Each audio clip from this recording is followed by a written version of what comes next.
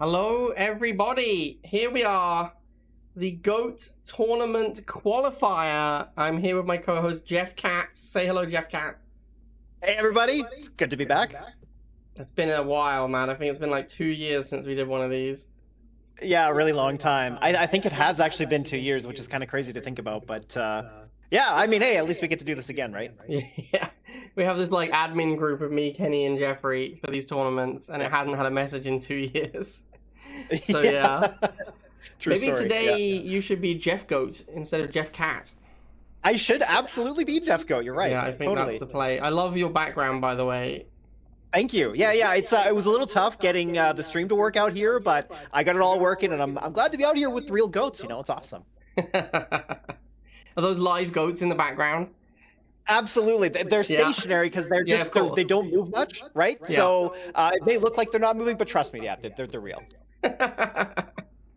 All right, so we've got some exciting games coming up for you today, guys. So our opening match, we're going to have Janka Joe taking on Atwell, two very well-known players in the Rivals community. Mm-hmm. Now, of course, this, I believe, we're doing double elimination today. Yep. And the only prize, first place, one and only, grand winner, invitation to the GOAT tournament, gets to play with some of the biggest names in the history of Command & Conquer Rivals. And there will be a prize, because everyone who plays in the GOAT tournament, as long as you show up and play your matches, you will receive money. So that is essentially your prize today, is as long as you show up to the next tournament, you're definitely going to get paid. That's pretty awesome. Yeah, like it's a GOAT tournament, but you know, GOAT level prize pool as well, right? It's awesome. Yeah. So, not a lot more to say, really. I think we could probably just, we could just get started with Atwell versus Janka, game number 1. Yeah, I think so. All right, well, let's get it underway then. Establishing battlefield. All right, here we go. I can remember which scene I have to click on. I think it's this one. Nope, that's the wrong one. Here we go. Atwell versus Janka. First match. I will get you guys the bracket. 3, Here is the 2, bracket. 1. New objective received.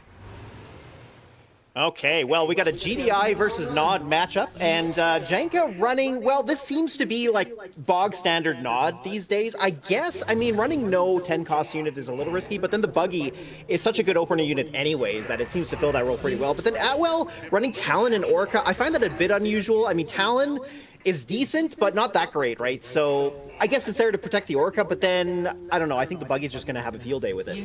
Yeah, I'm inclined to agree. I think at the moment in this meta, the buggy tank opening is actually really strong. I don't think there's any problem not having 10 cost unit.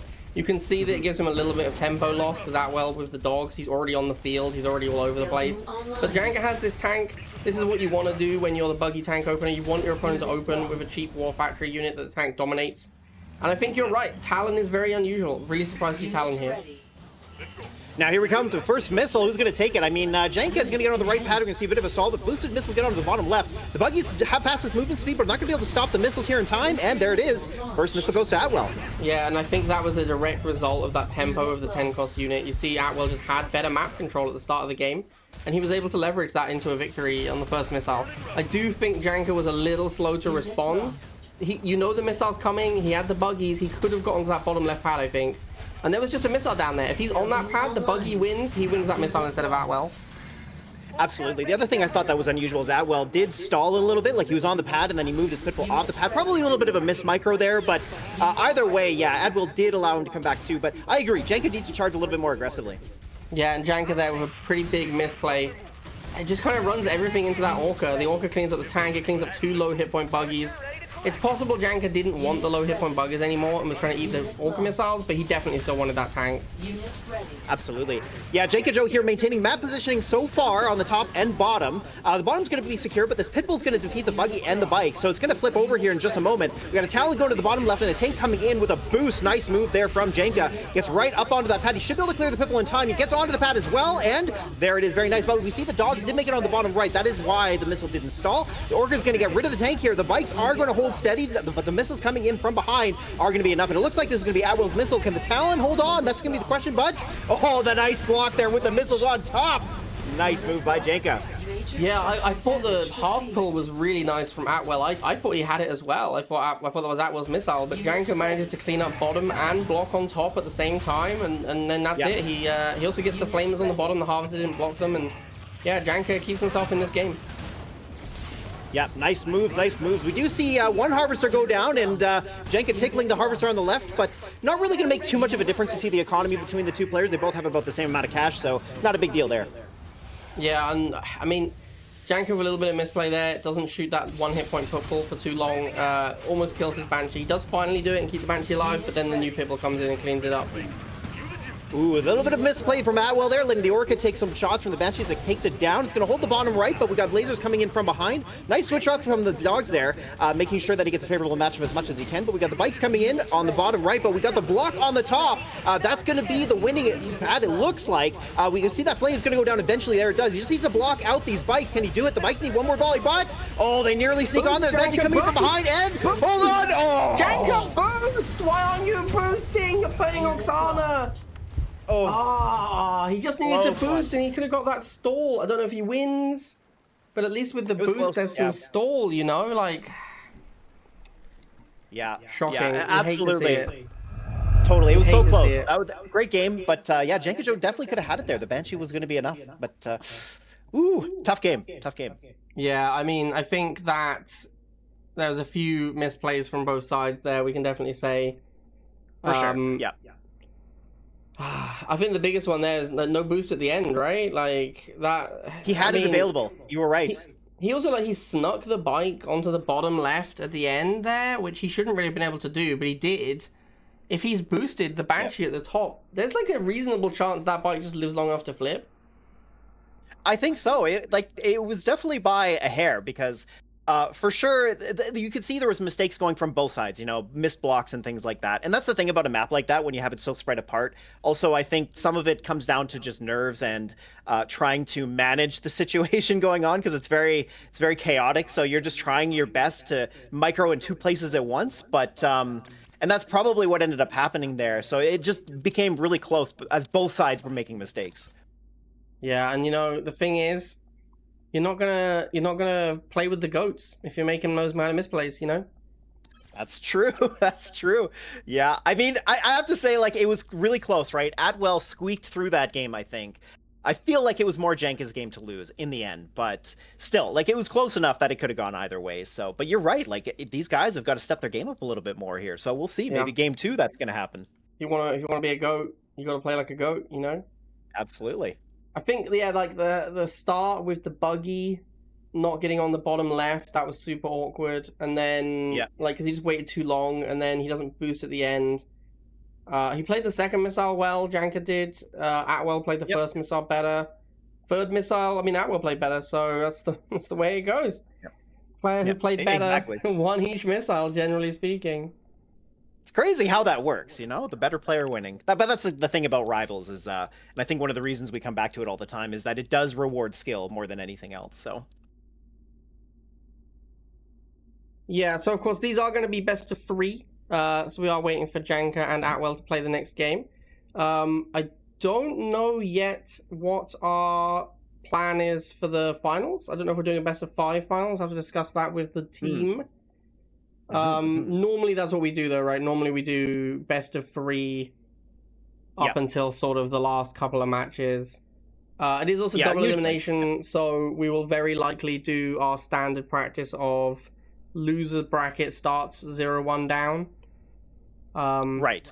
We could do proper double elimination, which is where the person in the winner's bracket only has to win 1 best of 3 or best of 5, and the other person has to win 2, but yeah, I've thought about that. It is an interesting idea. Like, is it a more balanced approach to doing double elimination? And it might be, right? Because technically the winner's bracket has never lost. That's the idea, right? So yeah, exactly. So normally that's how a double elimination would work, is you have to win like 2 full sets. But that's rarely how we do it, to be honest. Most of the time the players are pretty done as well by the end, and are pretty happy just to play the 1-0 advantage. Right. Yeah. Yeah, I think we've done it before, but I believe in the times where we've asked the players what they wanted to do, they're like, no, let's just do the one set and I'll be up one, and they both agree to that. So, but it is an interesting proposition, right? I think competitively speaking, the latter's better, but. All right, I think we are ready for game number 2. Let's get to it. Janka versus Atwell.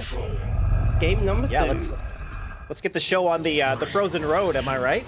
Let me just have a check. Let's see if I can get the names up here. No, it looks like they're already up there. Okay, so let's see what we've got in these decks. Pretty standard from Janka there. Looks like the same deck he played before. Atwell playing Mutant Flame Tank? What is this abomination?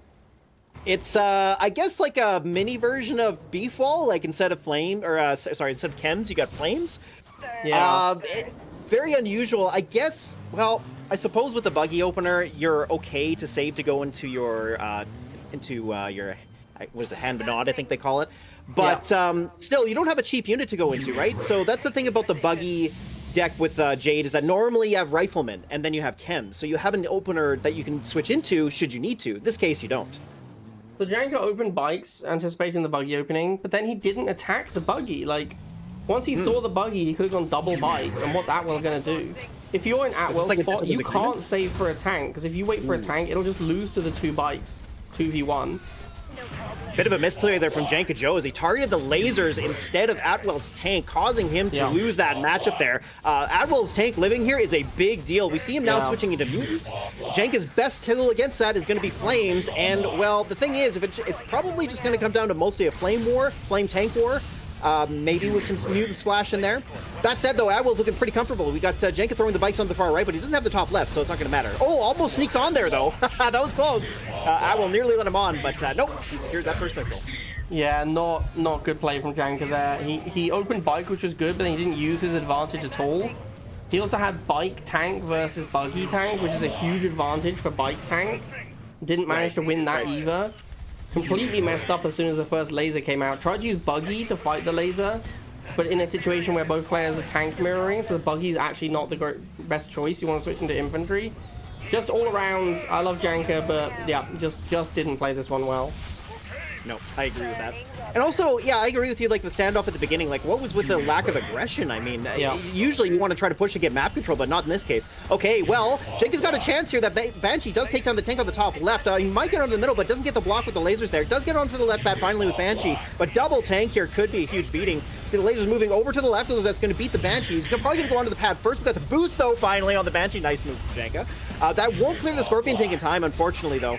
As he loses the bottom pad, the Banshee's going to go down as well, and, oh, actually, very close. Very close to stalling, but no, not quite. Yep, that's 2 in a row. Nearly won the first, but, yeah, unfortunately didn't bring his best there in the second, and Atwell takes it. Tough game, but, yeah, Atwell comes out on top. Yeah, not the... I'm actually I forgot to put the Rivals music on, so I'll just do that now. Not the best showing from Janka. Definitely not his best performance. I've seen Janka play way better than that. For sure. I would assume that he's kind of rusty.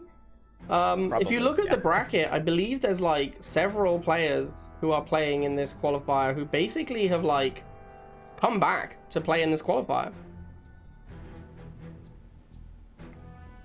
Yeah, I agree. Like, a lot of these players haven't played Rivals in a long time, and I think that's the expectation, but I think that's awesome. So, we probably shouldn't harp on that too much, right? Like, I'm sure that for Janka, I agree with you. Like, we're going to see that a lot throughout this tournament, probably. I don't know who's been playing, but I know for sure, like you say, there's a few names in here that we haven't seen in a long time, so maybe they've been playing ladder since then, but also I think a lot of these people just saw that this is like a really hyped tournament, and maybe this is like one of the last opportunities to get to be a part of something like this, so a lot of people are coming back. At least that's my theory. But yeah, I suspect we're going to see some of that rust come off throughout the tournament. There's obviously it's double a limb, so you know Janka's not out yet. But yeah, it's going to be interesting to see who's going to be who's actually going to come out on top throughout all of this. Yeah, it is going to be very interesting. There's some big names in here as well. I mean, like I would say the favorites are. I see the X is in here. He's got to be one of the favorites. I see my boy Natural Sky in here. Man, if Natural Sky won, that would be amazing. Oh man, I would love to see Natural Sky. Like, yeah, names like that are awesome. I think that there's so many fond memories I have. Well, not so many. I have a few fond memories of Natural Sky and some of the games I've seen him play. Like against Bike Rush in one particular where he nearly beat him when Bike Rush was playing Avatar at the time, and he was using tanks to do it. It was just like, it was a really cool show off or showcase of the game. And yeah, Natural Sky's also been, like, he's always in the top 50, right? Like, he's one of the better players in the game for sure. He stands above most. So seeing names like that, it's always cool to see that. And there's some names too that probably haven't been in here for a few years. And there's other names too. Like, I thought about that'd be cool. Like, remember like Soft Serve, for example. There's like some really neat names. That'd be awesome good old to see. days. But... There's also there's Ensorger, which a lot of you guys will probably know. He's in here. Yeah, he is in here. See, Love to see that. Unless he's under a different name, I don't see MDB.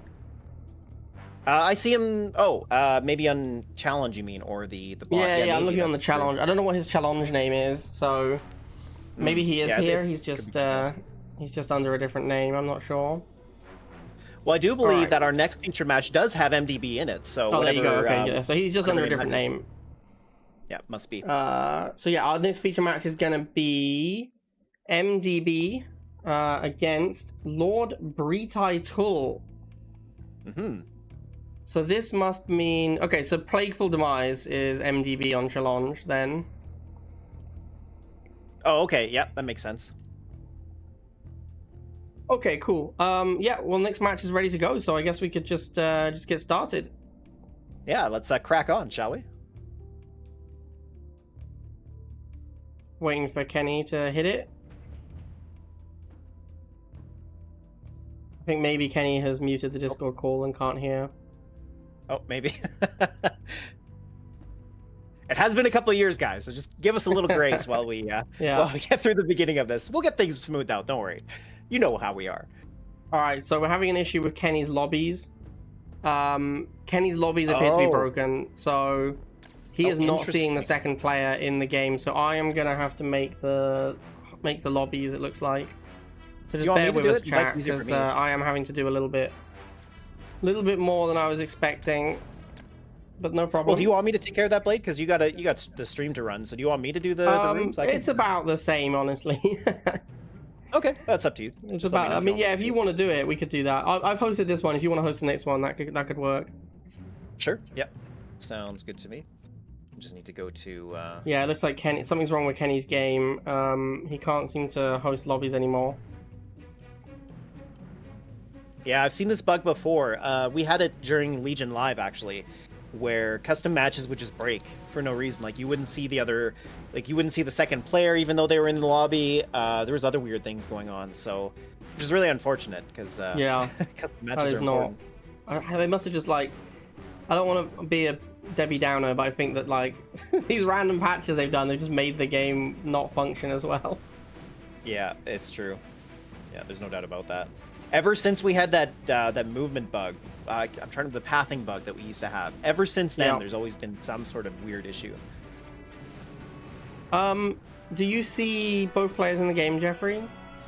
I do not. Okay, I was just checking that mine wasn't also broken. Oh, yeah, fair enough. No, I only see MDB in there right now. All right, so we're just waiting for... there he is. All right, so we're ready to start our second match. Let's just get underway. So here we go. MDB, got to be one of the favorites for this tournament. At least he's definitely one of the people who's talked the most about here, how he's the favorite. Fair enough.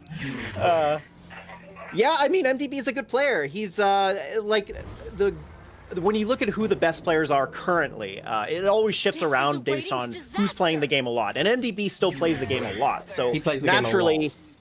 Like, he's improved over that time. Like, if you don't, I mean, what are you doing, right? Well, I guess if you're enjoying the game, but you would think that somebody would improve the more that they play, and MDB certainly has. Yeah, for sure. I'd also like to say that within 15 minutes of this tournament starting, we were at 70 viewers, so... Wow. Hey, awesome. Really is. Yeah, GOAT numbers, right? Well, not quite. Maybe we'll get there, but yeah, that's great. Yeah, we're not quite, like, we haven't peaked yet. If the GOAT tournament is the highest viewed tournament, that would be amazing, but I don't know how likely that is to happen. Anyway, we see Breetai with double hard start here. Ooh, the flames do go down. We got the boost on the bikes as well. That's a great move. He should be able to block, but the Grenadiers, man, he's gonna hold on long enough. The Razorback doesn't go down though. That's a huge deal here. Doesn't get, oh, never mind. He won the bottom right, so it's all good. MDB also has his flamers on the bottom right. He just cleaned up. He just cleaned house against Breetai. Breetai made this Razorback, but then he was forced to send it top to stall, which did not mean, it meant he couldn't chase after the flamers, which was really bad for him. This is an interesting matchup, right? Grenadier Razorback versus Stealth Tank Flame, and, well, you got Bikes and Scorpion as well. The Grenadiers are an interesting tool because, of course, MDB has to rely heavily on Flames, and it really depends on who gets more value out of their Flames or the Razorback, and that's probably going to dictate the game. Yeah, it's going to come down to a micro battle. MDB does have the Stank with boost, though, which is really a very useful place to be against this extremely heavy air deck. Like, Breetai is using Borka and Razorback as his main units. Oh, wow, just clips the edge of that Stealth Tank. MDB dropping it. That is a huge deal here. But that said, he's got all three pads. Yeah, it's too much. Who cares? I think that one was pretty awkward for Breetai because his deck lined up extremely poorly there. Like, he was trying to double halve heavy air spam, and MDB just had a unit that one-shots his air. Right. Yeah, exactly. And you saw that when the Stealth Tank approached the Orca Bomber, Breetai's like, oh, wait a minute. I can't do much. But then he managed to get that clip at the end. That was impressive, that went off. Probably just sort of a freak accident, but still, it was interesting to see that the Stealth Tank with the boost didn't actually unload, and the Orca Bomber managed to take it out. Still wasn't enough, Yeah, though. It was pretty interesting to see the Borka, like, side-swiping the Stealth Tank and taking it out. But he also obliterated his own Grenadiers on the bottom pad. So, he did, yeah. Once the Borka went down, or sorry, once the Grens went down to the Flamer, it was just over. Yeah, exactly. Yeah, so I'll host the games, and so I'm just looking to see, how do I find out the next map? Oh, it's right here. Okay, it should be listed and featured by Kenny. Yeah, it's Cracked Ice Orbit, 3 lanes, so it should be Orbit next. Okay. So just a little bit of context for you guys. This is, of course, the qualifier. The winner will advance to the GOAT tournament, joining players such as Alicia Destiny, Suzaku, Bike Rush, Serpus, Agent, Quasar, Huckinator. I think that's everyone. I think I've said everyone now. So yeah, we've got some serious names in the tournament. I'm very excited to get some of these old school players back. Like, I don't know how much practice they're planning to do. I know Agent's been practicing a little. I'm really hoping Quasar steps it up and practices. Me too. Yeah. Alicia and Bike Rush, I suspect, will not bother. They've got other stuff going on. They're not that invested, I think. But it would be nice to see Alicia actually try and really prep, because there's been so much smack talking going on between like her and Huckinator about how the old players were good or how the old players were bad. And it would be so nice to see Alicia actually playing at peak and see what happens. But I don't know if it will. I don't know if we'll get that. Well, and like, so when I think about the GOATs, I think about like, well, of course, yourself or Alicia. I think about Quasar, Agent Shadow, like, and I'm talking like the tippy top of the best of the best. I think those 4 names are probably the ones I would think about. And there's matchups that you want to see between them that you never really got a chance to. So like, yeah, just any of those guys playing each other. And specifically, I mean, Alicia versus Agent Shadow's really hype. Agent Shadow versus Quasar's really hype. Even Huckinator, I would throw his name in there too, probably. Yeah.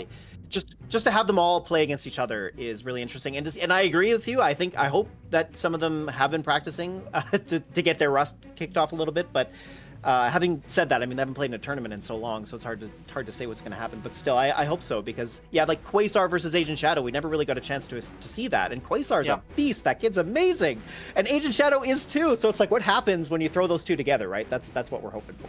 Yeah, that's what I really want to see. Like, I want to see, because there's been so much. Like, the reason I really wanted to put this together in the first place was because of how often Huck kept being like, "I've watched the old players; they're rubbish. They wouldn't stand a chance against the new good players." Yeah. And I'm like, you know what? Let's do it, man. When Agent and Quasar both showed up at the same time, I was like, this is it. It's a sign. We've got to put it together. We've got to get the old players. Because, like, if Huckinator whoops their ass, or if they whoop Huckinator, that's it. Like, end of discussion, right? Like, anytime someone talks about it, we're going to go, yeah, here's the VOD. Like, here's you getting stomped by the other guy. End of discussion. Yeah, Right, of course. exactly. The thing is, obviously, if it's worse for Huckinator, because if Huckinator wins, the old players can be like, oh, well, we're rusty, we don't play anymore.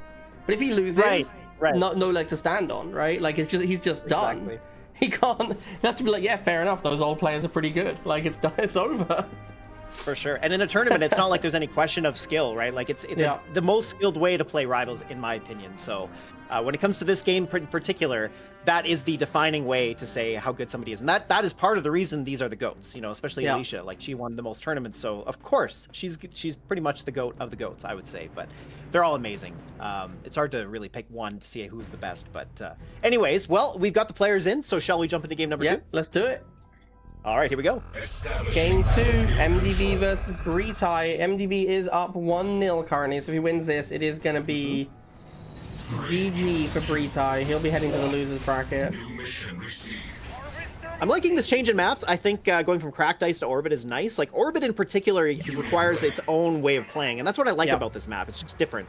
So we might see a different playstyle come out here, but deck-wise, it looks like, well, Lord, of course, has changed off of GDI. So now he's going with a Chembuggy Mutant deck, which is interesting. And with Chems and Jade. It's actual Beefwall. He's got Chems and Mutants. He does. You're right. Yeah, this is actually traditional Beefwall, isn't it? Yeah, so one of the things I like a lot run about off, Orbit is that, because this, I believe, is what I would describe as the most spread out map in Rivals. It's the one with the pads the furthest away from each other, which requires the most sort of mobile and rapid playstyle.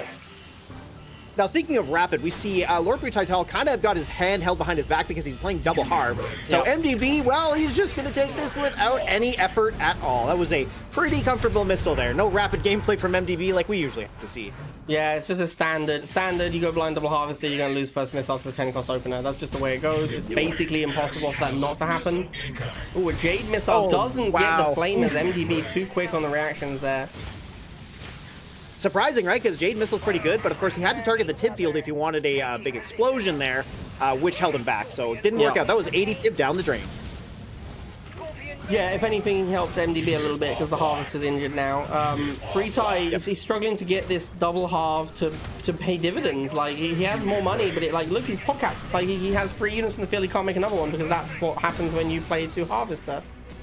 Now, MDB is not really punishing it enough here. He should be charging more aggressively. Thankfully, he's gone onto the pads. We're going to see a missile come down. It's going to clear the flames. That's about it, though. Really not much value there, again. So, Lord Breetai just really not, like you say, capitalizing on this double harp. Now we see he's got, MDB's got both bottom pads. Benji's going to come in, but it's only just going to hold on for just long enough. Can he get the block? No. The mutants don't block the flames on top, and that's game. Yeah, a pretty quick 2-0 sweep there for MDB. Not too surprising. MDB, one of the better players in this tournament for sure. Breetai going double halve. MDB knows how to beat double halve. He also, he's using these missiles because he has those extra money from double halve, but he didn't get much work out of them, so it wasn't that useful. So, yeah. I agree. Not a lot to be said on that one. Just, it's the way it goes. Yep. MDB, well, it really just comes down to who plays the pads better, and that's what MDB did well throughout both of those games. And they were both 3-pad maps, and they were both fairly spread out, right? Cracked Ice and then into Orbit, both with pads that are fairly far apart, though Cracked Ice not as much. But yeah, definitely MDB just played the pads better, so kudos to him. Yeah, and I mean, that's to be expected, right? The double harvester, you're against 10-cost opener, MDB pressures, he scouts the double halve, he sees it, he stays on the pads the whole time. He didn't even really need to get that bottom pad. He ignores bottom right completely, which makes sense because why would you even bother? You just need 2 pads to fire a missile. He just gets a fast unit down bottom. He gets all his units at the top, which is where the enemy units are. Make sure that he can't lose that. Sends a quick unit to the bottom left. No way Breetai can respond in time. He can't get onto the top, which is where his combat units are. That's all that matters. MDB takes first missile. And then a couple of bad Jade missiles from Breetai. MDB just keeps him completely off tempo and just shuts him down, and it was never really a close game. So that, of course, means that MDB advances to round 3. Breetai goes down into that losers bracket. Some updates from other results. I see Maximus _21 has advanced to round 3. I don't know if this is old school Maximus. I hope it is. I hope this is the OG Maximus. We also see Natural Sky has advanced. Satanus has advanced. We're now going to witness the Ent Swaggler taking on Psycho. So this should be an exciting one. Let me just... I think that is OG Maximus. I'm pretty sure it is. That's very exciting. Okay, I kind of like him on that sky is my favorite. Not favorite to win as in I think they will, but I personally want those guys to win. Me too. Yeah, for sure. We've got to see some other games too. Not that I have anything against the new good players, but like these guys I've known for years, like a really long time. Yeah, that's part of it too, right? Like I think one thing I often forget is the fact that I've been playing since launch, so like 2018 roughly, and you've been playing even earlier than that. So a lot of these people that we're hyped about, maybe some of the people that are around in the last couple of years aren't familiar with them because, well, they stopped playing so long ago. But that's part of the reason for this tournament is to try to bring back those old days, you know, and like you say, just try to see what kind of chemistry we can have happen here in this tournament.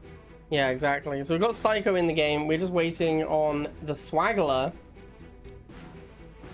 It should be good. Psycho's pretty good. Now, Ensorger is pretty good at this game now.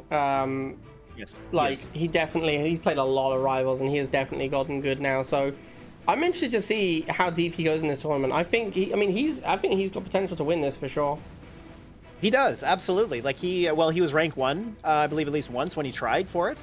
So, and not that rank 1 means everything, but actually on ladder it's pretty difficult to do. So you have to be pretty good. Right? It is a lot of work. Yeah, and like, if you lose, then you have to like play for another hour to get it back. Like, because you get to like you easily when you're trying for rank 1, there's usually like 1 or 2 other nerds who are sweating it out.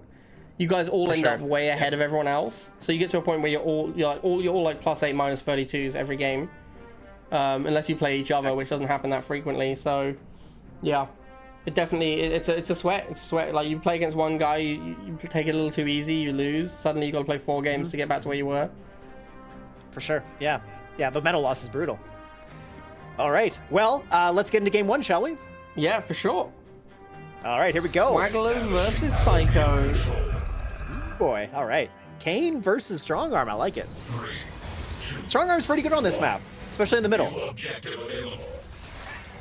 Yes, this is an okay Kane map. I wouldn't say it's like a particularly great one, but it's not a bad one. It's like a mediocre one. Psycho is playing Strong Arm. Now, I believe you can Strong Arm on the far side of the middle pad, right?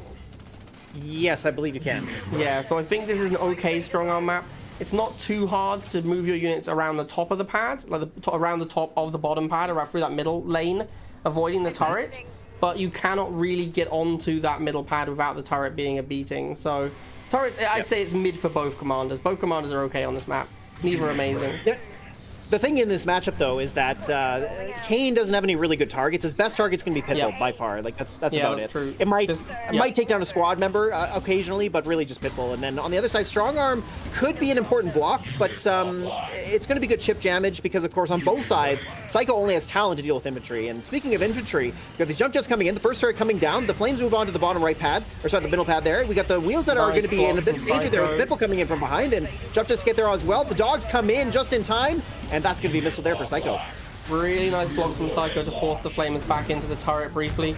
That missile really showed the power of jump jets. Like the Flamers come up to fight the jump jets. Jump jets just fly through them, through the blocker, and take top pad. And you're like, yep, there's nothing you can do. Like you can't chase them down with the Flamers because you've got to be on bottom pad with something.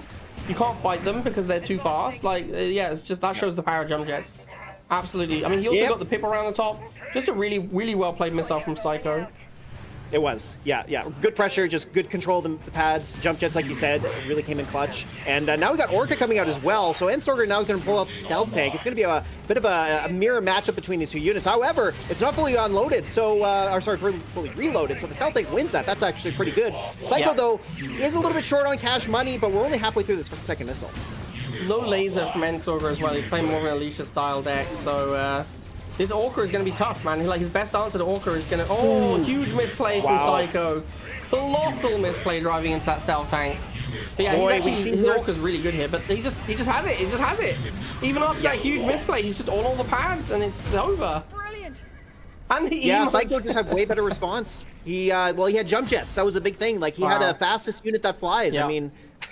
Nod has nothing like that, right? So that's the one thing about jump jets, and it's part of the reason that I hate the way that they're balanced presently, and why I like when they were when this came through. I was like, this is going to be a problem. That's exactly why. Like, it's a bit cheesy, but still, regardless, I mean, Psycho did play that very well. That has to be said. Yeah, he played that really well. But mostly that game showed the power of Jump Jet Troopers. Yeah, for sure, right? Like, that they were the MVP in that game. Big time. They were extremely good in that game. And, like, Ensorger's deck, I think, is better if the game gets longer. But the game was so quick. Like, the jump jets made the game so fast. Ensorger never got set up properly. He needed to, like, get to a point where he had a good composition of flamers and banshees and tanks on the field, and then he wins, I think. But the game is just over. The game is just over in, like, 1 minute 20. So he never gets to that critical mass. Like, once he gets to a point where he has a good composition of units, he can deal with the jump jets flying over, but he never got to that point, so the game just ended too quickly. And yeah, I mean, props to Psycho though. Like, he played that really well. Yeah, a lot of pressure, right? Like, that was the thing, is that he just kept spamming units. And obviously, like, this is kind of obvious, but the person who makes more units probably is the one who wins most of the time. And Psycho just kept the pressure on, like, especially as the missile was firing. Like, his response to get units to pads was just great. Like, he was very quick on the foot. So all those things combined, I think, yeah, was the reason why he came out on top. But, you know, it's a best of 3, and Sorger's a smart guy. He's also very talented. So I fully expect an interesting game too. Yeah, it's also a double elimination. So, like, if you, like, mess up, you know, it's early in the day, you haven't played much Rivals, you're warming up, like, you know, you have some tough matches. It's not like you're done, right? Like, he can lose this match. He can come back from the losers bracket once he's more in the zone. So it's not all over. But obviously, you don't want to lose your first game. That's not where you want to be. No, exactly. Sure. I would be very surprised if we did not see Ensorger now bring a deck that can beat up on jump jets. I would expect to see like a Razorback deck or something. Something that means the jump jets get fucked, you know, like something that really cleans them up and can chase them down. Like, Razorback is the perfect answer, because when the jump jets try and fly over to the back pad, you just follow with the Razorback. The Raider cleans them up. It's like the best way to deal with them. Okay, well, maybe we'll see this match play out this way. We're going to go on to Peaks and Valleys for our second match. Are we ready to go? Yeah, let's hit it. All right, here we go. Game number 2. 1 up for Psycho. Ensorger versus Psycho. And we do see, yep, Ensorger has switched GDI. Psycho switched to Nod, which is interesting. Kane, so we're going to see Predator Tank get smashed here, or... Ooh, yeah, potentially. There it is, Razorback, as predicted. He's playing a and Snipers, man, he is very ready to beat Jump Jet Troopers, which of course Psycho has not brought. Psycho is just playing Nod aggro, standard Nod meta deck. Actually, you know what? I think Psycho's got his number again, because Ensorger doesn't have Pitbull. He's very reliant on his Predator Tank, and Kane is amazing. Predator Tank is the best unit for Kane. That is the target you bring Kane for, is Predator Tank. Absolutely. Yeah, that's kind of like out of all the units that it can target, I mean, or, well, that is good versus, Predator is at the top by far. The cost and the value, just deleting a Predator Tank easily like that, oh, it's just amazing. Good tempo switch. So yeah, Ensorger going to be on the back foot here, especially with the snipers too. The snipers going to be a problem. Like, wheels are just a thing when you have snipers, and that's one of his, well, he's got Razorback as well. So of course he's probably going to switch into that, and then we've only got Banshee from Psycho and Bikes, well, lasers too, but really more Banshee and Bikes. So the Razorback's going to be much better than the snipers, but you know, is he going to get a foothold here? We see Psycho again being quite dominant. I guess a top left pad, the missiles will clear it in just enough time. Got the boost as well. He's got on the pad. Yes, he does. Got a splipperoo. All right, Ensorger back with his first missile of the series. Oh my god, that is huge. That is absolutely huge. That's not just huge because he won a missile, which is obviously good, but like, as you say, the tempo is really, really against him. Like, he needs to get set up with Razorback. The snipers are not that good. He had to go into Barrett because he hasn't got Pitbull. So he's really on the back foot for that first missile. And he should have lost it. But taking that missile with the flip now means he has time to transition into the Razorback. Even if he loses the next missile, he has ages to set up his Predator, Razorback, snipers, missile, everything he wants to get going. This is such a big moment for Ensorger. I think he's massively in control of this game now. Yeah, look at this. We've got triple missile with the Razorback in behind. That's where you want to be, especially against a deck like Psycho. He's only got Banshee to break this up, and Banshee, it does do a pretty decent job, but it's not the best tool, especially because Ensorger is going to switch into Slingshot eventually once he gets this all going. That said, though, this Razorback's still alive. The Banshee not able to get it. Wow, I cannot great believe Michael that from Banshee did Ensorger. not finish off the Razorback. I bet Psycho feels the same way. Oh, now it's gone. Okay, well, here we go. Second missile. Psycho gonna claw his way back in. We should eventually get up to the top there, but the lone missile trooper there holds on. But the boosted lasers on the bottom, or missile does hold on. We got the Predator on the top left. So it looks like it will, but hold on a minute. Is it by Sliver? It is, because, oh my gosh, he just had to get onto those pads, and we would have seen it stall, but Ensorger makes a comeback. Very nice. I think a big misplay from Psycho there that he made was at the end, he tried to send his Banshee from the top right over to the left and then use his second Banshee to kill the missile. What he should have done is kill the missile with both Banshees. Then he has stall, because he has top right pad and middle pad is stalled. Then he has two Banshees. One of them can go left, the other one stays right. Then he wins that missile. But instead because he killed the missile at the end, but then his Banshee wasn't on the pad anymore because he'd moved it from the top right over to the left. That was a big misplay. That's what cost him that. That's what cost him that last game, that last missile there. Yeah, it was very close. Like you could see, it was just coming down to chip damage at the end, right? Like just unusual matchups, and because Ensorger had that one hit point missile trooper on the far right. Yeah. And then the Predator tank was very susceptible to the air, but timing just didn't work out. And it was an interesting switch up too from the first game, because of course you saw the opposite where Psycho was dominating, but in this game it was Ensorger. He controlled the tempo right from the beginning. It was an impressive game from him. So I think he messed up at the start, right? Because Psycho should have had that first missile for sure, and Ensorger managed to get the flip on him. And that, I think, put Psycho in a really bad spot. He still could have got second missile, but yeah, just didn't manage to make it happen. Okay, sorry, got the match going now. There we go. Yeah, no problem. Yeah, so we bring this one to game 3. By the way, GDI versus Nod both games. GDI wins both, which, you know, GDI is better in this meta game, so that makes sense. Yeah, like, I agree. I think at the beginning of the patch, it was definitely very hard slanted GDI. I still think it is GDI, like you say. But I do feel like because of Buggy mostly, I think Nod has... And Banshee. Buggy and Banshee more than anything. The Banshee, I think, is the huge one. Yeah, it's clawed back a bit. But I do agree. I think overall, especially with Slingshot, like, Slingshot is just the best anti-air tool in the game available, and GDI has it. Plus all the two-range nonsense, so... Yeah.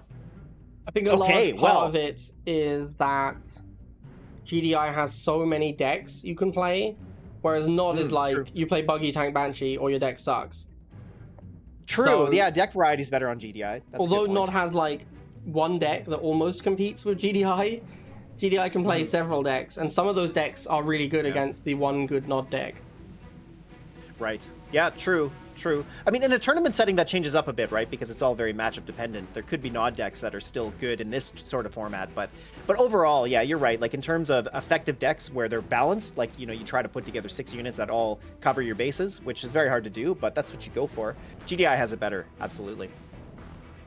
Yeah. Okay. Looks ready to go. Well, yeah, let's do it. Let's get into game number 3, our first one. At least I've been showcased on the stream. Our first ace match. Psych and both players bringing the GDI this time. Oh, different skins though. Both players strong arm, but wearing different outfits. New objective received. That's gonna make all the difference. Yeah. Not the decks. At the end of this game, we'll know, is orange or blue strong arm better. That's right. Exactly. Okay, well, and look at these decks. I mean, so Psycho here playing this 2/2/2 GDI, which is such an unusual deck to use, but on a 2-pad map where there's lots of stall, it does seem like you would get there, but Talon just seems like a weird play to here. I guess Talon's biggest role is going to be against Razorback, and that said, Ensorger didn't bring Slingshot, which is interesting. Yeah, I was going to say, Ensorger's brought Pitbull. This deck looks like he's messed up a little, because he has only Pitbull that can shoot up.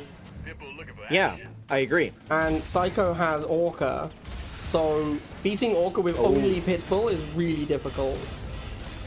Okay, well, the jump jets chase the Pitbull back. We got stalled missile here. The Pitbull goes down to the bottom. The dog's near to make it there, but nice timing from Ensorger to pull back that Pitbull.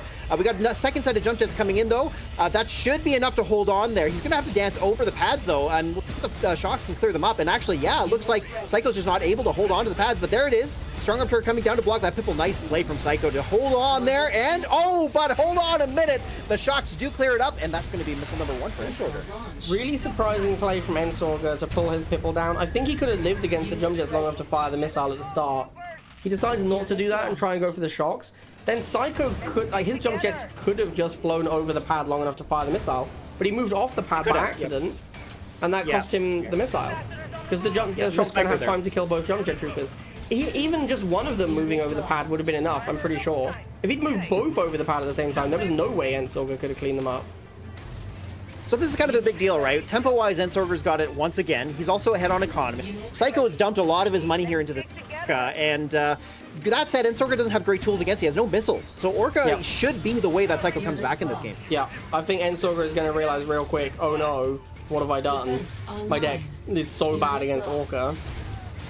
Yeah, for sure. Like, everything gets one shot, right? Except for the Predator tank. So yeah, that's a big problem. He has only Pitbull that shoots up, and Orca can one-shot it. So if Psycho realizes this, he could just start playing Orca Talon only, and it's quite difficult for Ensorger to come back.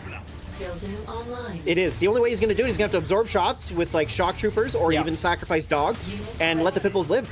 Even Predator tank there, as you saw. But he does have his own jump jets, which is interesting. So Psycho here a little bit pop capped on these two Orcas, a bit of a problem. Does get that free to pop cap from losing the shocks there. And we got a turret coming down as well. Shocks up top holding the pad there, and this Orca wreaking havoc, but hold on a moment. Nice there. The Pitbull does manage to clean it up with the turret. So that said, the jump jets once again, and they're not going to hold on long enough. We got stalled missile. The Razorback coming in just in time, though.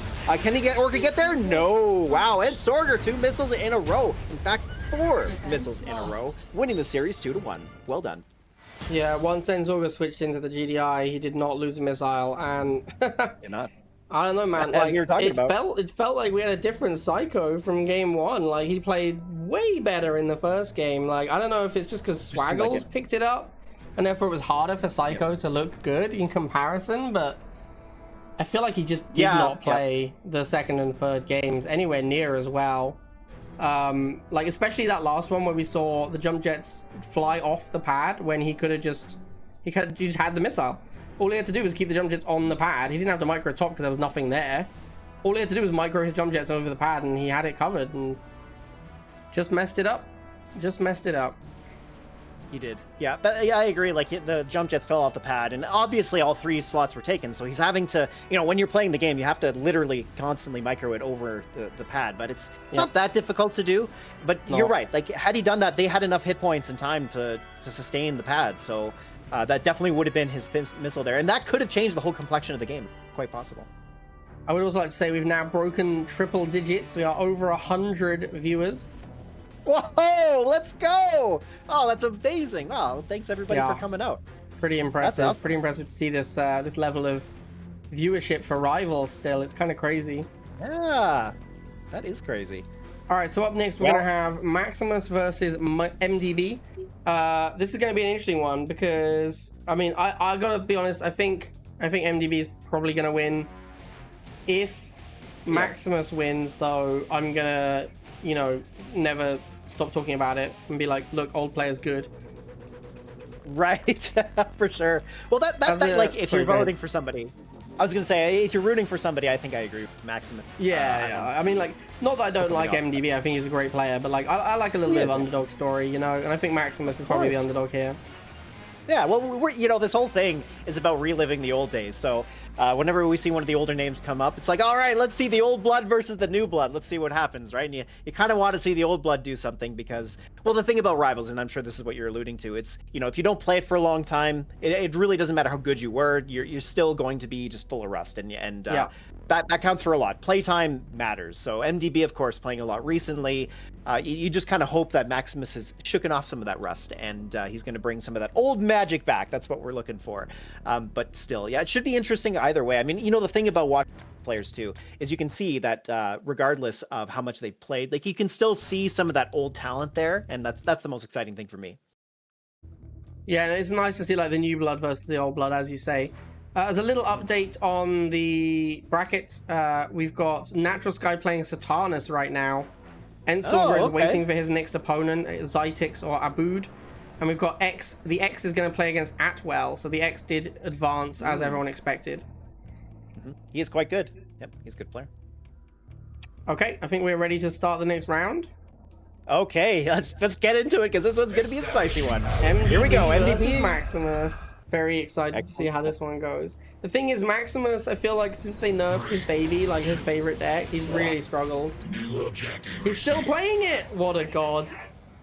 What a god. Oh man, it is the OG Maximus deck, even on middle Oasis, never wants to move off of it. Wow, you love to see it. Well, you know, this is the one he's played the most games in, so of course if you're coming for a tournament and you haven't played in a while, maybe you just stick with the old faithful, right? Yeah, not a fantastic map for Strong Arm here. Not a bad map for Maximus deck, though. It's a very spread out map. Maximus deck is well known for being quick and rapid and moving around the map quickly. Spread out map is what Maximus wants for his OG deck. Yeah, I mean, Talon Jump Jet, right? Back in previous patch, that was king. Oh, not king, but it was definitely very good for, you know, silly reasons, obviously. But yeah, back when the Talon was very good here. Yeah. Yeah, look at this. We'll get to the aggression on the bottom right here. Finally walks into the 2v1 after trying for so long to avoid it, and those missiles get melted. I'm really surprised Maximus went for the air tower instead of just playing jump jets early. I feel like he could have maybe used tempo to just take the missile with the jump jets. Oh, too bad here for Maximus. The jump jets meet their demise with the boosted flames. Nice pull there by MDB, but doesn't manage to secure the bottom pad, get in the town there in time. Yes, he does. That turret they're hoping out, but doesn't matter. It doesn't get the block on the bottom right, so MDB takes it. Yeah, a little bit of a misplay not to get the block. I thought we might see him use the harvester to block there, but he doesn't even use the missiles, and MDB takes first missile in fairly convincing fashion. This is a huge issue, like with the Maximus deck in this metagame. Rifles aren't great right now. It's really hard to use rifles effectively. You can't fight flamers with rifles. It means you have to use your Talon, and Talon dies very quickly to bike. Talon, it takes too long. Talon is good if you're fighting rifles because it kills them quickly enough, but against flamers, your Talon dies whilst you're trying to kill a flamer squad. It takes way too long. Yeah, that's exactly right. It just takes too long. So like Talons have a similar DPS to Riflemen. It's about the same. Yep. A little bit different. We learned in a quiz a while ago that it is slightly different, but not much. Effectively the same. Regardless, it does take a long time, right? So. Yeah, like if you're fighting Riflemen, it's okay, but when you fight Flamers or Heavy Infantry, it just takes way too long. And this is a big issue with the Maximus deck in this metagame. We finally see the Rifles have some value fighting Laser. But is he going to be able to kill the missile bike at the bottom? No, MDB with the little darty move. Holds off the missiles and takes down Maximus in a fairly convincing fashion. Tough map though, right? Like I don't know how well Maximus played on Middle Oasis in the past, but it is a map that you either play well on or you just don't. That could have been the case there, possibly. I think it's just the Talon. The Talon is not good enough against Flamers, and you see in that game specifically, Talon just does not kill Flamers quickly enough. That was the issue. It took way too long to kill Flamers. His Talons die to bikes whilst he's trying to do it. Yeah. And then he can't win with his infantry, which is like kind of his whole thing. Right. Yeah, exactly. No, but like you say, the Riflemen are a bit of a weird thing to put in the deck these days, just because they're not very good, especially on a map like Middle Oasis, where they have to traverse over the tip fields most of the time, so they can take some damage from that. And they're just not that effective either way. Yep. The flames just eat them up, so...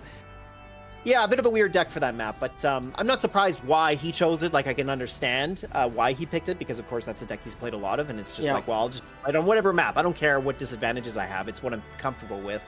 But still, yeah, too bad there. Yeah, I mean, it's tough. Like, Maximus, obviously, he's old school player. He wants to bring his old school deck. Like, if he's going to play in the GOATS tournament, he obviously wants to bring the deck that he's known for. But yeah, it's just tough, man, because Maximus, like, I don't want to say one-trick pony, but...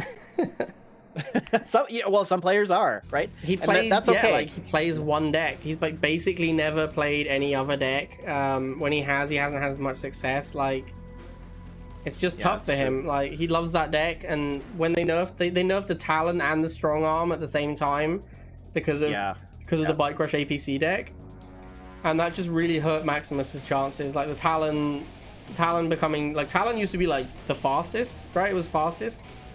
It was. And they made it faster or something. Like, that nerf was huge for Talon. It made it so much worse. Yep.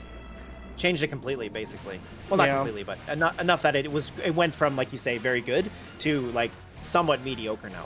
Yeah, the biggest problem, of course, is that Flamers and Shocks became so big in the metagame and Talon doesn't kill them quickly. But the speed there of Talon was huge. Like, it's like when you play against Drone Jump Jet and there's just a constant wave of units you can't block. That was what Talon Jump Jet did. But it doesn't do that anymore because the Talon is too slow and doesn't kill anything quickly. So Yeah. That's why Buggy and Rhino are so good, because they're Yeah. primarily infantry focused, where their secondary damage is air, whereas Talon is primarily air focused and secondarily infantry. So yeah, that alone just tells you why it's no good. But well, speaking of something totally opposite of that, we are here with game number 2. Are you ready, Blade? I'm ready. All right, let's jump into it. Oh, no, never mind. Hold on. Just as I was about to click the button, Oh, Maximus no. jumped out. Hold We've lost Maximus. Spoiled me. Oh, he's back. There he is. All I'm right. changing scene. Take number 2. Let's go. All right, here we go. MDB Maximus. 1-0 to MDB currently. Maximus playing Nod. Ah, okay. Seth's a good Might choice give him here. a better chance. And again, like Maximus, he's an old school player. He loves the old school commanders. He's playing Seth, which you don't see very often. Oh, the old school deck too. Oh, not 2-2-2 nod or 2-2 nod. 2-2-2 nod. It's the right way to say that. But yeah, like this is a pretty normal deck to play. In fact, this is very close to cookie cutter Seth, if I believe. Yeah, this is basically a mirror, so like there's not a huge advantage for either player. I do think the Banshee is going to be more impactful than the Stealth Tank overall. The Banshee should be slightly better. But I think the Oksana is going to be better than Seth, because in a Flamer mirror, paying 70 for a Flame Troop is just terrible. This is not like true. the reason. Same reason that that Talon isn't good now is the same reason that Seth isn't good now. You don't want to pay 70 for a unit that just trades for a 40 cost. You want to pay 70 for a unit that dominates. So when people had Flamers, rifles and laser, your Flamer was a significant unit that had impact in the game. Ooh, nice snipe on the tank there. That was lovely. Now you're just paying a premium for your Flame Troop, which isn't that good. Well, speaking of flames, we got MDB with the flames here moving up into the middle there. Maximus, of course, responding heavily with wheels. They are losing, he's losing them like left and right though, because of course we've got bikes and tank on the field. So now Maximus built his own tank, but seems like it's going to be a little too late. He gets the wheels out. He doesn't throw them down to the bottom right. A little surprised to see that, but you know what? Doesn't matter. Maybe he just saw the fact that MDB was going to have all 3 pads and decided not to throw them away. But either way, MDB takes that first missile. In terms of value, the wheels did like a pretty good job of clean. Like they do a lot of damage to the flamers because it's below price. But in terms of tempo, they were terrible because they left Maximus with nothing on the field. The flamers were still alive.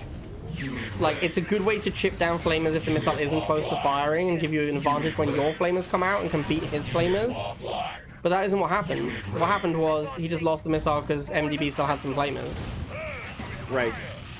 Yeah, and like you see, the issue this creates here for Maximus is the fact that he's just not getting favorable matchups now. His own flames are going down. He's losing map position again. MDB is once again getting map control. He's got 2 tanks to 1 here.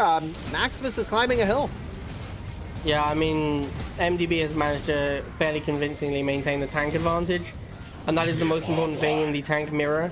Like, Maximus is making lasers. Lasers are not actually very good in the tank flame mirror because they very rarely get to shoot tanks. They just get cleaned up by flamers or forced back by flamers. And you see that here. Well, MDB just maintaining tank advantage the whole game. He is, and you know the one problem here too for Maximus, he keeps splitting his units apart, right? Like he's not building them in sync, so he's often throwing the lasers on their own, flames on their wheels on their own. Like it's just not a way to come out. You know, that said, we see his Sethropod come down. That's interesting because he get it up onto the top left. He's gonna yes, he does. So he's gonna stall the missile.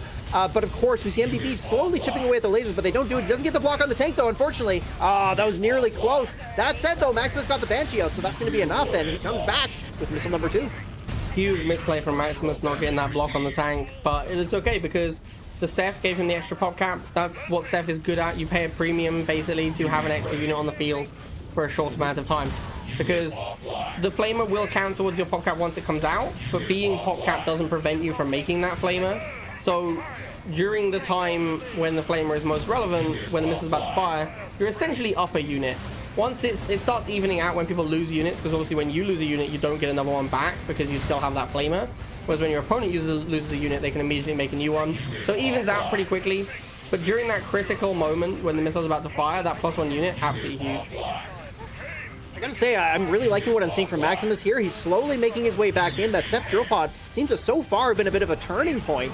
We see MDB responding here with laser and flame only. He does have enough money to build tanks, but just doesn't see a reason to yet. We see Maximus responding with a bunch of wheels and tank himself.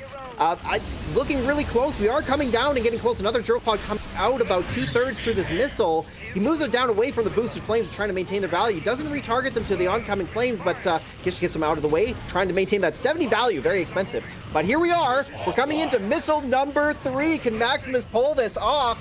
We see the bottom right is contested and the middle pad's contested, but the Banshee's going to get there in time. However, the boosted Scorpion tank, nice play by MDB, and that is going to secure it. Yeah, it's just not enough for Maximus, and he can't remove these flamers in time, and MDB cleans up the top left, and that's going to be it. MDB takes it down. Pretty close game there, though. Much better showing from Maximus in the first one. Big time. Yep. Big problem in that game was just the constant tank advantage that MDB had. We did see, though, that the stealth tank was never made, so the Banshee was definitely better than the stealth tank. The Banshee was relevant. Stealth tank literally didn't get made. Although, in terms of Commander, actually, I think the Ceph ended up being better than the Oksana. We didn't see a huge amount of Oksana. It had a little bit of impact at the end where he used the boost on the tank to clean up the top left a little faster. So there was some relevant Oksana moments, but actually, like, the drill pod was pretty relevant a few times. Well, twice. It was, yeah. And it wasn't terrible. No, like the last drill pod wasn't that great, right? Like he put it down 2/3 at the end of that missile, and it just didn't really have much of an impact. The first one, though, that one in that missile, pretty much, it was enough tempo play that he was able to secure the pad, so he was able to come out ahead, and that was the reason he won that. But I agree, like the drill pod looked a lot better, and on a map like Sash Fields, I'm not too surprised. It is a good map for it, so that's part of it too. But yeah, like you say at the beginning there, I think Oksana, I would agree, was the better one, but Seth was better than expected, I would say. Yeah, that's kind of what I was trying to say. Yeah, like Seth was better than expected, whereas the Oksana performed about what you'd expect. I don't know, I need to watch the game again to really identify, was the Oksana better than the Seth. It feels like the Oksana didn't get used very much, which is one of the reasons I'm not a huge fan of the boost commanders in those sort of tank mirrors, because it's so hard for it to be worth it. The game so often comes down to economy, because you're making 40 and 70 cost units, and so infrequently do you get 30 value back from that 30 spend. Usually what happens is you gain a little bit of tempo and then you lose out on economy, which ends up being a big cost as the game goes on. So you really need to time that tempo correctly for it to be good. That's the big thing, is timing, and Oksana costing 30 and having a shorter cooldown means you get it available more often. Seth's drill pod, you have to be a bit more careful, and I think possibly had Maximus timed it better, maybe it would have had an impact. It's hard to say without looking at the exact situation there at the end, but still, I think you're right. I think Oksana just wasn't used enough, most likely. Well, up next we have Favadoo, who is Bronze League. Bronze League, you love to see Bronze League, right? right? Engles. Favadoo says he has not played the game since 2020. Oh, it's like riding a bike. You'll have no problem. That's what it's like. Absolutely. a very rusty and spiky bike, I guess, or something like that. All right, well, we're going to be featuring here on Middle Oasis. Shall I kick it off? Yeah, let's go. All right, here we go. Favadoo versus Engles.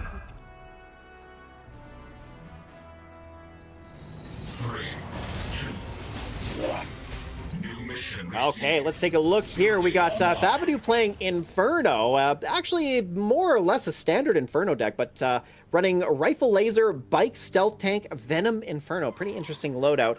I guess the Stealth Tank instead of Banshee, perhaps there. But not too bad. Looks like pretty balanced loadout. And then from Engles, we got here a Kane deck running Scorpion Tank with Flame. So Flame Tank, basically. This is an interesting matchup because, of course, with Inferno, you do want to get ahead early on. If you can get the Inferno rolling, usually by the beginning of first missile firing, then you're probably in good shape. But the problem on Middle Oasis is things like this happen, where you get bullied off the map. And so, of course, with Inferno, you really can't get bullied off of a map like a Middle Oasis. You're not getting any money, you're never getting to your late game, and all the tools that Favadoo has available to him is just going to be reduced down to very cheap units. He's going to be playing a 4-card deck, potentially, if that's going to be the case. But yeah, Engles doing a really good job here. We're coming up to missile number 1. Favadoo just not really getting onto any of the pads. We see here he does get up to harvesting, but the Scorpion Tank's going to take that down. We see Favadoo throwing some militants up to the top pad. That should be enough to solve for just a bit of time. Does he get the block on the bikes? No, the bikes make it there in time, and that is definitely going to be enough to give Engles that first missile. Huge miss on that block there. If he blocks on that one, he gets the lasers on the bottom left, he fights the tank. There's stall, there's a chance, but yeah, without that block, it's just over, man. It's just over. Engles, also Middle Oasis, Engles kills the half, 220 tip to 40. Yeah, it's pretty much playing a bad choice of deck for this map. The Inferno's, like, it's too expensive on a map where you can't consistently harvest. And you can just see Engles has complete control now. It's just over. There's no way Favadoo gets back in this. No, this Venom here is an interesting tech switch, of course. You know, Engles might have been caught off guard here, but he's so far ahead that he's got exactly what he needs. So, yeah, the Venom there getting deleted by the bikes and the Banshee. We see Favadoo just doesn't really have any edge here. The tempo is completely on Engles' side. Yeah, I don't see what Favadoo could possibly even do here. He has to make like rifles and lasers, but as discussed previously, rifles don't kill flames. They just can't beat them, so it's the downfall of the rifle era. He does stall though, he does get a little stall here with the bikes at the top. But an obelisk from Engles, massive overkill. Brutal. Yeah, and that's gonna be that. That's gonna be all she wrote as Engles takes it down. Ooh, tough map to play on for the first game, I would say, right? Or I don't know if this is the first game he's played in the tournament, but yeah, Middle Oasis is a tough one to come back to if you haven't been playing since 2020. Yes, that is true. It is a very, very rough map to go onto if you're rusty. That is that map separates the experienced players from the newbies for sure. And if you haven't played for that long, you're kind of a newbie again. It's true. Yep, absolutely. Well said. So a little bit of bracket update for you guys. We do have, of course, we did see MDB defeat Maximus. However, his next match is going to be against Saturnus, who defeated Natural Sky 2-1. Oh, wow. Okay. And then we have the X is currently 1-0 up against Atwell. Ensorger is 1-0 up against Abood. We are currently watching Favadoo Engles in the losers bracket. So the loser of this one is eliminated from the tournament. And the winner will go on to play the loser of the X versus Atwell. Okay. The X and Atwell, that should be a great match. Okay, so we're just setting up our next match. Sorry, next game, of course. We are still in the same match, Engles versus Favadoo. Looks like we're actually ready to go. No, roll shot. Yeah. Did you want to kick it off then? Yeah, let's do it. All right, let's get into game number 2. Favadoo versus Engles. And, well, Favadoo's probably going to be pretty happy when he sees this map load in, because this is a very different map from Middle Oasis. Rorschach here. And, wow, okay, interesting deck choice. Disruptor Orca Bomber. Yeah, very also just Missile Pitbull. He basically has to rely on his air tower for anti-infantry. This is a very weird deck from Favadoo. Engles' deck is also a bit weird, but, like, he has Sling. I don't know how Favadoo's ever going to beat a Slingshot. Yeah, I mean, it depends too. Like, there are ways to lose with Slingshot. I guess it depends on how familiar you are with the matchup against Orca Bomber. But you're right. I agree with you. Engles definitely has a big advantage with that. Yeah, this is looking tough for Favadoo already. He also looks like maybe he's a double Harvester deck, but we're only seeing one Harvester so far. Right. I don't know how he beats Slingshot, because his anti-infantry is Drone Swarm, Borka, Disruptor. Disruptor ain't coming out in time, and Borka and Sling are going to really struggle against that. Sorry, Borka and Drone are going to really struggle against the Sling. Drone especially is just worthless against Slingshot. It is. Yeah, look at this. So that's what Favadoo wanted to make, but of course he couldn't. That's why he made that Pitbull, because it was his only choice. And it's an unfortunate choice, because the Slingshot's just going to keep continuing to clean it up. And yeah, Engles is going to take that first missile. Yeah, I don't know if Favadoo is unaware of how Slingshot... He hasn't played in years. He probably doesn't know how Slingshot works anymore. Yeah, right. But yeah, like, Drone Swarm, this is why no one plays Drone Swarm anymore, because Slingshot is popular, and Drone Swarm is unplayable against Slingshot. Yeah, it totally is. And you see here, so Favadoo going for that second Harvester. It could be a little bit too late, right? I mean, lose the first, then you go second Harv. It rarely pays off, because you want that Harv money right from the beginning. Nice block from the Harvester with Engles to make sure that missile gets chipped down even more. Here comes the first Borka. It should beat the first Sling, but this is why Borka struggles, because it costs 100 and it beats a 60 cost unit, and then it dies and you're traded 100 for 60. Yeah, that's exactly right. Look at that. Boosted missiles trying to get in there to go after the Slingshot, but Riflemen were enough to hold that back. The Orca Bomber is fully reloaded, but of course with only a sliver of hit points left, it's really not going to be able to do much, especially with 2 Slingshots there. And here we go. Can the drones distract long enough? Nope. The Borka does get a couple of bombs off, but it's just not enough to clear anything. So that's Engles' game. That's rough. That's a rough one. That was tough. Yep. For sure. Well, Rival's a tough game, you know, and if you haven't played in that long, it's like you say, you know, not being familiar with, say, what Slingshot is, or like, and Tournament Rivals is the hardest way to play the game of an already difficult game. So you got to give a lot of credit to Favadoo for coming in and, you know, at least giving it a try and doing his best. It wasn't terrible, but yeah, clearly he had not been playing in a long time and wasn't aware of, you know, perhaps all the recent additions or how the meta was, and but still, you know, it's great to see. Yeah, it's very exciting to see some players coming back specifically to take part in this. That's really encouraging. But unfortunately, doesn't seem like he is aware of the meta, which is fair enough. You haven't played in 4 years. You're not going to be aware of the meta. Oh, sorry, chat. So yeah, that's tough, man. Like, you don't want to be playing... Rivals has changed a lot. Like, the decks you could play back then are not the same deck that you can play now. That's just not how it works. Right, exactly. Yeah, it's so true. So up next, we're going to have Natural Sky versus Fuegan. This is in the losers bracket, so we might see the end of Natural Sky's run here. So who did Natural Sky drop that series to, where he lost 2-1? He lost to Satanas. Satanas, okay. I wonder if he did it with Widowmaker. The Widowmaking King, yeah. Yeah, he probably did, knowing him. He probably did, yeah. Satanas, I think, only really plays that one deck consistently. He's pretty good with it, though. Like, I mean, Satanas is a good player for sure. He is. Yeah, he's the kind of player who, like, I think he's counterable though, because he always plays this one deck and he always has a stupid Widowmaker in it, right? Which is like not great. So it's true.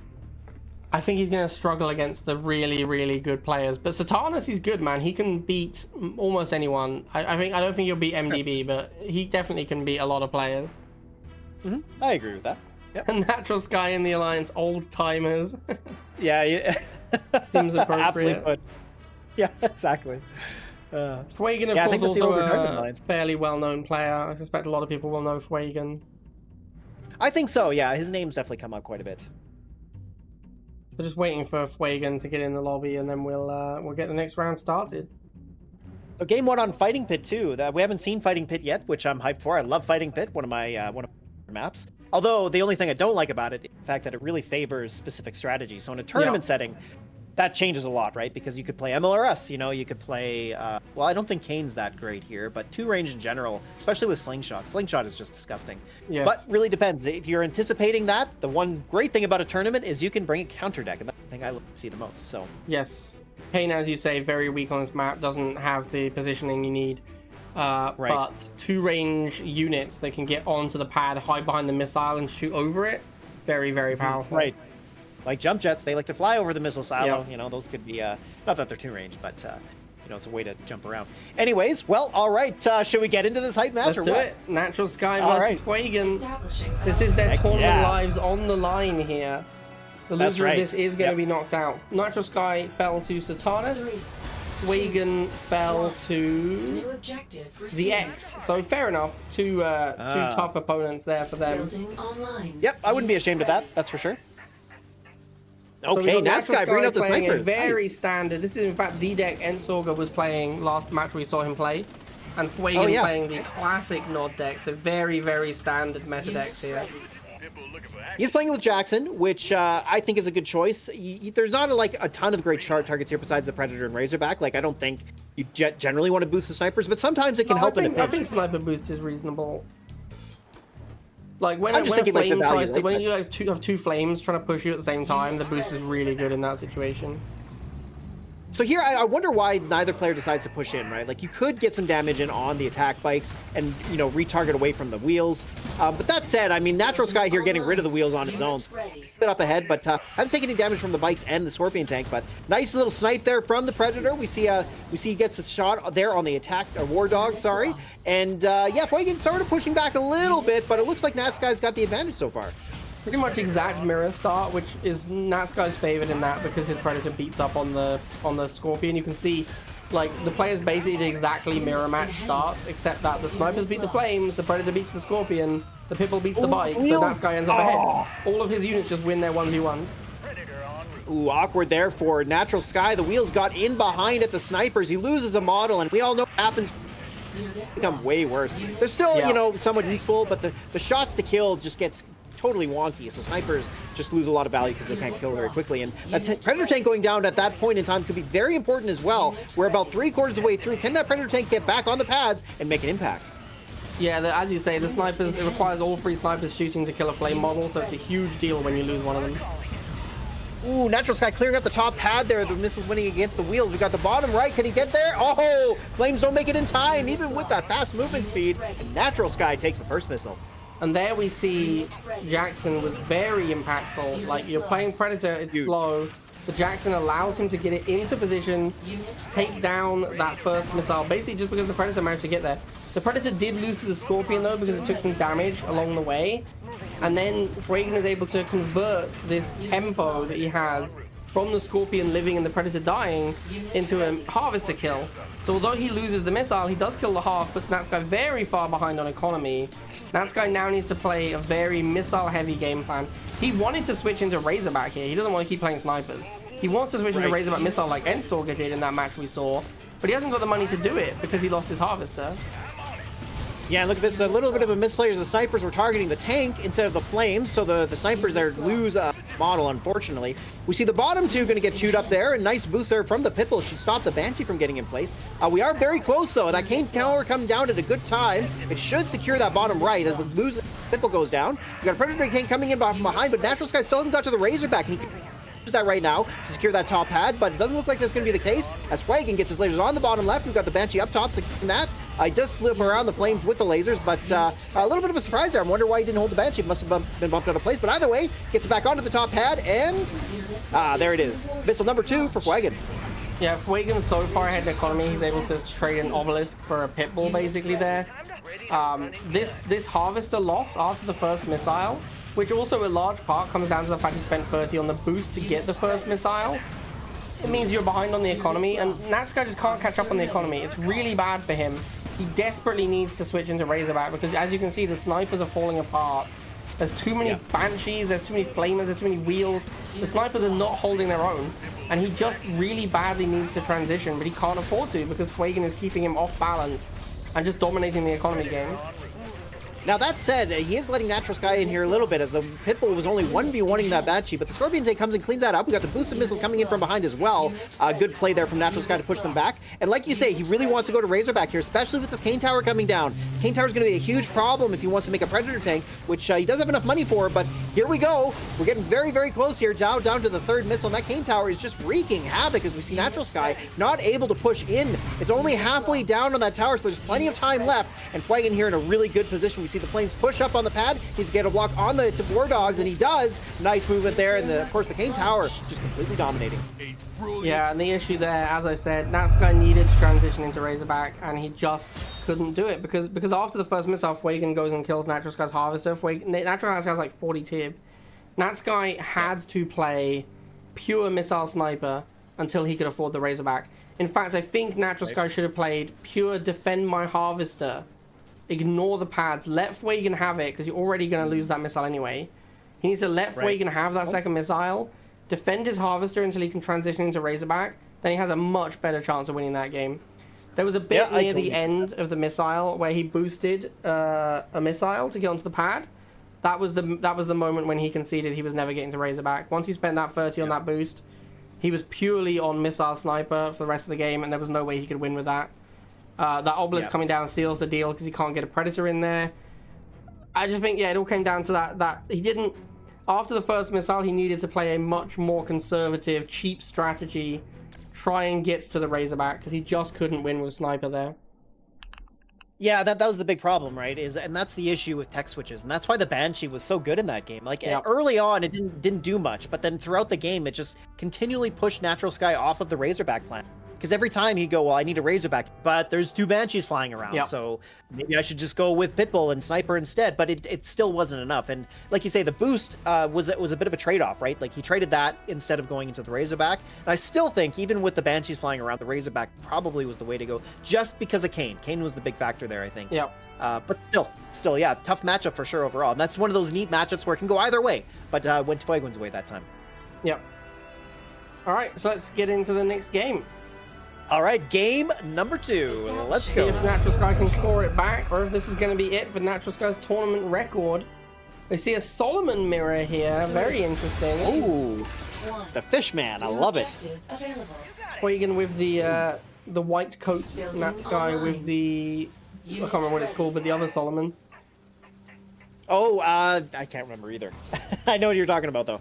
Well, look at this. So, Natural Sky, he's brought Slingshot, and on 3 lanes, it's got those 2 lakes where it can hover. Let's go. Yeah, hover, let's go. Hover Oh, OP. man, I don't know if that's going to matter, but we'll see. We'll see. These decks are kind of similar. I think Fuegan is pretty far behind because... Well, he has Shock and Razorback, so he doesn't just fall to this Slingshot, but he basically has to play, like, Shock Gren. That's not what you want to do. If you're a Gren deck, you don't want to be pairing it with Shock Trooper. That's super awkward. Natural Sky can fairly freely use his Razorback because it's just a Pitbull to kill it. That's fine. That guy can definitely play Pitbull Razorback, also Pitbull Missile, Razorback Missile, if that's what he wants to do. Yeah, the Grenadiers could be a bit of an X factor, like if they can take care of the Slingshots, that's going to be their biggest role, but the Razorback, I mean, like you say, it's going to have free reign here. Yeah, and he goes early Razorback this time. That guy, he's not messing around, he's got his triple building open already. It's going to come down to the micro, it's going to come down to the micro. Can Fuegan use his Pitbulls, or is he going to get out microed by this Razorback? Yeah, and so far, Natural Sky doing a great job there, protecting the Razorback, not taking any shots from the Pitbull. Well, one there, but still doing a good job of cleaning up the Shock Troopers. Of course, he can't get up onto the middle pad just yet. He pulls in the Predator tank, moving back the Razorback, so good move there. It is just timely enough. However, the Razorback here isn't going to chew down the Grenadiers quickly enough. And we've got a Solomon coming down, but he's going to clear up the Rhino. Nice play from Fuegan. He gets the Pitbull there as well. He's going to be able to block the Predator tank, and it's not going to be able to clear it in time. Oh, the slow speed of the Predator. Unbelievable beating there from Natural Sky. Very close. Yeah, we do see, though, a big tempo play. Like, that's a Solomon to win a missile. It's very expensive. If Natsky could take advantage of it the way Fuegan did in the previous game, it would be over. But I don't think he can. Fuegan did a very good job here. You see, he spent tempo on the first missile. So his immediate response next is missile, guard my Harvester. Because he knows he spent that tempo. He knows he has to defend. Because he's weak now. He knows he spent too much money. Natural Sky has, like, 300 Tib on the field to his 50. But he knows he has to just defend his Harvester, and you see him doing it. Look at this. He's not even trying to get on the pads. He's just defending his Harvester because he knows that's what he has to do. Now, an interesting point's about to come up where the Harvesters are going to have to move to the other side of the map. And Fuegan being so low on cash, and here we are coming into the second missile, that could be a huge impact, although they haven't moved just yet. That said, Fuegan spent a lot of money here on the Grenadiers. So Natural Sky can use this. Yeah, here it comes. Here's the Iron Cannon, but he misses. Oh, no. He kills his own Predator. Oh my god. Can we just confirm, like, whose Iron Cannon was that? Let's just check real quick. Oh, no. Oh, that was so brutal. Oh, yeah, because, like, I was just about to say the fact that he had more money, like you were saying, it's like, okay, he can pull off a Solomon. Fuegan can't. That could be game-breaking, but it broke the other way. Oh, what happened? Yeah, that was... Oh, dear. That was rough, man. Like... Natsky has the money advantage. Like, we all saw it. He Iron Cannons the Grens. He wins that missile, like, easily. Yeah. Like, for sure. Oh, man. Instead, he Iron Cannons his own Predator. Tough day to be that Predator tank, and then the Grens just win the pad for free. Like, oh my god, Natsky. That's the thing about Solomon, right? Like, if you don't play it right, and if you make a mistake with it, it costs you the game. That's the biggest problem with it. But if you play it well, it can win you the game as well. So yes, exactly. Like, I think largely, if we're talking about it, it's the if you play Solomon fine, that's okay. But if you mess up Solomon, like you play it that bad, it costs you the game for sure. It does, yeah. So that knocks Natural Sky out. That's 2-0 there for Fuegan, right? So. Yeah.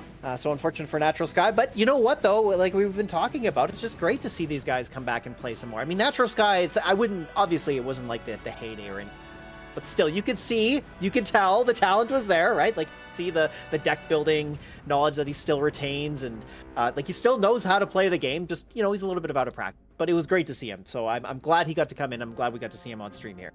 Yeah, I'm very glad that he came back. I'm very glad he played. Obviously, didn't get the result he wanted, but that's okay. Like, the thing is that he came back, he gave it a go, and that's what we all wanted to see. Like, this is what the Go tournament is about. It's about these old school players getting back in the saddle, even if they don't perform as well as they used to. That doesn't matter. The important thing is they try. Exactly. Yeah, 100%.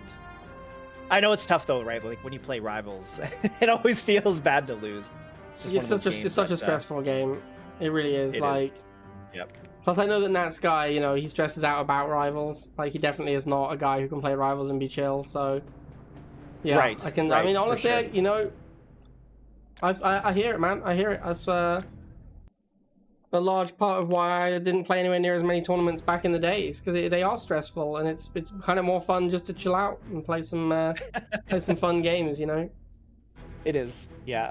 I won't lie, that's part of the reason I like casting the games, because I like to watch them as opposed to playing them. I mean, I have played in tournaments, and I've definitely tried to make my mark that way, but yeah, Rivals is a difficult game, and then when you throw the tournament aspect in, especially like if you think about Rivals Team League too, that other great format that we've had for so long, it just like it adds a whole layer to the game that's already difficult, which makes it interesting though. That's the cool thing about Rivals. It's so interesting competitively, but it's so stressful competitively. Yeah, so it really is. And like, this is one of the things, like, back in the day, I would, like, Alicia played basically every tournament that popped up. I would only play the ones that I felt like the prize pool was worth it. Because I'm like, the game is stressful, tournaments are stressful, like, you know, if there isn't enough of a prize going, I don't know why I'm subjecting myself to that. Right. Yeah, unless you just love playing the game, and there are some people like that. I mean, I did love playing the game, but, yeah, you know. Yeah. It's a tough game to play for a long period of time. Yeah, right? Yeah, exactly. So we are just waiting for the other opponent, which is going to be Satanus. I'm excited for that against MDB. Satanus so far doing well. This is MDB. And this is back into the winners bracket, correct? Yes, we are back in the winners bracket. This is round 4. The winner of this advances to the semifinals. The other, a little bit of a surprise here. Ensorger fell to Abood. Really? Yes, we have Abood versus the X as the other round 4 match. Very interesting. Abood coming in hot. Right? Love to see it. Wow. Yeah, so this should be a pretty good match. I'm really hoping we see Satanus Widowmaker MDB's base. I feel like it's unlikely, but it'd be really good if it happened. Yeah. I'm with you. Let's hope for that. On Open Prairie too, it's possible. I mean, there's that beeline at the top, right? That's true. There's that sneaky little route around the top. If your opponent's on the bottom pads, you could maybe sneak a Widowmaker through there. I think it is unlikely to happen though. MDB is not not a slouch. Yeah, pulling off shenanigans against MDB would be pretty challenging for sure. Could be done, but yeah, he respects it, right? Like, you know, he would respond to it. So Jeffrey, what's your favorite kind of goat? Favorite kind of goat? Oh man, the fainting goats probably. They're hilarious. I love or the ones that scream. Those are my favorite. Yeah, that's fair. Those are some pretty good goats. Or like I remember when we here in Canada, we have the Rocky Mountains, so there's a lot of famous hikes and stuff like that there. But in particular, there's something called the Iceway, where you actually walk out on the edge of a cliff, like they have a walkway that they built that extends out past the cliff, and you can walk on it. And it's acrylic, so you can actually see down. So if you're afraid of heights, that is definitely not the thing for you. But the cool thing about it is you can see goats just standing on the side of a cliff. Like, how did they get there? Like, how are they doing this? it's amazing. It's crazy, man. Like, if you saw the ibex is like standing on the side of like dams and things, it's just crazy. Yeah. It's like, how do they do this? Like, they have hooves. Like, is that not slippery, or I don't know? Amazing, crazy. I like a pygmy goat. Oh, pygmy goat. Okay. I also like a British Alpine. You know, it's a classic, but it's just a classic goat. You're a goat connoisseur, I see. I'm a goat enjoyer for sure. I definitely like goats. All right, Satanus has finally arrived. All right, let's jump into it, shall we? Here we go. We do see Kane from Satanus. I suspect we will see the standard decks from both players. I'm expecting Widowmaker. No Widowmaker from Satanus. What? What is this betrayal? Unbelievable. Betrayal of the Widows. MDB playing the same deck before. I really don't think the Stealth Tank is better than the Banshee, but I guess we'll see. We'll see how it goes. Yeah, like the Banshee's also easier to play. Stealth Tank, you have to manage. Well, the Banshee to some extent, but the Front Raider just makes it so good to get value out of the Banshee, right? So. Okay, well, yeah, interesting to hear opening, a classic Satanus move. This is really good, actually, against buggy opening. Against wheel opening, it's not great. It's pretty bad against wheel opening. Yeah, a bit of a risk, right? Like, he could have gone into the Hand of Nod and gone into Militant, but he decided to go War Factory. He does have Buggy, so I suppose he's tempted that way. He takes a hit in exchange for a wheel. Missed shot at me. Oh, man, that could cost him the missile here. We got the tank coming down. It's going to feel there. Should get him the missile back. No, actually, never mind. Ooh. Yep. He also doesn't he doesn't have the cheap unit. The wheels, like, he has to kill 2 wheels to kill before the missile fires. He doesn't have time to do. The bikes come out, but he can't use them to support the tank fight because they're busy killing wheels. The tempo from the wheels there was just too much. Oh, and both bikes get shot. Oh, it's looking bad for Satanas. Oh dear. MDB is very good at that, right? Like, that's the one thing that comes from practice, is knowing when the Scorpion take locks on and, you know, when it'll take a shot and when you back it off. That's the thing that MDB is doing so well here. He's just winning the tank war. Yeah, another one there. He gets another free shot on the tanks, and it's just going to be a tank-on-tank mirror because that's how these games end up. And it's just MDB is ahead. He's up on tanks. Oh man, MDB pulling the wheels in nice there as he took the shot there from the tank. I didn't see if that was the double or the single. Ooh, I don't know actually. I think it was only one shot there, but that tank goes down, a huge beating, and now we need to get onto the middle pad with a very healthy Scorpion tank there. He doesn't have enough time though. Oh my god. Oh, Satanas not looking too good here. I don't think he's going to pull this off. He gets the flames in the middle there, gets the block on the tank, and that is it. There it is. I will remember that. MDB takes the first game. Actually, like, kind of a close one, honestly. Closer than it looked. In some ways, but like, MDB basically got a couple of shots off for free. Yeah. And that was kind of it, right? That was the deciding factor. Like, in a tank mirror like that, that happens a lot, where someone gets the extra shot, and that decides the whole match. It's true. Yeah, well, that's what happens in matches where the decks are so, like, close together. Like, there were slight differences, right? Stealth tank. But regardless, the tanks decided everything. And MDB, he did a good job to get the better value. And that's what we can players, is how do they play their tanks? Like, you watch Alicia play Scorpion tanks, and it's just like, it's magical how she combines them together, or, you know, recedes them at just the right time to block, to avoid getting shot. You know, like, these timing differences are what separate the good players from the bad. And MDB, I mean, he's pulling it together. He's doing a really good job with that. The number of times when his tank locked on and Satanas is like, looked like it was going to lock on, then flipped around its turret and didn't. Yeah, exactly. Absolute savagery. Right, yeah. And, like, the differences are so small. Like, it's such a minute timing differences on whether or not that tank locked on. Like, MDB's tank was in range for, you know, like 0.01 seconds longer, so it gets the lock on. Because the lock on time on a tank is already like, what, 0.1 seconds? It's very low. Actually, that might not be true. I can't remember how low it is, but it is pretty low. I think it's actually a lot longer than that. I think it might be like, I think it's like 0.25, yeah. Yeah, it's pretty low. Stats, I'm pretty sure it's in here. I think it used to be 0 at one time. A long time ago. There was a time when Pitbull was like 0.1 lock on. And that was the nerf. That was the nerf that upset a lot of people, when Pitbull got like an actual lock on time instead of it being yeah, I remember that. Instead of it being like, I remember that very seconds.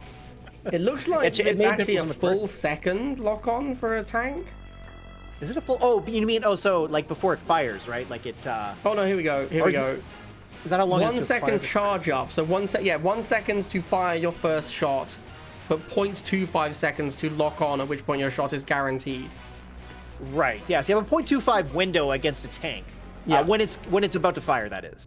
Yeah. So yeah, it's a quarter of a second. So the difference between like MDB's tank locking on and Satanas is not, is probably going to be like 0.1 seconds, maybe even less, like maybe like 0.02 or something. Like, it's absolutely minuscule. It is very, not much at all. These tiny little gaps is really what separates the insane players. Like the fact they can when you play enough, you get a game sense of like how long you need to be in range for, and if you can pull it out exactly the right time, which obviously Jeffrey is an expert of, then you get the shot and they don't, and that's what it's all about. Absolutely, yeah. It's all about getting that shot off you. I should know. All right, game number 2. Yeah, let's get into it before this game devolves. MDB 1-0 up. Game number 2.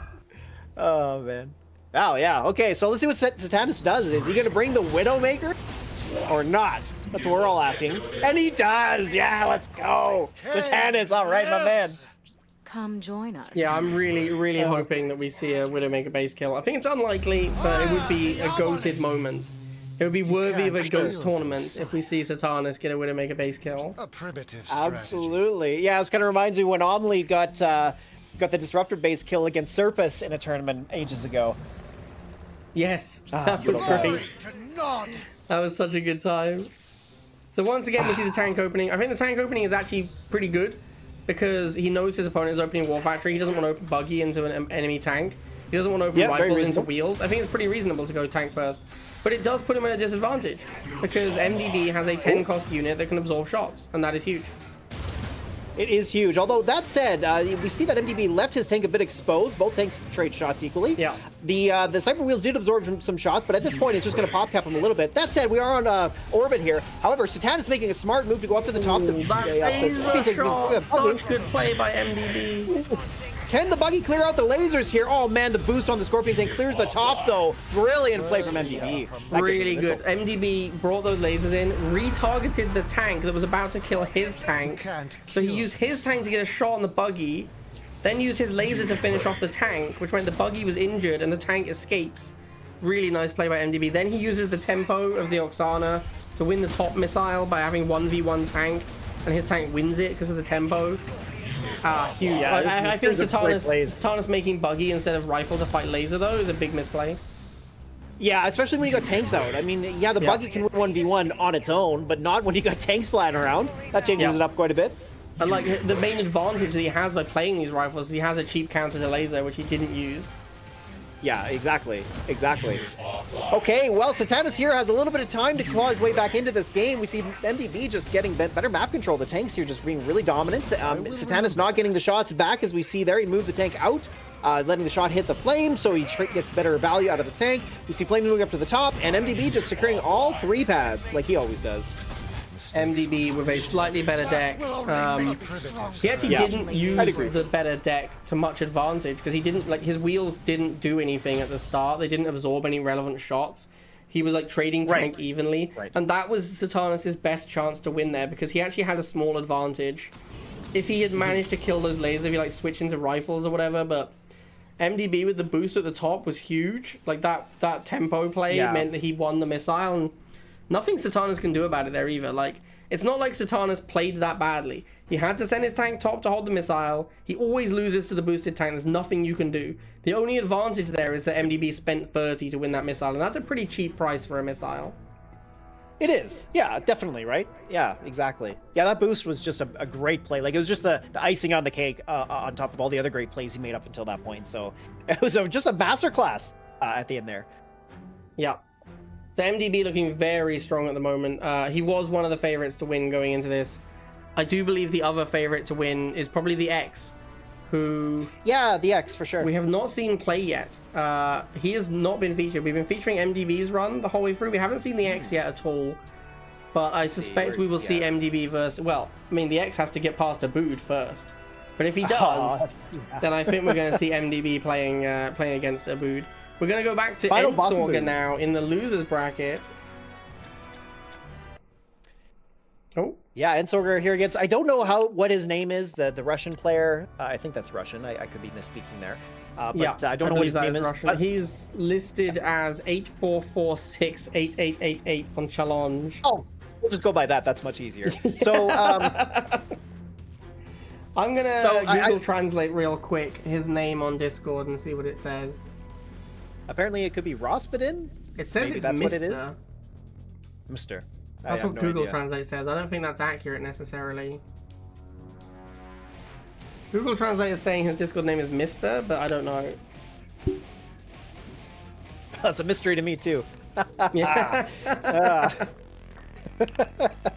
Oh god.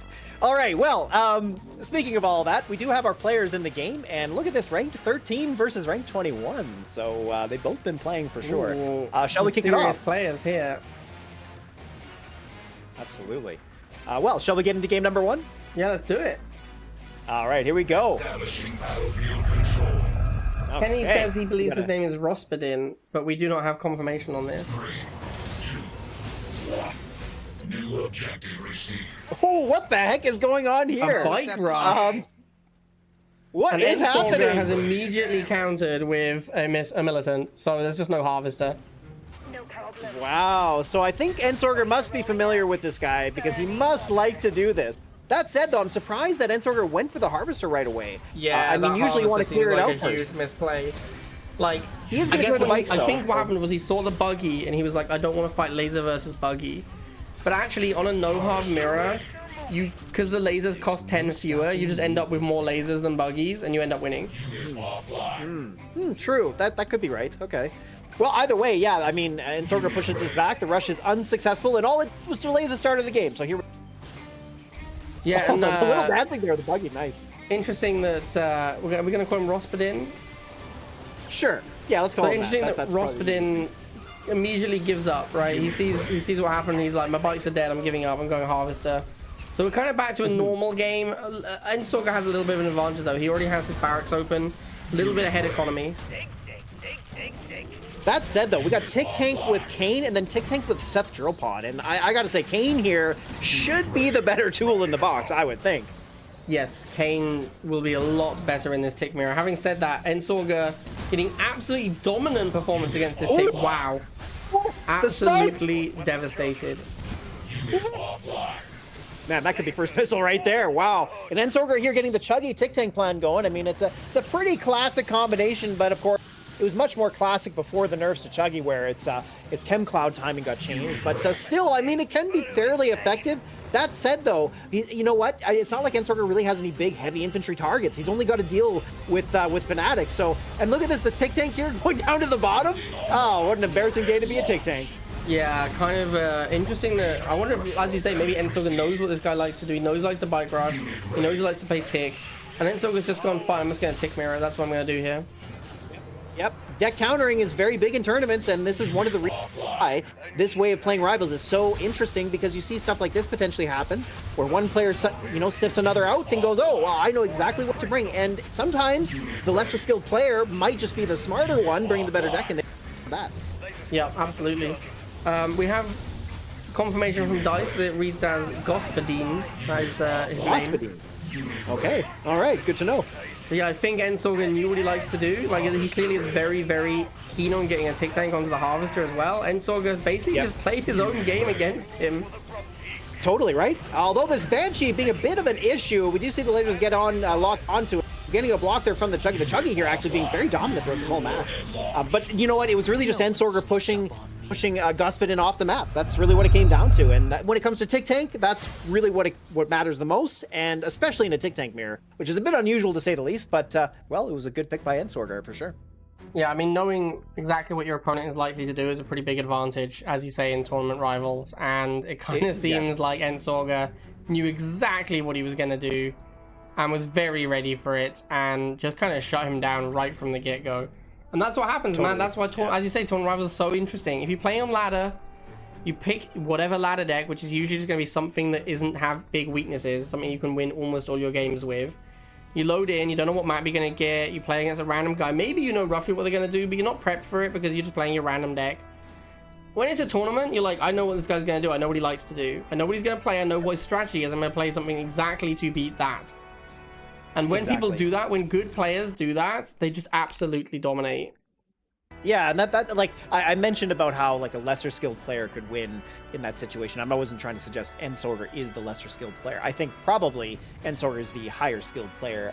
But regardless, like you say, when a good player employs that, which is why I think you probably agree with this, when really good players only stick with one strategy, it's a bit disheartening. It's like, think about the how good you could be if you just, tried to play other decks that could counter something to give yourself an advantage from the beginning, rather than sweat through it with a deck you're familiar with. But sometimes players just prefer to do it the former way. But still, like you say, it's what sets apart tournament Rivals. And I've had that experience too, where I've been able to win games because I outdecked the other person, and that's really interesting. It doesn't just come down to pure skill; it comes down to smarts too. Yeah, like the time you beat BR. Right. Yeah, I almost. Yeah. Oh man, that was a great series. I lost one of the classic examples. That's one of the classic examples because, like, you're not going to be offended when I say this, but BR's better at Rivals than you are. Oh, way better. Yeah, for sure. Yeah. Of course he was. That's why I like playing in tournaments, because I know that if I use my game knowledge appropriately, then I have an edge in that regard. Yeah. And that changes the complexity. So that's the only reason that I was able to go 2 games against beyond. Like, it went 3-2 in the end in his favor. But I agree, like, that's the only reason why. And it just you knew showcased he was a going cool part to of do, the and game. you brought a good counter. Like, I remember there was a tournament where I was playing against a guy who, I don't remember what his name was now, and like, he was decent. He wasn't a bad player at all. But I knew that he loved to play Giga, so I just played artillery. Right. Yeah, I was like, exactly. yeah, you have a Giga Cannon, you win first missile, then I make an artillery, your entire deck is countered. Like, you have absolutely no way to ever beat an artillery. And then I won very easily. Like, and it was like, honestly, I was sort of sitting there thinking, I don't know if I need to do this to win this matchup, but it's so easy. Like I didn't have any trouble. Like, I didn't have to even think about it. I didn't have to sweat the game.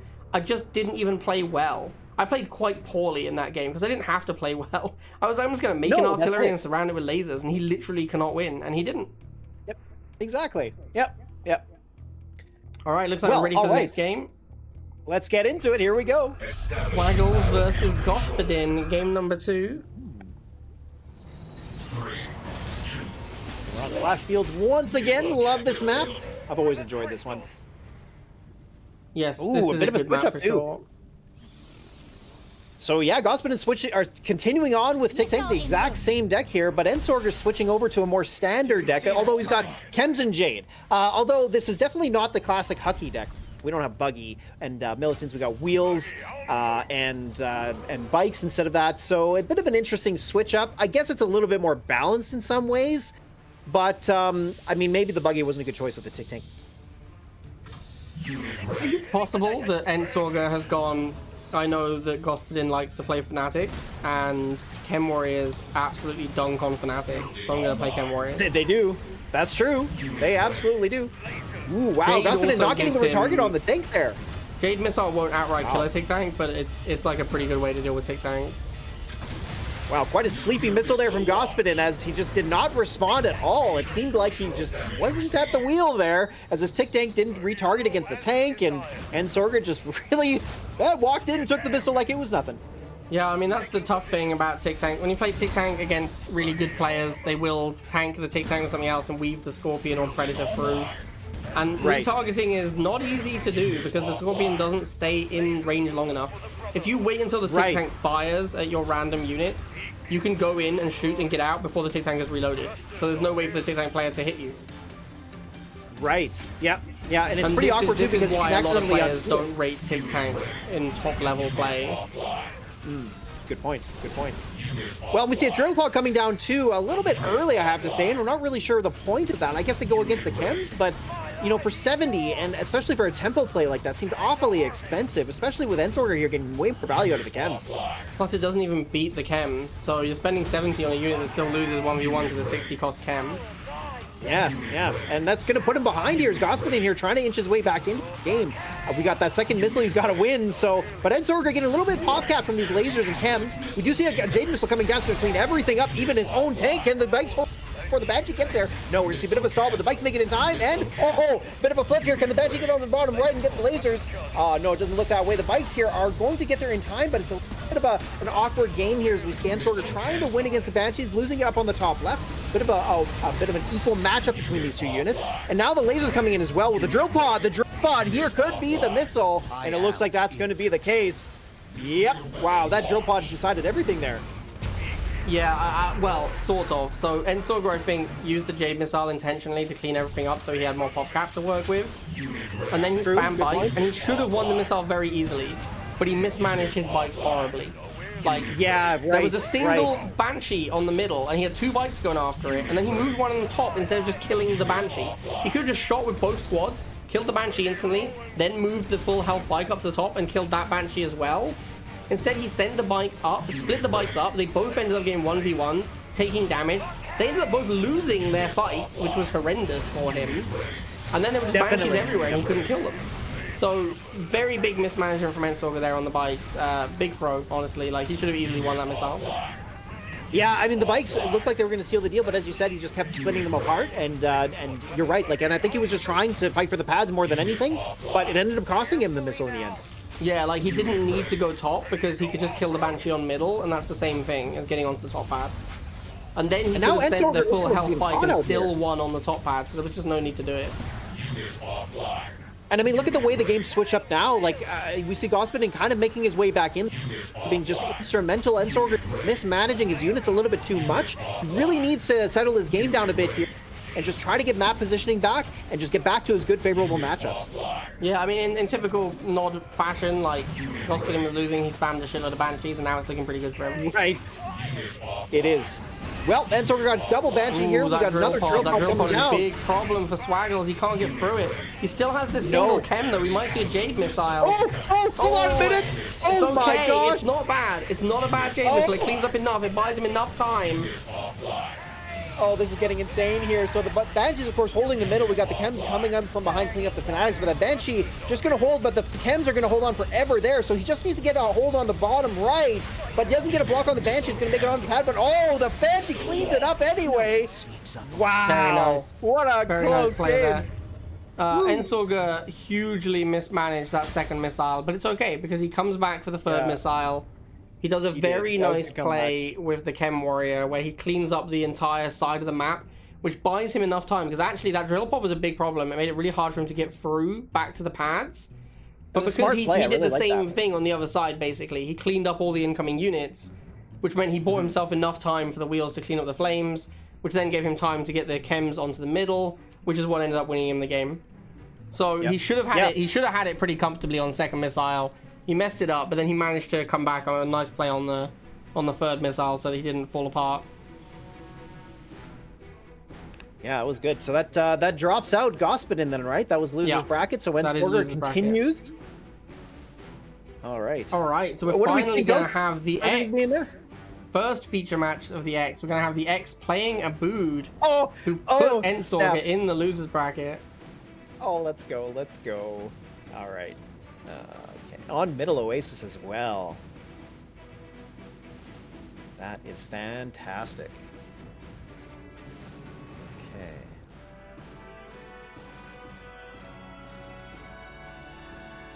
Here we go. So Abood final boss? Not quite right, but almost. So where are we at right now? This is the not quite semis. Okay, so this is the round 4. The winner of this plays MDB in the semi-final, and the winner of that goes to the finals. I see. Okay. Very exciting. Yeah, Abood. You know what? Does the name sound familiar, or? Yeah, no, I know Abood. I know this guy. I think I've seen the name before. Not in tournament rivals, obviously. I've definitely seen the name, I don't think he's played any of our tournaments, but he's definitely been around playing rivals. Nice. Nice. That's awesome. And the fact that he's at this point in the tournament, I mean, you don't get here by luck, so that's pretty exciting. But it is Middle Oasis. Middle Oasis. Make things interesting. And the X too, like the X has been looking for his own success in a tournament, and I don't know how many tournaments he played in. I know I saw him at Legion Live, and like he was right up there with Huckinator. All right, actually, you got both players in the game already. Oh, yep, looks like we do. Shall we kick it off, Blade? Yeah, let's do it. All right, let's get into it. Abood versus the X. The X, of course, one of the favorites of this tournament. Winner of this will go on to face MDB in the semi-finals. Good welcome. What do you think? The X marks the spot, or is he going to get Abood out of the game? We're having some technical issues here now, chat. Jeffrey seems to have disappeared. After those puns, I was forced to boot him. Oh no. Can you hear me at all, or? Yeah, no, I was just joking. Oh. Amazing. Good stuff. Good stuff. All right, here we go. Yeah, so in Middle Oasis, of course, both players got their harvesters down, and I mean, neither player is playing like Giga or anything. So we're not going to see, we will see some harvester aggression. You always do. But it's not going to be like, you know, dominant pressure potentially. It looks like both sides have tools to make their way back in if they... Very similar decks here. This is definitely going to be a flame tank mirror. X has Banshee, playing standard nod, whereas Abood has the rifles and no bikes. Sorry, they both have Banshee, but no bikes. I don't know how relevant the bikes will be. It'll mostly come down to fighting Banshees with them. Ooh, we see the top pad. Oh, but boost on the wheels, and actually doesn't get the block against the lasers. So just lose 1v1 against a set of wheels. It's going to be close, but the flames are going to come in there. Advantage, the wheels actually doing a lot of work here. Wow, and the block too. Yeah, oh, there it is. The X with that huge boost on the wheels, getting onto the pad, and then kind of beating the lasers. The lasers did try and move near the end to block. I don't know if they would have beaten the wheels if they hadn't done that. It might have been better just to leave them and try and beat the wheels. It was looking not great for the laser, though, it has to be said. Now, Abood, he could have pulled his Harv, and he could have pushed the lasers over to the right pad where wheels were sitting. That would have been one way to potentially contest the missile further. A little unfortunate not to see that, but neither side did that. It was just a fight for the... Wow, right there we saw a tank situation where the X's tank went in to shoot Abood's. But the way Scorpion tanks duel each other is they leave the other tank on a very low amount of hit points before the final shot. And the buggy finishes off the X's tank before it gets its shot off. Yeah, chip damage, you know, it matters a lot more than you might think. It matters a lot. Well, and right now the X has two healthy tanks, really. Abood losing map control. Ooh, Obelisk to counter the X's tank. I think it's out of vision. No, the buggy keeps it in with nice play. You see how he moved the buggy forwards to maintain vision? Nice really nice play there from Abood. He just has to get the block here against the wheels and the bike. Can he get it? Oh, nice there. The buggy, of course, having fastest movement speed makes it a lot easier to block. And there it is, Abood coming back with his own. Yeah, once X really lost his tank in the top left, you could see that he knew he wasn't going to win the missile. This is something that good players do. He knew he'd lost the missile, so he just got his tank to kill the Harvester. He didn't waste time trying to use it on a pad, which he couldn't win. He just went, yep, that's fine. You won the missile. I can't win it. I'm going to kill your Harvester, so at least I get some value out of this. Yeah, like you don't want to throw stuff away just because it's for a missile. Yep, exactly. Unless at the end of the game, obviously. But once you know, like you see here, you see how low the tanks are after that shot at the bottom? That's because of the buggy chip earlier on. Actually, the X's tank got killed in a mirror match. Oh, yeah, good points. Yeah, the buggy has reasonable vehicle damage, so certainly it will make a difference here. And well, another king tower coming down. But the game is close to ending, so I guess he hasn't got a lot of options. Oh, is he going to get it on there? He doesn't. Oh, the Harvester blocks with militants, and he does move the Harv in the end, but of course he's not contesting the far right, so that's going to be the X's game. Yeah, I gotta say, I got really distracted by watching that fight in the bottom right, which was really interesting tank fight, and I wasn't paying attention to how close the missile was to firing. So that Obelisk was clearly a desperation Obelisk to try and clear those flames, but then he doesn't retarget it, and it ends up wasting all of his shots on the Harvester. Yeah, for sure, right? Like, and it was out of position too. Like, it was obviously like you could get onto the right hex of that pad, and the tower wouldn't be able to shoot. So there was a bit of an issue with that too. But it was definitely a desperation. There's no doubt about it. Yeah, very interesting play though. Like, I mean, Abood putting up some good, I don't want to say results because the result was that he lost, but like some good effort. Yeah. Like, he played well. It was impressive, honestly. I think that overall, you know, it was a good showing for him. Like, he didn't win, but he definitely could have. Like, it wasn't a dominating game. Like, he had, that was close. Like, if it had broken a little bit differently for him, if he played a little bit better, he would have taken it down. Yeah, it was definitely very close. I was impressed to see how good back Abood pushed the X, especially with that second missile. That was really impressive, and it was just through good plays. So I'm hyped for this. Like the X is like when we talk about the current situation of who's really good, the X is in that conversation, no doubt. Yeah. And so to see this kind of a matchup take place, especially from somebody that we perhaps haven't seen in tournament rivals before, that's really cool. Like, of course, we're happy to see a lot of old names come back, but new names are just as good. You know, that's great too. Yeah, for sure. And like, it's exciting to see, as you say, like Abood has not really been a tournament player before. It's nice to see him showing up for this one as well, because like he clearly has the chops, you know, like he's competing with the X, who is widely considered to be one of the best players in the game right now. Yep. Or at least 100%. Widely considered by his alliance. Yeah, right. True enough. The Elite gang rise up, talk about how X and Huckinator are the greatest players of all time. For sure. Yeah, for sure. But I mean, we'll get to find out, you know? We'll get to find out. Yeah, this is the only way, right? So, well, let's jump into game number 2, shall we? Yeah, let's do it. Establishing battlefield control. Okay, the X switching over to GDI. All right. Yeah, I mean, maybe that's honestly, like, I do think GDI is slightly better in this patch, so A lot of people prefer Nod though. A lot of people like the Scorpion deck, but I do think that GDI is slightly better. Oh, wow. Abood bringing the better deck here, I gotta say. The Hammerhead's interesting. I suppose the Hammerhead could potentially be an issue, but with the tower shutting down Predator Tank, if that's how it gets used, it's going to be so hard for the X to win this. Like, Scorpion Tanks are just going to die. It's an interesting situation, right? Because actually, like you say, Abood has the better deck, but the X's deck, it's the same thing that we saw before, where all of his units beat... Oh, actually, that's not true. I just realized X has Rifleman instead of Shocks. I was going to say, like, Predator beats Scorpion, so he's favored until the Obelisk comes out. But actually, he's relying so heavily on Razorback, I'm not sure that's going to be true. Yeah, that's the thing. With no Shocks, it's a little bit imbalanced, especially with a 3-building GDI deck. GDI notoriously cannot get to 3 buildings before the end of the first. Well, neither cannot. Yeah, typically. Very, like, you have to get some serious stall to get all of your buildings as GDI in the first missile. Actually, that's true for Nod as well. Like, Nod's a little bit less so, but yeah, like, it's difficult to get to 3 buildings on first missile. So Abood Scorpion Tank drops there to the lone missile there, the MVP of the game so far, allowing the X's Predator Tank to get some great positioning. We see a Rhino getting thrown up there. We got Rhino Predator. A classic combination these days. The Scorpion Tank is going to go up to the top. The Rhino having 1,600 hit points, though, will be able to survive 3 hits against the Scorpion. That should buy enough time, as it did, to win the missile. Yeah, and this is the expected result. The Predator beats the Scorpion in the first missile. That's the way that goes. So Abood is just really far behind in this War Factory mirror to start. Usually what happens now is the Nod player will save up for an Obelisk, and will eventually should have Obelisk for second missile. And that's normally the tempo that wins you the second missile is the Obelisk.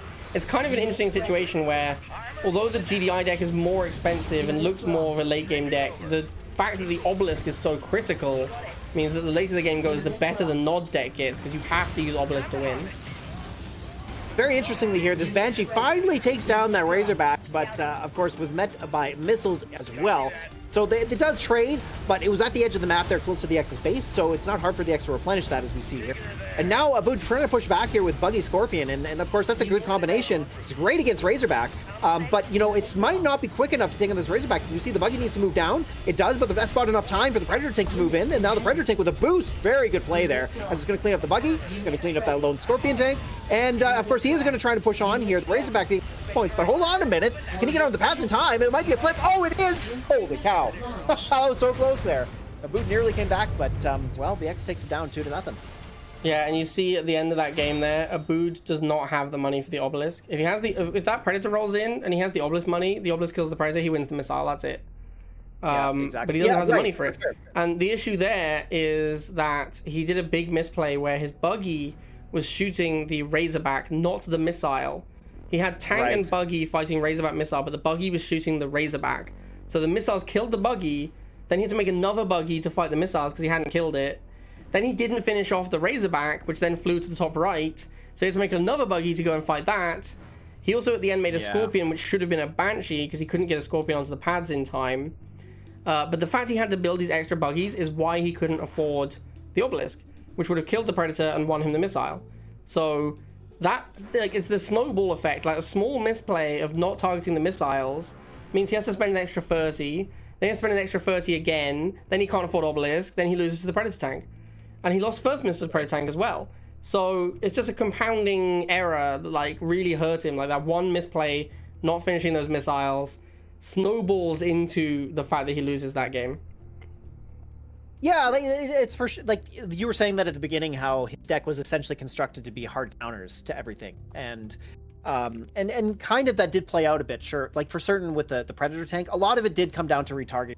Felt like a lot of the mistakes were made on Abood's side there, where he was just not targeting the right thing, especially not getting better positioning. When the tank was weaving in and out, and the X was just constantly in a better position throughout most of the game, and I think Abood by that a bit.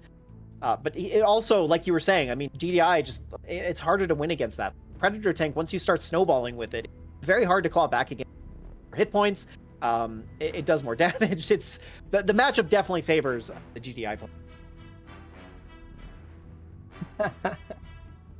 player. So we have a tip from Giza _Rios. Thank you so much, Gizarius.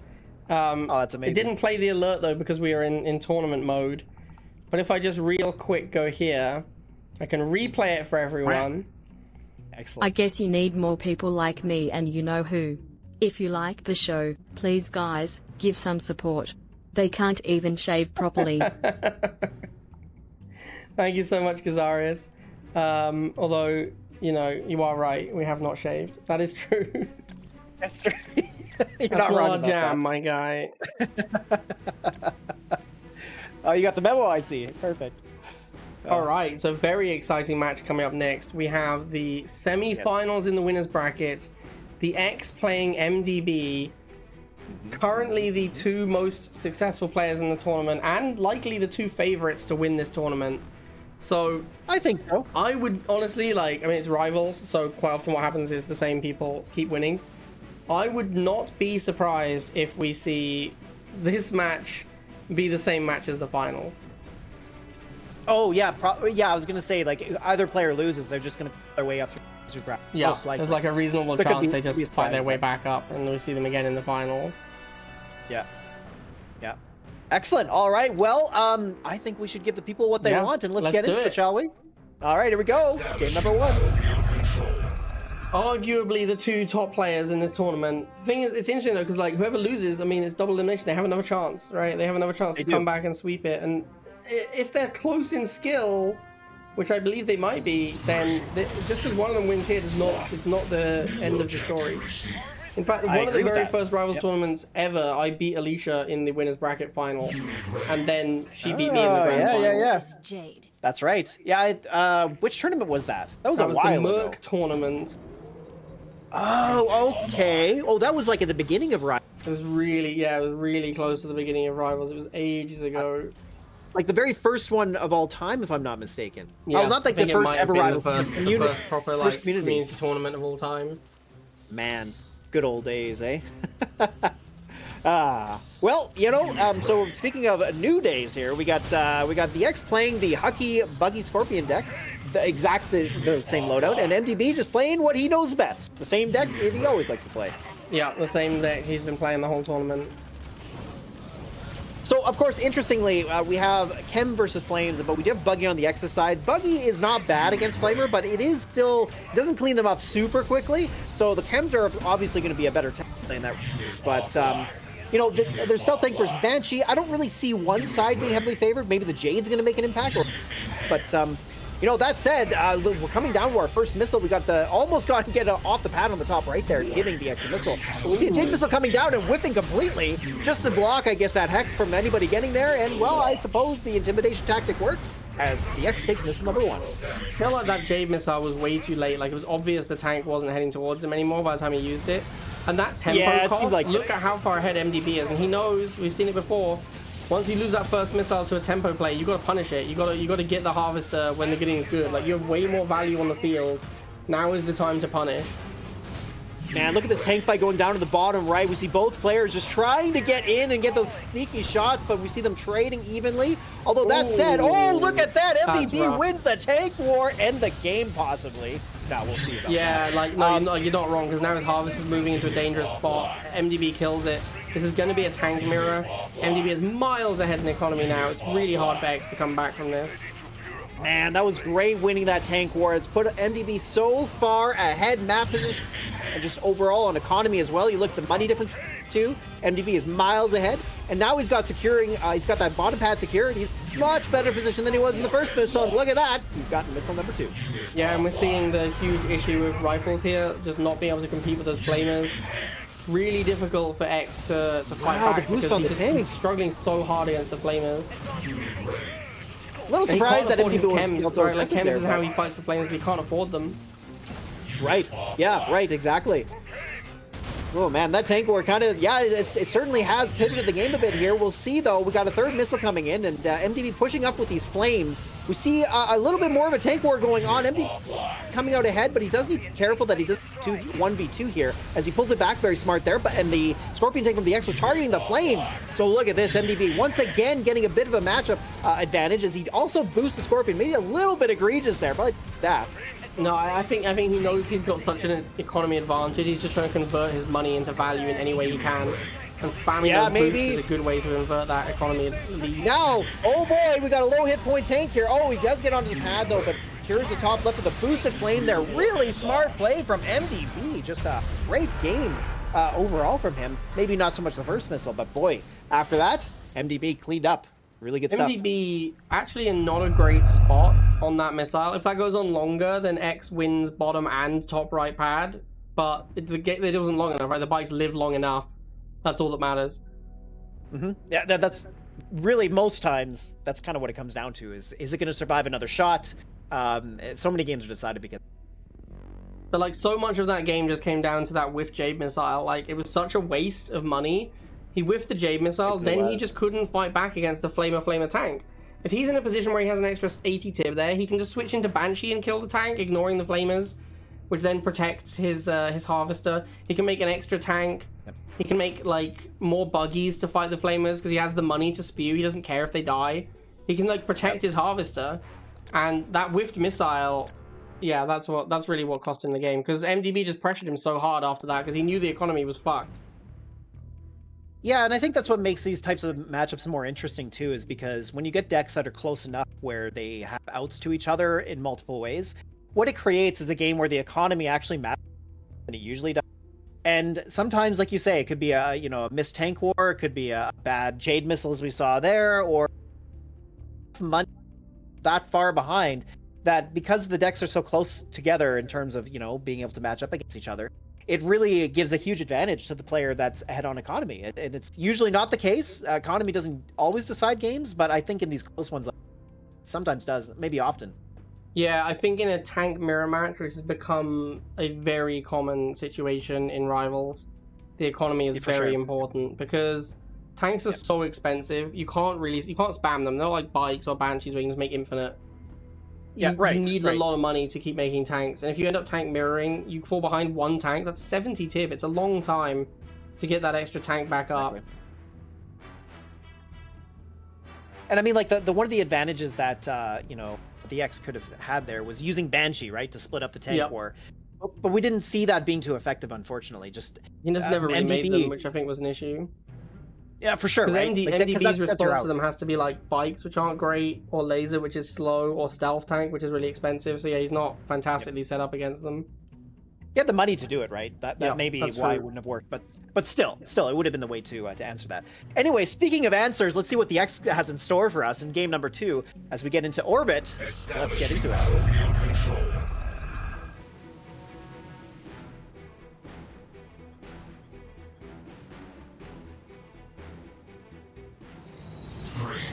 I've been really enjoying the variety of maps in this tournament so far. Just so many great maps, competitively speaking, and such a great variety. It's really showing off so many aspects of how this game can play out just because of the map change.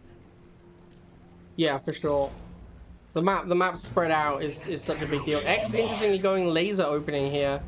Predicting the wheel opening from MDB, which makes sense because MDB does it always. MDB is not messing around. He's not going to make a second wheel. He's going straight into those flamers. Of course. Punch the double laser build, right? Interestingly, X is going into Venom. Oh, excuse me. In my experience, Flamer Bike beats Laser Venom pretty easily, so I don't fancy X's chances here. I think this is going to be a tough one for him. And the X doesn't have any bikes in his deck. This is really odd to see from him. He's got laser and stealth tank to deal with air. MDB doesn't run Banshee, though, so not as big of a detriment. But this early Venom build is very cheeky. I'm still surprised to see that. Now, the X is holding on. He moves the laser up. He gets a boost on the Venom here, slowly chewing through the flames. And, of course, with the chip damage from the Venom and the lasers, that's those. He needs to get a block on the flames. He does. Nice move there, and just paying attention to the top of the map. Of course, the flames are going to chew right through that. He's going to try and block him back, try to just let him survive for a little longer. Of course, it's a little bit too late as the wheels do make it on, but it's just not going to be enough. Again, the boosted bikes, really nice boost there from MDB just to take pads, and MDB takes that first missile as a result. Yeah, and as expected, like Flamer, like Venom has to take a long time standing next to a Flamer to kill it. Flamer can take some hits, run away, come back in. Like the bikes don't need any time at all to unload their volley. It's just a really rough matchup. Like Flamer Venom just loses to, Laser Venom loses to Flamer Bike in my experience, and that is what we saw here again. It does. Well, Venom, so it does, I think it's 150 or something like that DPS And then, of course, Flames have, 420 health per squad member. So you do a little bit of math there. It's something like, I don't know, 3 seconds per squad member. So a total of 9-10 seconds to clear Flames. That's a lot of time. Yeah, I think it's more like 12. Like, it's a lot of time. And the Flames are going to run away. They're always going to stand there and get shot, unless they're killing a laser, which they will do faster than the Venom kills them. And then the same is true with the bike. The bike is only going to be taking shots from the laser if it's shooting the Venom, and will again kill the Venom faster than the lasers kill the bikes. So MDB here, again, once playing the pads very well. We see the lasers go up top. The Venom's going to try and stick the pad as well, but MDB making a push for the bottom right. The booster tank doesn't do anything. And, of course, a very easy block for MDB on the bottom left, and there it is. That's going to be game. Kind of a dominant performance for MDB there. Was not particularly close. Not as close as the first one, that's for sure. I think X's deck choices were worse. Like, straight up, I think his decks were worse. I think MDB is just playing a meta nod. X is playing like these slightly off meta nod decks that aren't as strong, and I think we saw that repeatedly. Like, his deck just was worse. He struggled with Flamers both games. He didn't play Flamers himself either game. Flamer is meta. Got crushed. Like, I mean, that's sort of how it went, right? Pretty well, yeah. And you know, I got to say, I was expecting a closer series. The first game was a little bit more of what I was expecting. Like, I thought this would go to 3. Yeah. But yeah, MDB just, again, like the way he plays the pads, he's realized that, well, if I just hold the pads, then I'll win the game. So I'm just gonna, and that's difficult to do because there's so many things going on at the, like, you're trying to win, you're trying to get favorable matchups across the map. So there's 3 or 4 matchups going on at the same time, and then you're trying to constantly think about controlling the pads and where everything's located, trying to memorize. Okay, this is over here. This is over here. There, like, it's a lot to manage, and MDB does that really well, and I think that's why he's doing so well. He just happens to manage the pads better than most players are. But also, as you say, the deck choice there, I think the X just picked the wrong deck there in the second. I have no idea where that deck came from. Maybe it was like a deck he's played a lot on ladder for some reason. It worked well for him there, but it sure didn't work for him here. Yeah, and I think that, as you say, deck is a huge choice. We talked about this a lot during tournaments. In tournament matchups, deck matters a lot. MDB clearly has a comfort deck that he plays a lot. He's happy to just play it every single game. Exactly. I don't know what the X, like, yeah, I mean, I think the problem is that when you are one of the better players, such as the X and Huck and Alicia, you can get a false sense of security in your deck choices. Because 99% of your games, you win despite the fact your deck isn't that good. And then you're like, my deck is great, I win all my games. And then you go up against someone who's actually really good, who is playing the best deck, and you struggle, and you die. And then you're like, oh, what happened there? I'm not sure. And what happened is their deck is better than yours. Like, we've seen this repeatedly. Like, I mean, not to, hate too much, but I feel like you remember that Alicia deck that was like quad infantry, and she called it booty shorts? Oh, yeah. It was like 4 infantry, Pitbull Titan. And she was like, this deck is really good, I'm dominating everyone with it. And then she played some tournaments and she got shit on because the deck sucked, right? Like, she won almost all her ladder games playing it because she just beat people with a ham sandwich. But then she played against good players and she got beat because the deck sucked. Exactly. Yeah. Another example of that, I hate to pick on Alicia here, but it was another game with Alicia where she was playing Avatar against No Harv GDI, and No Harv GDI won strictly on time alone. It was on Rorschach, I believe. So it was just like, sometimes it doesn't matter how good you are. If you are out-decked that much, it's going to be, like, as long as the other player isn't asleep, you're probably going to lose. Well, not probably. You're certainly heavily disadvantaged in that regard. Yeah, or like when Striker took his little break, when he like stopped playing mid-RTL season, and then he had to come back and play near the end of the RTL season, and he hadn't played Razorback. Like, Razorback had been released, and he'd never played it. So he just didn't play a Razorback deck, and he got absolutely destroyed by Razorback every single game. And he's like, what's up with this unit? It's so broken. And I'm like, yeah. If you've been playing the game, you'd know this, and you'd just be playing it, and you'd win easily. But instead, you have no idea what you're doing. You're playing deck from last meta, and you got shit on by a much better deck. And it's like, yeah, you gotta, like, yeah. So I think people get into a false sense of security about their decks because they win so many of their games on ladder, where they can win with anything. It's like I said about Serpus. I'm like, Serpus can win with a ham sandwich, right? Like, so he plays these awful decks, and people are like, oh, is that deck good? You're like, no, Serpus is good. The deck sucks. Like, people who have watched my YouTube are aware of how much you can win with bad decks. Oh, for sure. Yeah, that's a great point. Yeah, for sure. If you want to see anybody playing bad decks, That's for But sure. I don't think any of those decks are good just because I'm like 10-0ing events with them. I know they suck. I know those decks suck. No, you have to find other outs. That's what Yeah. those decks, like when you're playing a deck like that, you just find other ways to win. You can't do it in the traditionals. So you have to get creative. Well, speaking of getting creative, we got Maximus and a boot together. Well, shall we get into? Yeah, let's do it. All right, here we go. Game number 1 on Rorschach.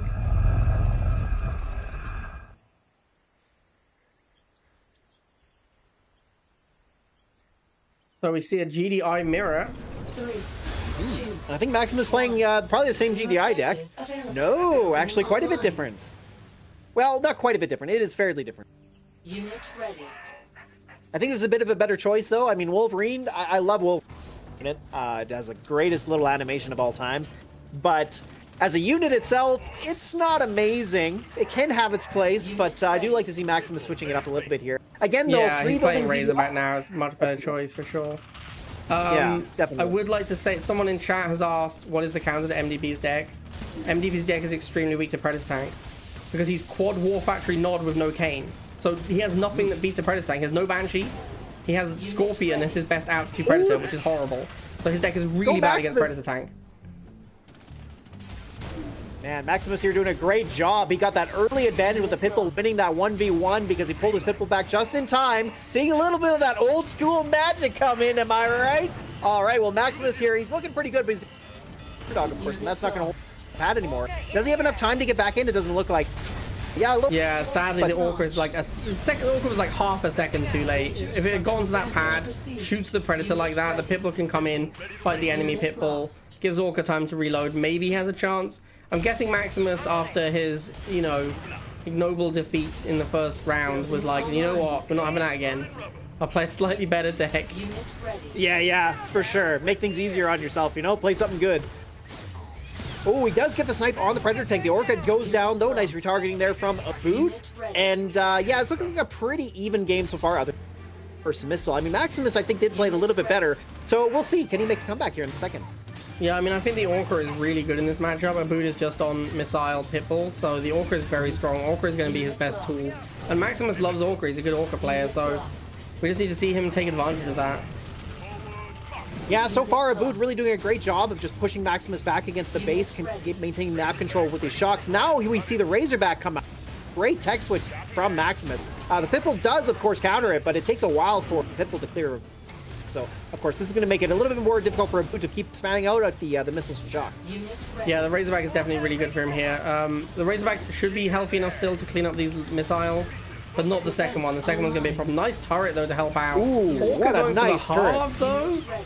I feel like it's. I feel like he needed that to kill the Predator. I don't know, man. That seems like a big misplay from Maximus. He's gonna kill the half, Yeah, but he's gonna lose the game. So who cares? What's going on? Oh, he's going for the Solomon, but he gets it out of position. Classic Rivals gameplay right there. Killed the half, lost the game. Oh man! Oh, that was brutal. Yeah, I don't know what he was doing there. Yeah, that was a bit odd. Like sending the Orca down below. I mean, I know. Yeah, like you said, Orca's really good against Marv, but. There's a missile to win, you know? Oh, dear. Yeah, that's some Harvester lust right there. Like, yeah, that was... I know it's tough. You know, you see that Harvester over there looking all fine, sitting out there just inviting you to come take it, but you got to avoid temptation, you know? You got to go for the pads. I know how ugly the pads are and how beautiful the Harv is. You got to get your focus in the right place. Think with your head, not with your pants, you know? Just going on the Harvester, obviously you get the sweet 80 tip, so you can see why it's tempting. Like the pads, what happens? Like the missile fires, who cares? No, you don't get any tip from that. You know, right. So like, I can see why you'd be tempted. Yeah, exactly. Yeah, yeah. It's just I think maybe Maximus was what part of the missile it was at, or you know something like that. Maybe he just wasn't paying attention to the timer, but yeah, it was interesting. Okay, so let's get this next game up here. We're going to be on open water. We used to hate open water because we see all the time, but now that we don't, Yeah, I mean, we used to see we'd see a lot of Giga on this map, right? But these days, Giga isn't the one, so much less likely to see it. We haven't seen any 2-range units. We haven't seen like any MLRS, any Giga, which I'm really surprised by. If we're going That is to, this is true. the time to see it. Like, this is the map. I would agree. Yep, open water, all 3 pads very close together. That is the place to do it. Famously one of the best 2-range maps in the game. If not the best. It is an extremely good, because like also you have the rocks above that help protect a flank.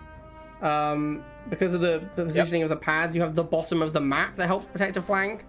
You get a 2-range unit, it can shoot the entire relevant map, like literally everything that's relevant. Because the top of the map just isn't relevant a lot of the time. Those top 3 tiles, they're only really relevant for like harvester flanks or base attacks. So yeah, the map is really constrained. It ends up being played on those bottom 4 tiles. So a 2-range unit just has range over everything. The other thing about this map too is you have to be careful about the pathing of your units. It's so easy for that bottom part to bug up that when you're sending units over there, sometimes they love to path around the top, which you always have to recorrect. It's annoying. Just, you know, the way that the pathing works in this game. But I know I've seen players will do that where they'll build a unit and start sending it towards the bottom, but then it just, you see it going on a lovely joyride all the way at the top because you're not paying attention, and you have to be wary of that. Yes. This is one of the maps where you can most blatantly take advantage of the pathfinding. If you create a line blocking the entire route from the block down to the bottom, which isn't that hard to do, it's only 3 units. It's very easy for opponents to misclick and try and get their units to go through, and it'll path all the way around the top. So like blocking out that line makes it really hard to micro. Even raider units, because normally with a raider unit, the way you get it to move in is by clicking past the target. You can't do that on this map, because the unit will go around the back. So you have to actually click exactly on the tile you want to be in, which normally is the unit you're trying to raider through, which means you have to move that unit out of the way. It's just, this map can be an absolute nightmare if you know what you're doing. You can really make it difficult for the opponent. Yep, I see Alicia abuse that all the time. I remember back in the day she used to do that constantly because she was that's where I got it from. Yeah, I watched her doing it and I picked it up because I was like, that is gross how hard it is to get through. And a lot of people on this map are like, oh, the Pathfinder sucks. And it's like, no, you suck. Like, the Pathfinder is doing what it's supposed to do.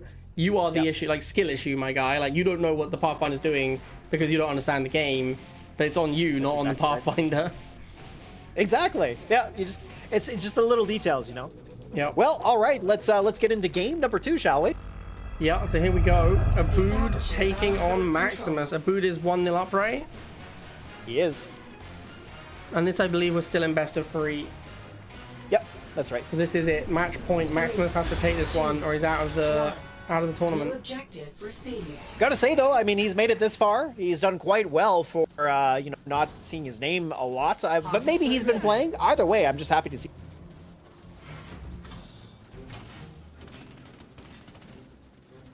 Now, we got Solomon here. Solomon is actually a great choice on open water. Pads being so close together. A good tempo Solomon can be game-breaking. Maximus here playing the same deck. A Strong Arm's not bad. It's not terrible, but, it certainly doesn't have the same capabilities of that, where there's corridors that you can just completely block. So he's going to have to, place it on the bottom near the middle pad there, but still, you can get some value out of it for sure. This is a really nice map for Maximus's deck as well, because you can make a nice little missile front, put your Razorback above it, you get your Orca behind to dance in and out against Predator tanks. Really nice map for Maximus's combined arms. Abood, a little bit less so. I mean, he can do a similar thing with the Razorback missile, I guess. In fact, this should probably turn into a Razorback missile mirror. I don't think Strong Arm's great on this map, so actually we might see the Solomon be a much bigger impact. If both players end up in like a little combined arms fortress, then you can just Solomon the crap out of all of it. So Maximus here, he built all 3 buildings here, and he managed to do that before time, and he decided to go Orca first to chase after the Predator tank. I gotta say, I was a little surprised by that. I don't know if I would go Razorback first. That said, though, he needs to clear up this low dog. The dog's not going to do it. He does have enough here to do it. He gets the Pitbull in place. Nice there. The Razorback cleans up the Pitbull. We've got the Pitbull down the bottom. Just going to hold on to the pads a little bit longer, buying time here. Load, and it's going to be able to clear out that Predator tank if he stays in. Does. Abood allowing the Orchid to get that full volley off. A huge beating there. And now we see double Pitbull, though. Abood here getting on for life. We've got the missile cycling from behind, and that's going to be missile number 1 for Abood. Yeah, and now you see the turret comes out and does nothing because this map isn't very good for turret. Like, Abood just doesn't go to those bottom tiles. The turret is worthless. Abood does a very nice leapfrog there, which is something that I talk about occasionally. It's definitely something I talk about in during my previous coaching courses when I used to do it. Basically, on a map like this, instead of making a unit and trying to bring it across to the pad, you make a unit, you put it on the back pad. Whatever's on the back pad moves to the middle. Whatever's on the middle moves to the front. That's exactly what Abood did there. That's how he had control of all 3 pads. And that's a much better way to get your units into battle sooner. It is. Well, you maintain control of that hex, so you prevent a block from happening. And yeah, it makes it very difficult for your opponent to just continually stop you from getting in. The Maximus here, I was going to say Maximus needs a Predator tank, but he's not the guy with Predator tanks, so... Right, he's yeah, he's got an Orca. Orca, I think. He needs to get some value out of the Orca, because like, it is turning into a Razorback missile mirror, as I semi-predicted. I thought this might be the case. Maximus here really leaning hard on pit bulls, which is not a terrible idea. The double Razorback's been cleaning things up, but we see another Predator coming out. We've got the Orca in from behind, but double pit bull from a... And he does have a healthy pit bull, but only one of them. That pit bull at the back, there's a liability. You see the turret getting a little bit of chip damage, though, but I think it's going to be a little bit too late. As Abood here has really good map positioning, he's going to cycle the unit again, and that's all 3 pads taken, as well as missile number. Maximus's units were just too beat up as we came to the closing portion of that missile, and Abood's units all come in. So that was a classic case of getting punished for winning, because Natsky killed all... Sorry, not Natsky. Maximus killed all of Abood's units, but left his own units basically dead. And then Abood's fresh wave of reinforcements comes in, kills everything. Maximus doesn't have time to get back on the map. And that's it. Right. End of discussion. So it's a classic sort of... It's a classic sort of punish for winning situation, which is one of the outcomes of the Command & Conquer Rivals PopCap system. Which is that when you win a close fight, you end up really far behind to the enemy next wave. And if the timing is bad, then you just lose when it matters most. Exactly. And like Maximus would ironically be better off losing all of his units, but almost killing all of Abood's. Then he could be the guy with the fresh wave that takes over when it's relevant. And that is, I mean, that's just one of the classic issues of the Command & Conquer Rivals PopCap system. So there we go. Abood does take that down. We now have Abood in the semi-finals. No, sorry. Yes, the semi-finals of the loser bracket. So the winner of Abood versus his opponent will face the X to see who faces the grand finals of MDB. I believe we are currently waiting, because Satana's Ensorger is ongoing. And I believe we are waiting for that to end so that we can then do winner of that plays Abood, winner of that plays X, winner of that plays MDB for the qualification. Very exciting. Well, and so Satanis and Ensorger, they're at 1-1 right now. And they're going to be on Sandbar for their final map. So Sandbar is kind of brutal to play as your third match, because that can go on forever and ever. But that's interesting. Satanis managed to take a game off of Ensorger, so that's pretty impressive. I wonder what kind of decks they're playing. It looks like Ensorger has now submitted 2-1. Ensorger is the winner. Oh, look at that. So Satanis is sadly out. We didn't get to see Satanis play as much as I would like, because obviously I love seeing Satanis play. Yeah.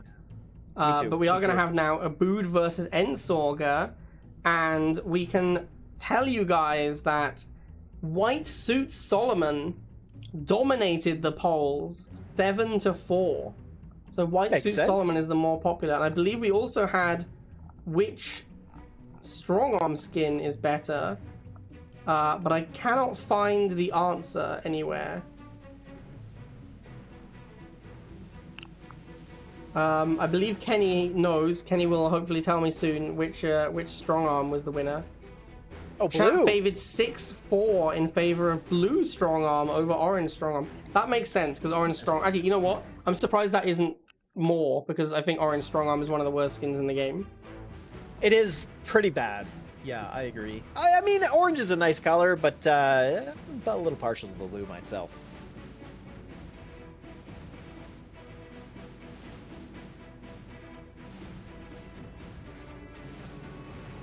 Okay, well, so yeah, as you said, we're going to have Ensorger facing off against Abood. That's pretty great. Ensorger making his way all the way here. Same with Abood.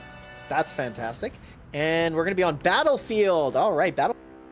Again, it's a different map, and as always, a different map means you can play different decks. So maybe we'll see a bit of a switch up here. I don't know. It seems like we're seeing a lot of people leaning on what they're comfortable with. Yeah. But, you know, we have also seen players try to pull out specific decks. I think Ensorger will do that. I'm pretty sure that's great for this. My guess would be LRS. That's what I think we'll see from him. I don't know what Abood would play. I have no idea. We've definitely seen as the most, well, we only seen the X play once, to be fair, and he played 2 different decks, so he changed deck a fair bit.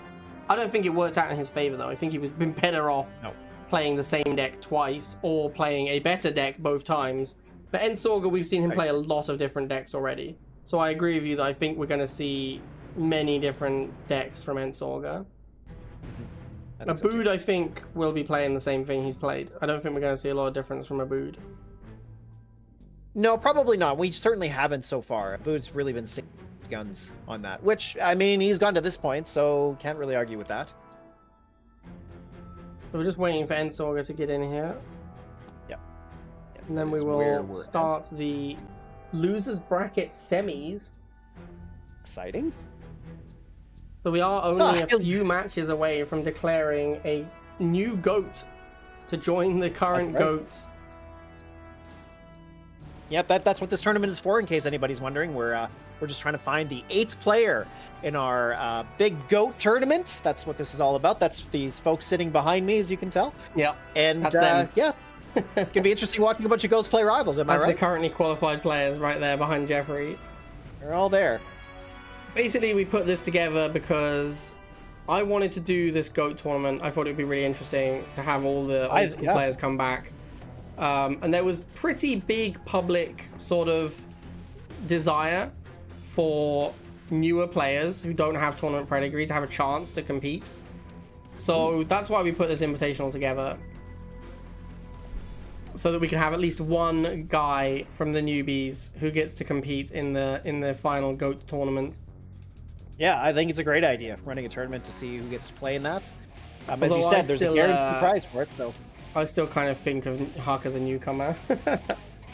Well, yeah, for us, right? I mean, Huck's been around for a couple of years now, and he's definitely, like, there's always, in the eras of rivals, you could define it that. There's always been somebody at the tippy top, and Huckinator seems to be the most recent example of that. So I agree with you. I think he's kind of recent, but he deserves to be there, I believe. Yeah. Yeah, for sure. I mean, he did win the World Championship that we had, like, one of the more recent tournaments. Which, to be fair, was still like 2 years ago, but it was more recent than others. He did win Legion Live as well, so there's that. Yep. He's got that sweet trophy to show for it. All right, so we got Abood and Ensorger ready to go. Let's jump into it. Here we go. Establishing battlefield control. Big match coming up. Big match, and who's got the bigger deck, do you think? Yeah, that's what we're going to see. Whose deck is they going to get their decks out on the table, and we're going to see who has the bigger one. That's right, exactly. 3, 2, 1. New objective available. Interesting. We got Razorback, and then we've got, I don't know what to call that deck that Ensorger's playing, especially with Oksana. That's an interesting choice. I think that would want Kane. Yeah, I mean, there's been a lot of Oksana lately, like a surprising amount, and I agree with you that this is a weird deck from Ensorger, and he's going to really regret not having that Kane here, because his deck is very weak to Predator. He has to use Banshee to fight Predator. And on this map as well, like, it's gonna be like, is this gonna be Predator and Pitbulls all in a fucking, like, you know, circle jerk in the middle? I don't know how you're gonna use. Right. I don't know how you're gonna get Banshee to kill the Predator in that situation. I actually hate Ensorger's deck. Like, I hate it. I don't understand what it's for.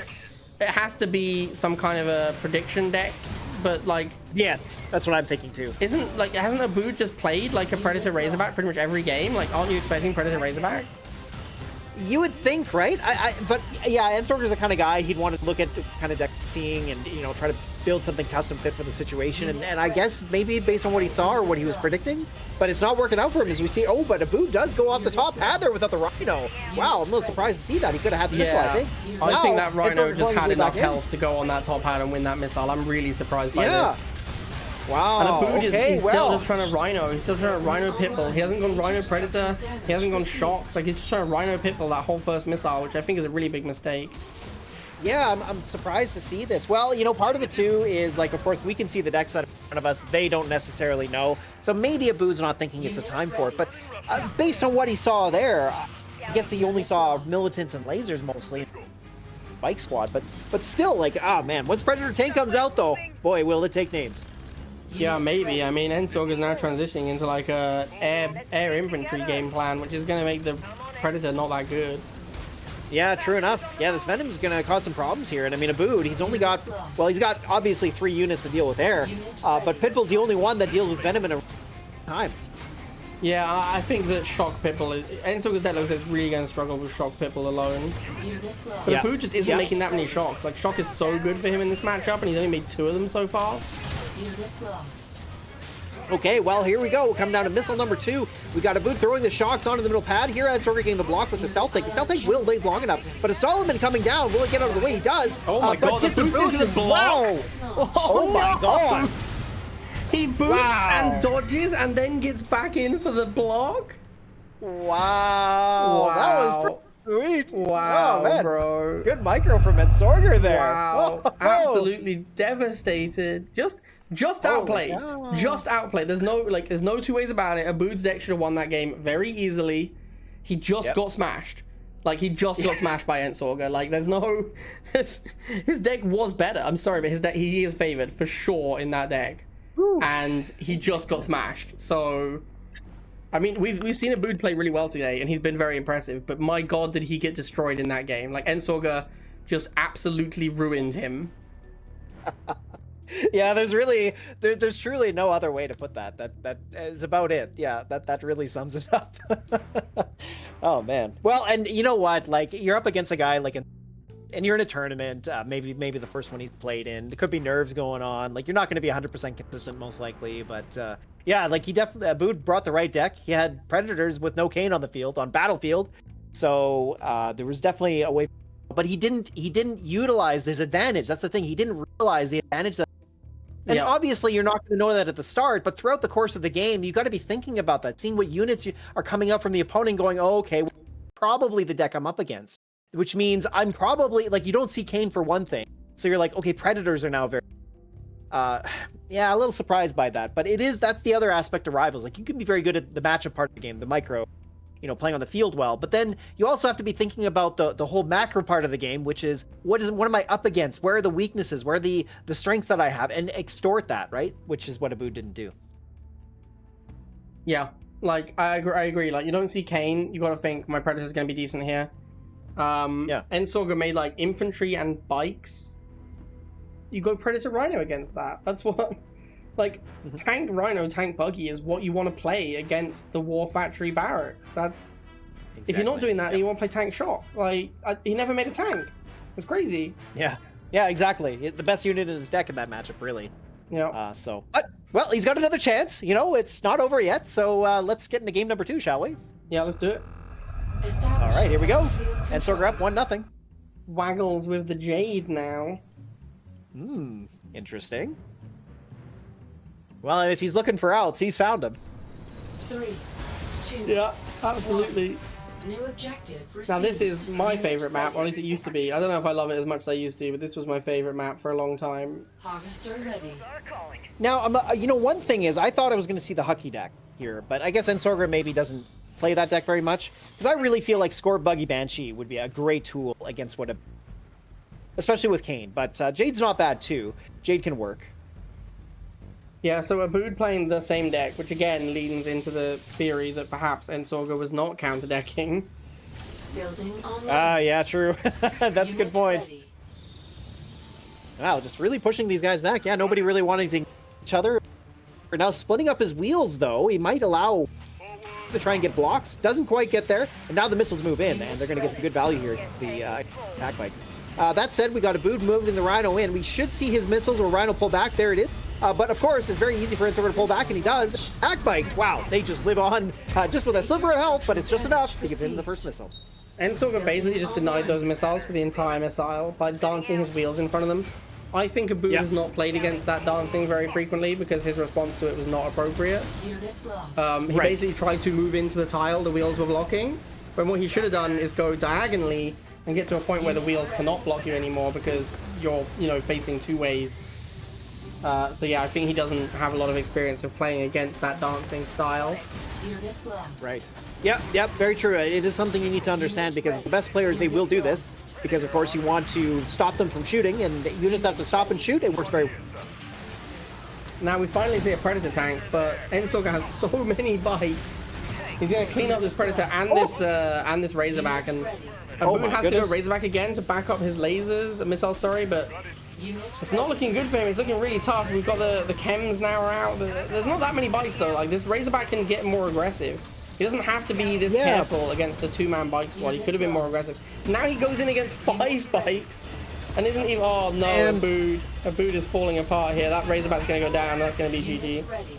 Wow, too bad there. Yeah, a lot of missed blocks, just not getting good matchups, not positioning the Razorback well. The attack bikes, like, and you know what? Ensorger kind of was sitting back there a little bit.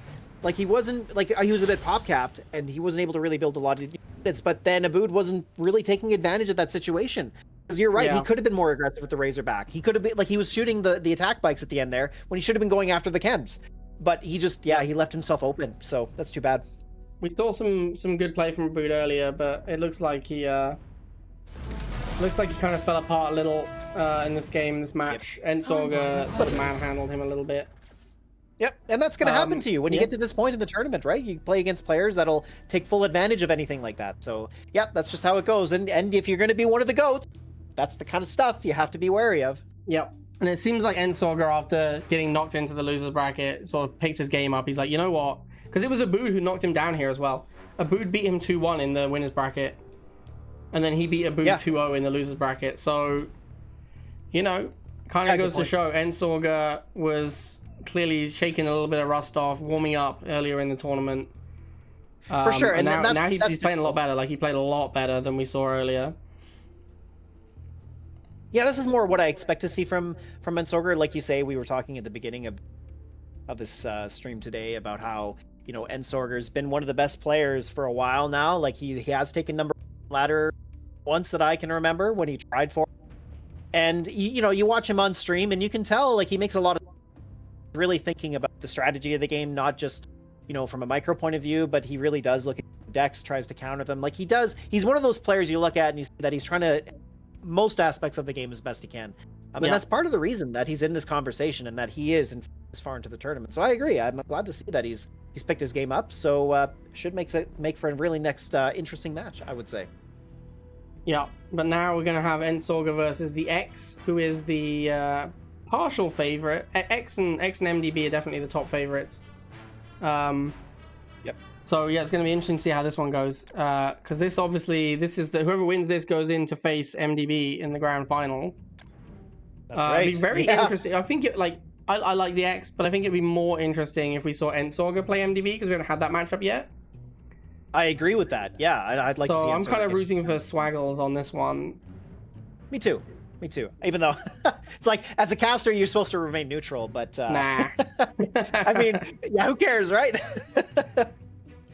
And also, yeah, it looks like this 5 now because we're in the semis. So yeah, we're now best of 5 as well. I believe that Ensorger is also in Elita at the moment.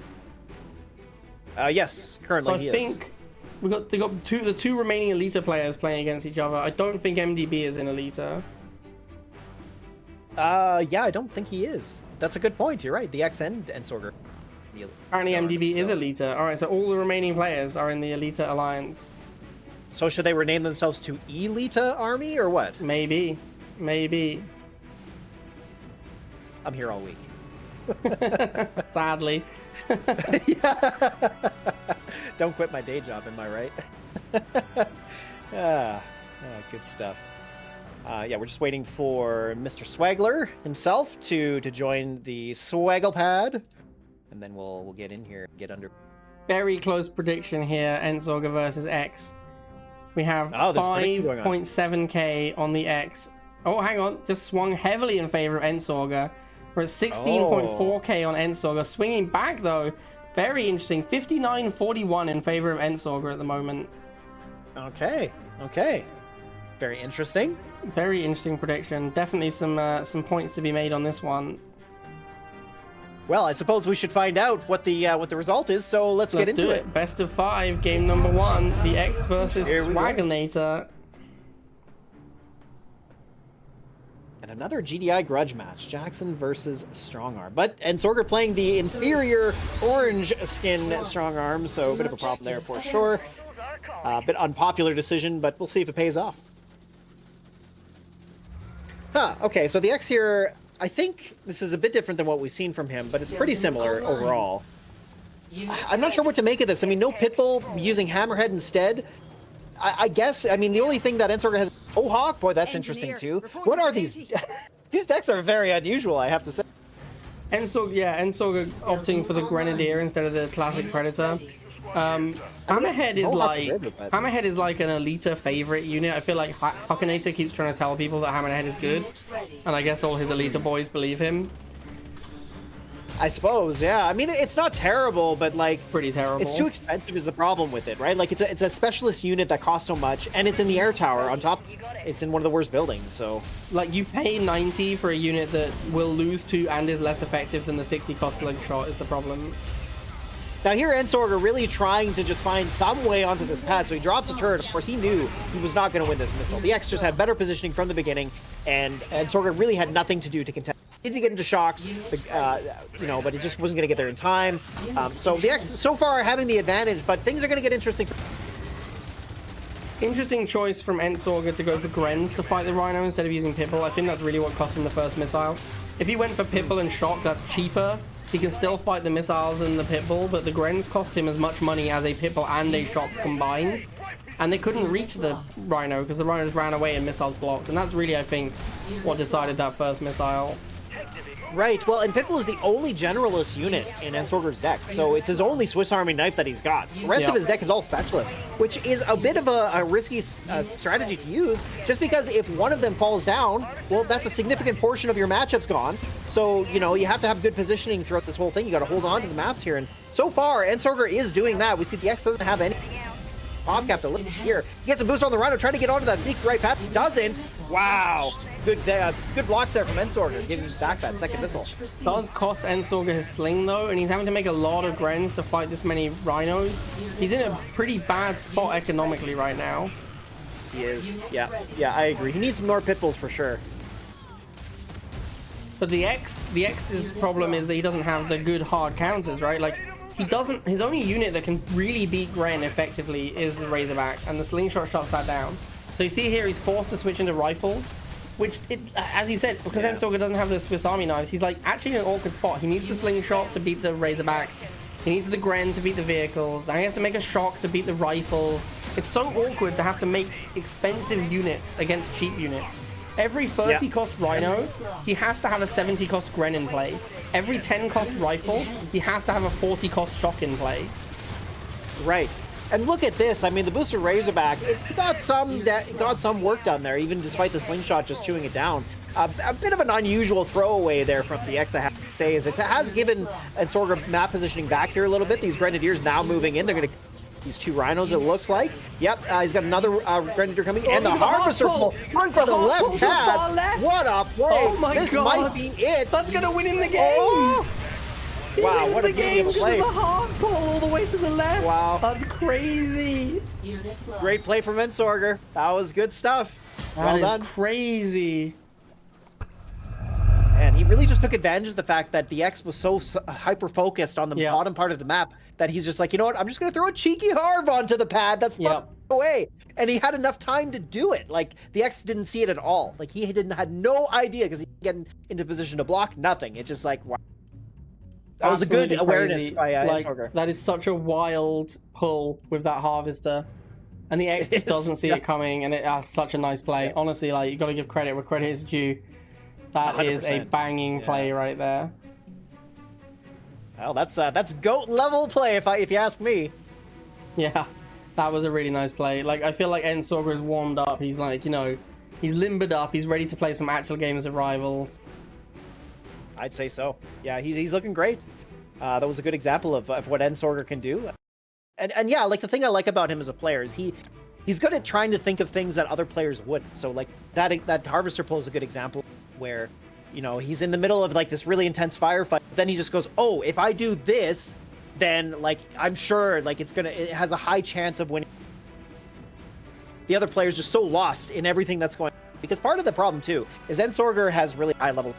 When you're in those matchups, when you're against somebody who has just as good as you do, it really does stop you from being able to think about things at times because you're just so focused on what's going on that you just don't have time to, or really you're just not used to thinking at high level play maybe, or whatever it is. But yeah, Ensorger takes really good advantage there. That was fantastic. Yeah, very interesting game. Very well played from Ensorger. Really starting to see some GOAT level plays now. Absolutely. Absolutely. The ghosts behind me, they were impressed, let me tell you. They were very impressed. All right. Well, that was only game number 1, though. It's best of 5, so lots more to go. And speaking of that, let's jump into it. Game number 2 here. Here we go. 1-0 lead for your boy Swaggles. Very close matchup, though. Like, very close game. Like, this could still easily swing either way. Obviously, being up a game, that's where you want to be, though. For sure. Yeah, absolutely. 1. And here we are on open prairie. And, okay, wow, interesting. So we got MLRS versus Orca Bomber. You know, I think I like the Orca Bomber a little bit better. The MLRS, I mean, it's a little bit tougher to get set up. You have those rocks, which are in an awkward spot where you can't really put a blocker in front of it because the rocks are spot. So I think the Orca Bomber does have the overall. But what do you make of this matchup? The MLRS is very interesting. Like, he does have to use Borka to counter it. I think that the situation where a single Borka can beat a single Slingshot is going to lean very heavily in X's favor. Because you've got to put your Slingshot near your MLRS. When the Borka shows up, it's going to run over the Slingshot. You've got to move the MLRS to make sure it doesn't get caught up in the crossfire. Once the MLRS moves, it's awkward because then your opponent can push in. And that's what you want to make your opponent do, is move MLRS around. So yeah, although having said that, Ensorger can basically just play shocks. And that forces X to mirror him, because the only other answer he has to them really is Borka. So it could just turn into an infantry mirror. What is this boost? Very interesting. We got a boost on the War Dogs from Ensorger, try and clear missiles, but it's not going to work. Will it give him the pad, though? Look at that. He moves his healthy dogs in place and cycles them in. Very smart, as that should secure the first missile, and it does. Yeah, very nice play there from Ensorger. Mostly, like, I mean, it just shows the power of dogs in the early game. I think wheels maintain their value for longer in a game of rivals than dogs. But at the start of the game, dogs are unmatched. Building online. For sure, yeah, and that makes perfect sense, right? Early game, it's a lot of low-cost units. Later game, you got higher-cost units, so you want to have the higher damage in it. And well, here comes the first Orca Bomber, and it's a position to use. You have preemptive sling here, which is... Oh, is it going to get it? Oh, no. Wow, the Orca Bomber with the boost so the Borka does kill the sling, which is to be expected, but it also does a lot of damage to the MLRS. The preemptive sling from Ensorger was... I mean, like, if you make an MLRS, maybe you expect a Borka coming in. It's not totally insane. But yeah, the preemptive sling was interesting.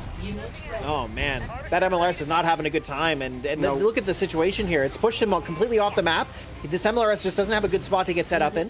Ensorger does have the first missile, though. Borka's still alive. Like, Ensorger's inability to build the second sling to finish it is absolutely ruining him here. It is, totally. Oh, and he boosted the dogs. That had to have been a mistake. Yeah, there's no way he wanted to boost those dogs. That was definitely a misplay. I think the slingshot he wanted. Or just nothing. There we go. Yeah, right. Maybe he had big thumbs there for a minute. Yeah, I feel like he might have accidentally hit the boost command there and didn't actually want to boost. But that Borka cleaned up, as I said, it cleaned up it's going to clean up the slingshot. If it sideswipes the MLRS, then Ensorger's in trouble, and that's exactly what happened.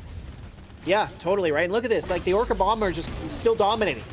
And the Slingshot just getting taken down. Now, I have to say, I really like seeing Slingshot just get absolutely smashed. That's wonderful. Yeah. Would. But let's too bad here for Ensorger, you know? Oh, but boy, you know what? This is what it all comes down to. Who's going to take this missile? And, well, Ensorger making a push here, but of course, he's not going to be able to get to that left pad, so with a couple of blocks. Hold on a minute, though. He got the miss block. He's on the pad. Sneaky dog around the bottom. Oh, my God. What? Oh, no. X. Wow. What?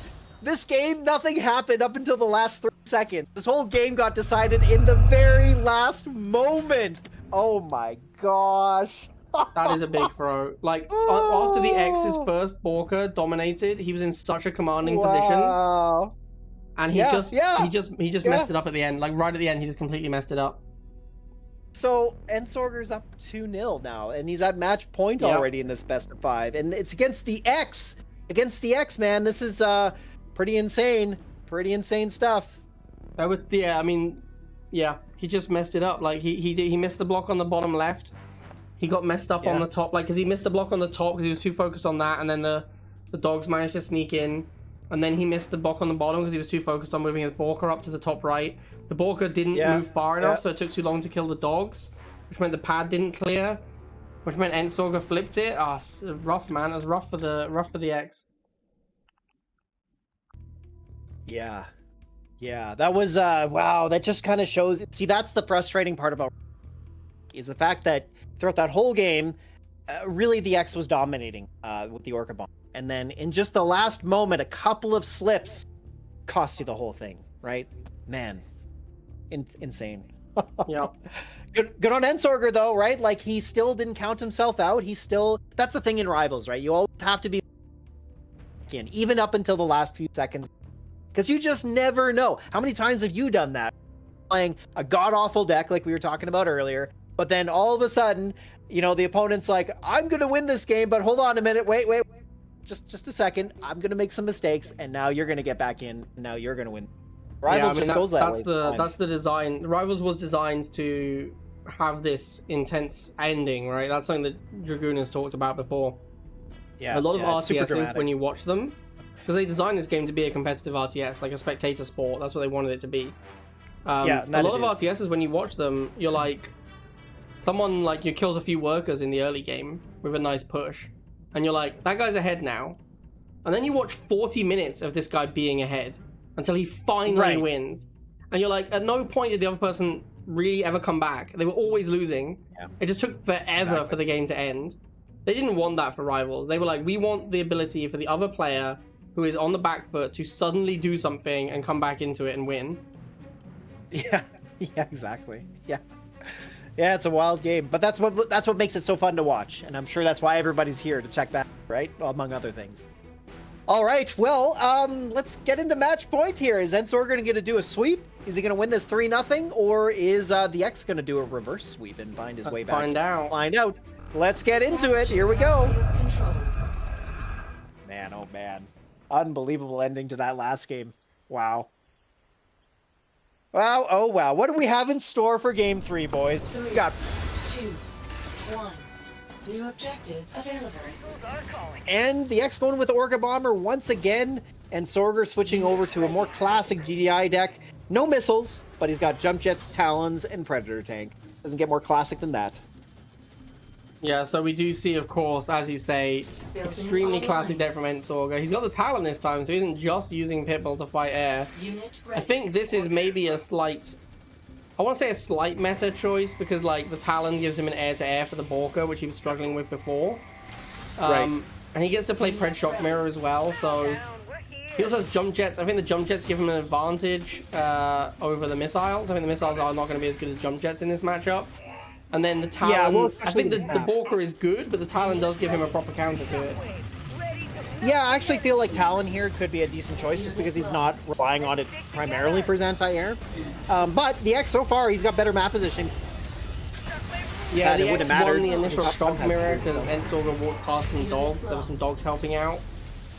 Which then allowed the X to make a second shock and just be miles ahead on infantry. And that's all they're playing at the moment, is infantry mirror. Exactly, yeah.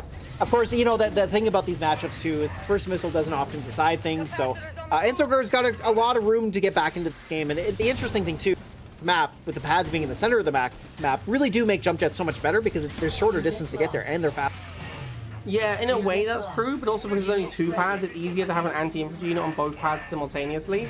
Which means the Jump Jets don't have a safe place to fly to. Because normally what happens is the Jump Jets will go to the back pad that is lightly held or held by like a missile or a dog or something, and the Jump Jets will dominate. But on this map, there's way more likely to be a shock on both pads. So far, we're just seeing a big shock work taking place. Really, both players have only built 3 units total out of their decks, so not really seeing much unfolding yet. I do suspect, though, the X is saving up for a Orca Bomber. Probably just waiting for a good moment to build it as a template switch, because I think the X is ready to drop that Borka, or he's prepping for it. Ensorger could have gone Talon. He doesn't know this, because he doesn't know what his opponent's deck looks like. But because there's a Sling and no Pitbull, he could make Talon, and then it's a really expensive counter for X to make a Sling just for a Talon. Yeah, that's a good point, actually, and the Slingshot could be a liability at that point. Because, of course, he's still got Talon now. Ooh, okay, so here we go. Can Ensorger come back, or the X is... we do see the Predators are going to trade. He needs to get that Pitbull taken care of. Building online. Oh, that said though, the shock trooper goes down. We got the first Orca bomber coming out. It's going to be at a great Borka's time gonna though. clean up He's going to go right top, at and that top That pad. might be GG. Oh, but the boy, Borka he doesn't gets clean back up. on the pad though. He messes up the look at that, Borka and he doesn't slingshot. clean up. Oh man, That the is shots don't huge. block the bottom pad. He's going to get onto it with the pivot and the talon. Is it going to be enough to clear it? He does clear it. He blocks the missiles as well. This could be it. Oh, but the missiles get misses on the there. This is huge. I think that's it. I think it's over. I think the X Yeah, has it. that's it. There it guys- is. Launched. Wow. Ooh. Big comeback for the Close. X here. The Borka was so much better. It's like I said, the map. I think the map is too small for the jump jets to be that good. Because That's it a was good too point, easy for yeah. X to have an anti-infantry unit on both pads. And then the Borka Right. was really good. The Borka was really good. Ensorger says that was the wrong map. I planned for a different map. I mean, Was it the wrong map? no, it was Scorpion Tail, which was the map the bot Yeah. said it was going to be. Yeah, that's right. Yeah. Frozen Road, Open Prairie, Scorpion Tail, Battlefield, Hold. I think Ensorger just got the map wrong, is what he's saying. Oh, okay, okay. I was like, did I screw that up? Okay, yeah, I think you're right. All right, Battlefield, I'm making sure. Now I'm like, oh, gotta make sure. Okay, yeah, we're good. All right. I mean, it's not like he brought a bad deck, really. Like, in the end, even if that was the case, he's still, like, he was still in the game. Yeah, so the issue was that the bot wasn't set up for this to be a best of 5. So after Ensorger won twice, the bot declared him the winner, sent him the map for game 1 for the finals, which he wasn't yet in. So he was looking at that and wasn't looking at featured, which is where the actual map is shown. Having said that, the map that the bot had given him was Sandbar, which I think would have played out in a fairly similar manner. It would have been a bit worse for the X because the Borka would have had to go around the nuclear missile to get between pads. True, true. Yeah, but yeah, so a little bit of miscommunication because the bot got a little confused there. Because the bot didn't know this was meant to be a best of 5. Right. Yeah, well, we can give some grace to the bot. I mean, that's pretty amazing. You know, it's unfortunate, but thankfully, I guess in the maps were at least somewhat similar. Just, of course, no missile silo between the pads. But yeah. So yeah, now we're on Battlefield, which hopefully every player knows. Yeah, I mean, it's Battlefield, you see a lot of, and it's used in, which event was it always in? I'm trying to remember. Which one was it? Credit? No, I can't remember now. Either way, yeah, it's been around a long time. I like Battlefield quite a lot. The only thing I didn't like about it is that it really incentivizes 2 Harv, but I don't know. These days, I think 2 Harv's in the worst place it's ever been, so especially in tournament settings, you don't see it too often. So I quite like the map. Yeah, it's a decent map. Although I do feel like we've seen a lot of the same maps. We might need to expand the map pool for the finals, for like the GOAT tournament. Yeah, about at this point now, we have seen a lot of this. I mean, it was we were seeing a bit of a variety up until the semis there, but yeah, I agree. Might be time to expand the map pool a little bit. Maybe put in Canal Row. Yeah, I mean, I think, like, much like Middle Oasis, the problem with the maps that people hate on is usually that they are on ladder. So they play very differently to a normal map. So your deck, which functions most of the time, suddenly doesn't work as well because you're on a weird map. And that's frustrating. Yeah. If you're in a tournament and you know you're playing that map, then it's on you to build a deck that can play that map. If you're like, oh, well, I lost on Middle Oasis because I play Giga, it's like, well, then play a better deck. Like, it's on you. Don't play a deck that sucks on that map. Like, if you can only play one deck, then you suck. That's the problem. Exactly. Yeah. Yeah, 100%. So yeah, I think something like Canal Row, I think we should bring out the bangers for the GOAT tournament, like for the actual finals. Yeah, why not? Definitely Middle Oasis, definitely Canal Row. I don't know if I can bring myself to say Center Rally, because I think that map actually just sucks. I don't think it matters what deck you play. I think the map itself is heinous. It is. I guess it could be interesting to see how goats tackle it, but we could bring out Free Sentinels, the one that Alicia used to get tank rushed on all the time. That one's a cracker. Oh, there you go. Maybe see if someone tank rushes Alicia. That'd be hilarious. That would actually be hilarious. Yeah, back in the day, that was the way to beat Alicia, because she played War Factory opener, and she would play no missiles typically, so she could get caught off guard. Yeah, it's always funny. Okay, well, we got our players in, so let's kick off game number 4, shall we? Yep, let's do it. Establishing. Okay, 2-1 here we for the go. Ensorger at the moment. Still match point. The X needs to win every game from here on out. He has to win the next two to get to the grand finals to retake on MDB. 3, 2, 1. New objective received. Okay, well, yeah, I would say this looks a bit more bog standard for this map. Ensorger making a good choice with Slingshot and Predator. And, yeah, I mean, the Orca Bomber is decent. It's still going to be very good, right? Like, same situation as last time. Really depends on how Ensorger counters it. Yeah. It's going to be interesting because we've got Razorback versus Borka. The Razorback is kind of unusable against the Slingshot, though. So Ensorger's going to be forced to play Snipers. This is a really good map for Sniper, though. I actually think Sniper's a good choice here. Yep. If he micros the Snipers well, it's going to be really hard for X. Because, like, there's no way you can go where the Snipers can't shoot you. Right. Yeah, there are, like, the spot where the missiles are from there. That's where you snipers, and then they can shoot everything. And it's not hard to put blockers in front. So I agree with you. I think snipers are a really good choice here. Okay, well, we got the boost on the snipers. It's going to clean up those shocks. The boost does help with getting enough shots off to clear them in. Unit lost.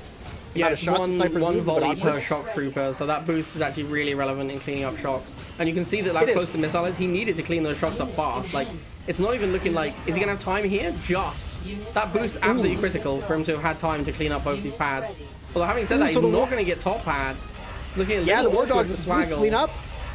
That was interesting. Yeah, the boost on the War Dogs there allowed just enough time for the War Dogs to missiles, so of course that means the X gets the top pad. Now Ensorger's in a little bit of a prepared situation with these dogs because, as we were talking about before, early game their hit points are really valuable. But hold on a minute! Oh my goodness! But the slingshot coming in from behind, will the missiles clear that slingshot?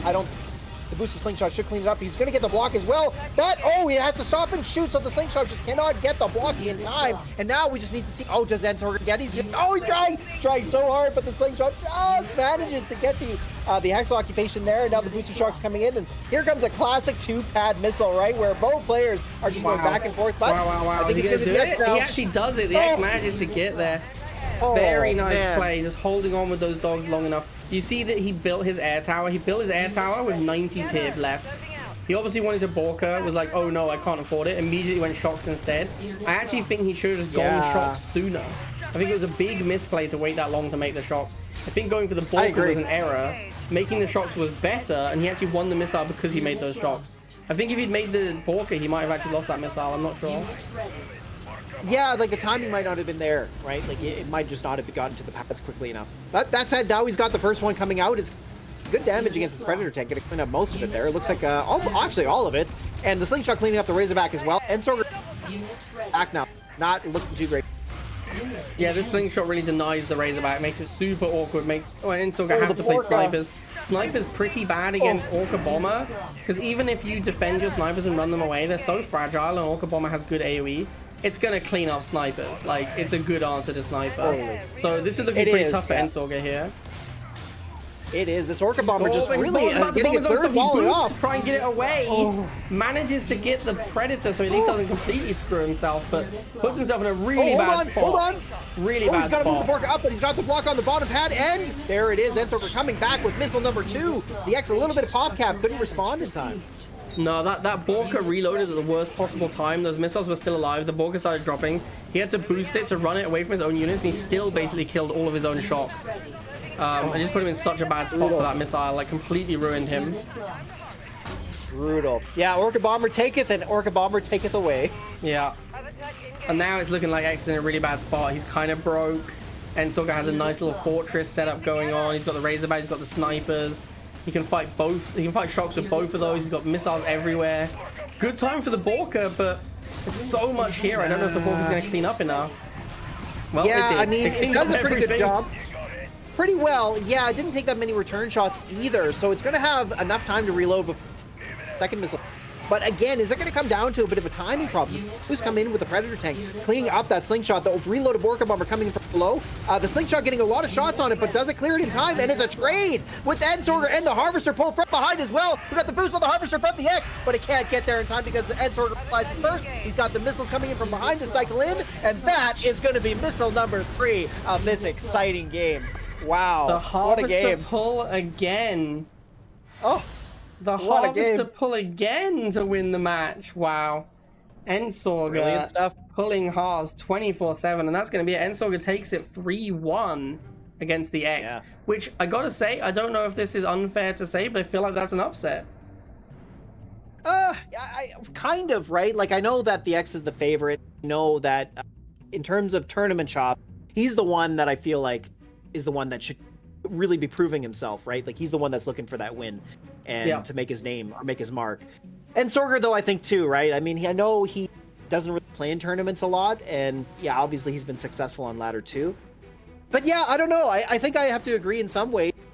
One is a dominant, dominant win from Ensorger. It was close though. Like, I'm not saying it got, you know, smacked around or anything. Yeah, I don't know. Ensorger just really bringing it out today. It's impressive. It's nice to see. Yeah, Ensorger kind of just smashed it there, you know, like hard to argue, And you know what? We're gonna say that means that the X lost to MDB, and then the X lost to Ensorger. So, you know, X is a good player. I'm not saying he's not a good player, but like he clearly was outmatched in this tournament, and that's why it's good to have these tournaments so we can see. Exactly. Yeah, and we haven't done it in a while, so that's the other interesting part. Oh man, that was that was insane. Good stuff though, and you know what? Like, the cool thing about that matchup too, right? It gave the X a way to pull back in, and that's kind of what we game. There was tug of war all the time.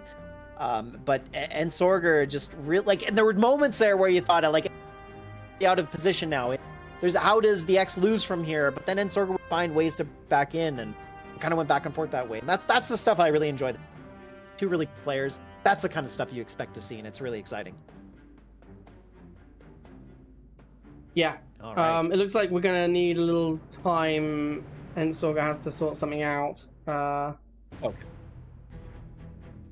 Apparently you're cutting out a lot now, Jeffrey. Oh, that's weird. Okay, hold on. Let me see if I can figure out why that is. It seems like, to me, it sounds like you have voice activated or some kind of gating, and it's not. It's too much. It's not sensitive enough. That's what it sounds like to me. Weird, because I don't think I have any gating on. Let me double check. Are you on voice activated on Discord? Yeah. Oh, that's going to be what it is then. Like, the Discord sensitivity is maybe too low, and it's not picking up your voice all the time. Check here. So interestingly, that poll, we did have a 59% favored for Ensorger on the prediction, and he did win. So sure did. Okay, I had echo cancellation on in Discord for some reason. I've tried turning that off. We'll see if that helps. I don't have a way to adjust the sensitivity, it looks like. I could also try, hold on. Maybe the volume on my microphone's a bit too low. And it's just not yeah, or maybe if you try reason. just moving the microphone closer to your mouth, because it's kind of like, we can see on the camera, it's like a little out. Well, you could try doing that, that might help. Okay, so there we go, and where is...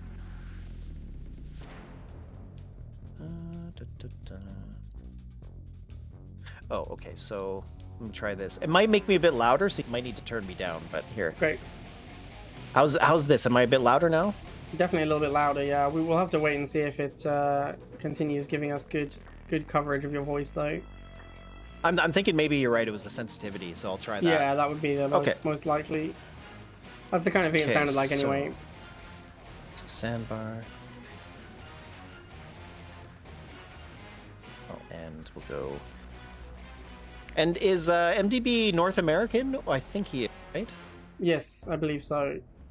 Okay, so we'll do game one sandbar since he's in the bracket. And then are we doing the for the winner? We're doing what, sorry? Is it going to be that MDB will start with one win? Yeah, MDB starts 1-0 up. That's how we're going to do it. That's normally how we do it. Sounds good. Okay, I got the game up.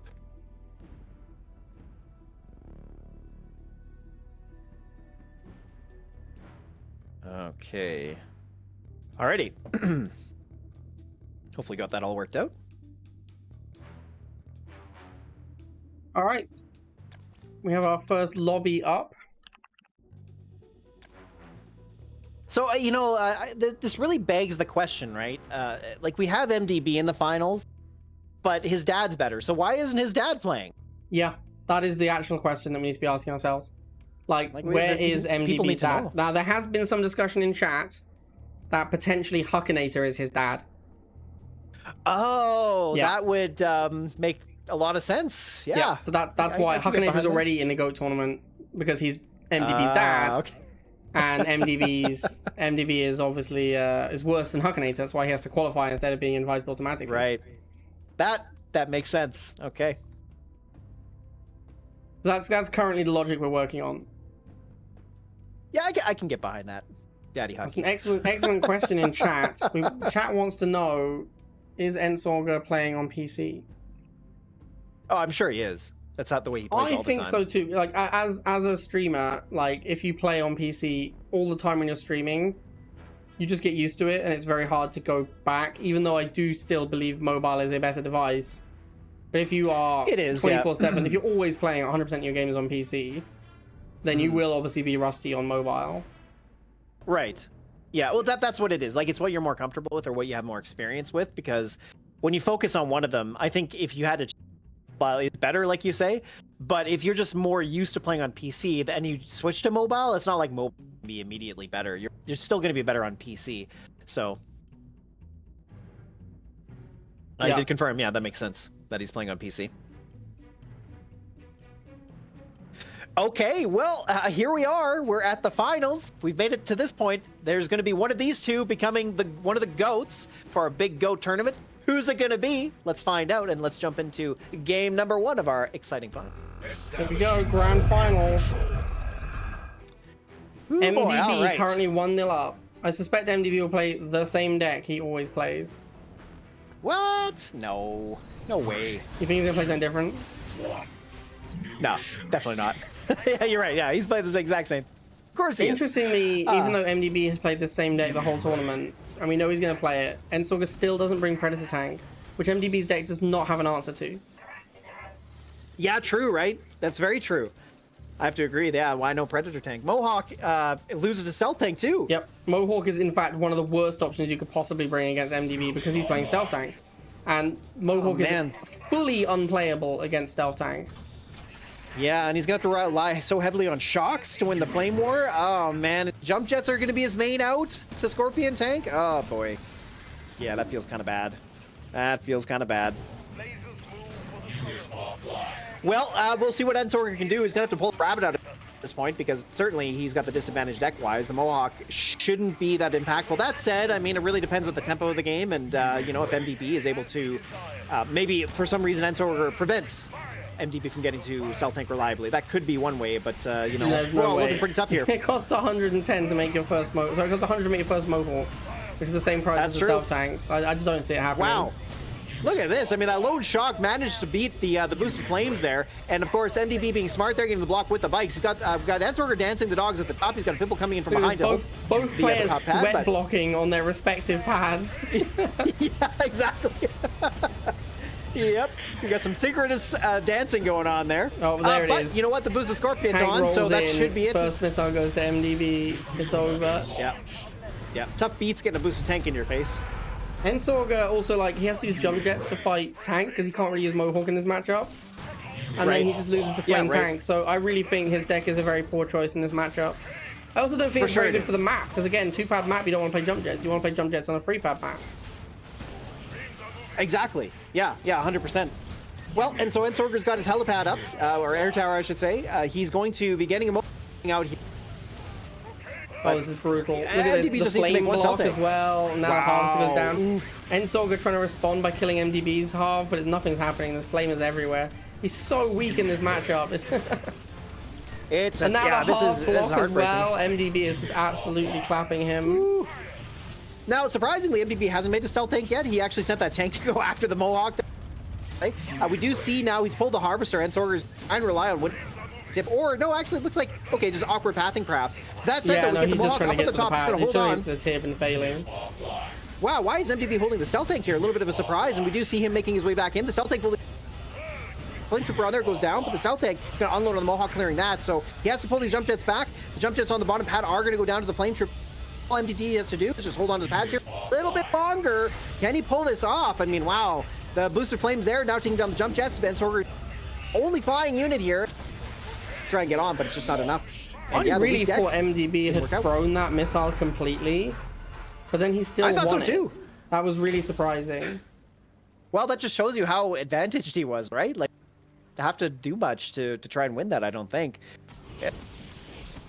You know? Oh, am I back?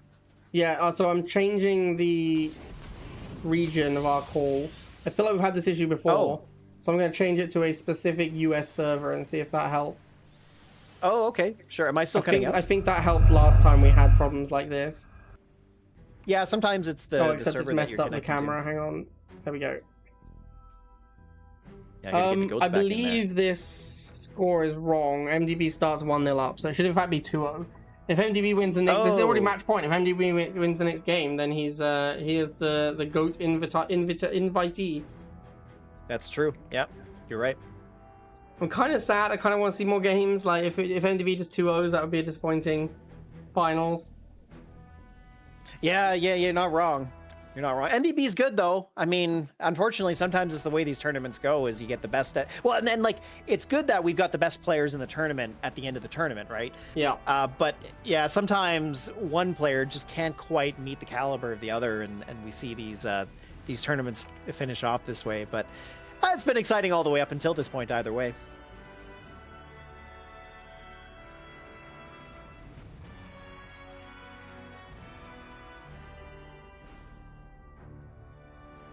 And here we are at a different map we haven't seen yet, Broken Mesa. So that's interesting. I like to see this map here. It's a good balanced map, I think. Lets a lot of different strategies prevail. So, but then it also presents an interesting challenge of what deck you bring, unless you're up against MDB, who's going to play the exact same thing every single time. So yeah, Kane Predator tank is what I'd bring. I'd be interested to see if he now switches. This would be the perfect time to switch Predator, because Kane Scorpion. like Ensorger should really now be like, okay, I'm going to hard counter MDB's deck. So this would be the ideal time for MDB to play something else. Oh, true enough, right? Can you imagine? But then if you're MDB and you're like, well, okay, let's, like, how many steps down the line do you go before you go, okay, this is what I'm going to play? Because it's like, he counters this, so I'll play this. But then what if he's thinking I might play that and then I counter that? You know, like, it could go on forever, right? But I agree with you. I think this would be an interesting spot for MDB to play something different. I'm pretty sure it would throw Ensorger way off. Because Ensorger is definitely looking into, like, okay, I need to bring a deck. Like, he's at match point now. I've got to bring a deck here that's absolutely going to give me the most advantage I can possibly get. So, yeah, a deck counter to what he just played against would make the most sense. But then, yeah, MDB could really pull the rug up under from him, so... Yeah, exactly. Although, if you're MDB, you might be thinking, I've played this deck the whole day, I haven't lost yet. True. Even if I lose this game, I have to lose 2 more, so I'll just play the same deck. Yeah, no kidding, right? No kidding. Okay, well, let's jump into it. Let's get into, well, it's technically game number 2, and MDB, or no, sorry, yeah, game number 2, and MDB's up. Wait, is that right? 2-0? Yeah, that's right. Okay, let's get into it, shall we? We really should see Predator from Ensorger here, because like MDB's deck is so weak to it. It is, yeah, I agree. I think Predator Tank would be the way to play this, for sure. And we see Jackson, so maybe. There it is. Pred shot. There it is. Also, this is a much better. It's a really good map for the jump jets. Yes, much because the better rocks for sure. make it really hard to maneuver between pads with units that don't fly. So jump jets are fantastic on this map. And we see if Ensorger's put the loses in the right this spot. one though, like, I mean, obviously there can be some luck, but there isn't that much luck in Rivals. Ensorger now has the deck advantage. So if he loses this one, that, you know, that's kind of says a lot. That's what I would say. It does. Yeah. Interesting This should choice be to go the defining jump jets moment here instead of making Pitbull. Like, don't you just want a War Factory Mirror? I guess with the wheels being so fast, he's a little scared that he just loses first missile to tempo. But don't you just want a War Factory Mirror in this situation? Yeah, you would think so, right? Because you know that flames are coming out next, and of course that would force MDB into something different. But yeah, it just didn't do that. So we get the jump jets going onto the middle pad. We got to get a block on the bottom bikes. Does get there in time. The jump jets are going to get totally chewed up, and unfortunately doesn't get the block on the bikes as well. So there it is, missile number 1 for MDB. And those jump jets did nothing. They just got absolutely brutalized. Like, it was horrible jump jets. I really don't think the jump jets were a great choice. I don't know why he didn't just go Pitbull and play a War Factory Mirror, because he's favored in 1. He is. Yeah, because that would force MDB to go into tank. And then, of course, Ensorger would respond with Predator, and he'd be It up might ahead even because of that. force... Yeah, like MDB would go tank against Pitbull, and then you go Predator against Scorpion, and then he has to go laser. And then you're in favor, because then you end up in a... You can go shock tank, whilst he has to go laser flame tank, and the lasers end up being awkward and bad. So yeah, I don't know. Well, It's going Ensorger to turn getting into the an control of absolute the middle infantry pad mirror here now, is good. because MDB does not want it to be a tank mirror, because his tanks lose. So this is going to turn into an infantry mirror. Wow, outplayed on the tank mirror. Yeah, really abusing the lock-on there of the Scorpion tank, getting a favorable positioning as well. MDB holding on to that tank is a big deal because now it's going down to the bottom pad. Of course, the JJTs are going to take care of it. This is where the jump jets are going to come into their own. So they can get down there, clean that up. Then they can go middle, clean up the bikes. He's got the dogs blocked. This is where the jump jets just absolutely shine. Oh, but the boosted flames on both sides too. Oh, it's going to be too slow. It's too slow. He needs to get the jump jets top sooner. He's going to get the Talon there. He's got to block against the bike as well. He's going to have to hold. That Talon will hold on for a bit. The lone bike there should be easy to block. He's got enough time here. He's got the jump jets going up top. Nice block there with that lone flame trooper there. Excellent use of that low squad unit. And of course, just not enough time. The Talon won't be able to hold on long enough, but he is buying time here to try and get onto the pads. But wow, MDB is really making him work for it. That said, it looks like Ensorger's got it. Oh, he comes moved back. his dog off the bottom there by accident. That could have cost him big. But you see there how good the jump jets are on this map. Jump jet just carries that missile. Yeah, when you put him in the right spot, right? Like he was sacrificing him at the start, but now he's starting to get much more value out of them. Yeah, like the one at the bottom cleaned up the tank, then moved middle, cleaned up the bikes, then died. But then he was able to send another one to the top that was just held by wheels. Jump jets just absolutely dominated that. And MDB is trying to just spam flamers and play a infantry mirror, which is what he wants to do to try and make the jump jets worse. Ensorger is refusing to oblige, though. He's just making talons. Exactly, and what a great spot for it too, because there were 3 flames on the field. It just allowed Ensorger to completely take control of the map.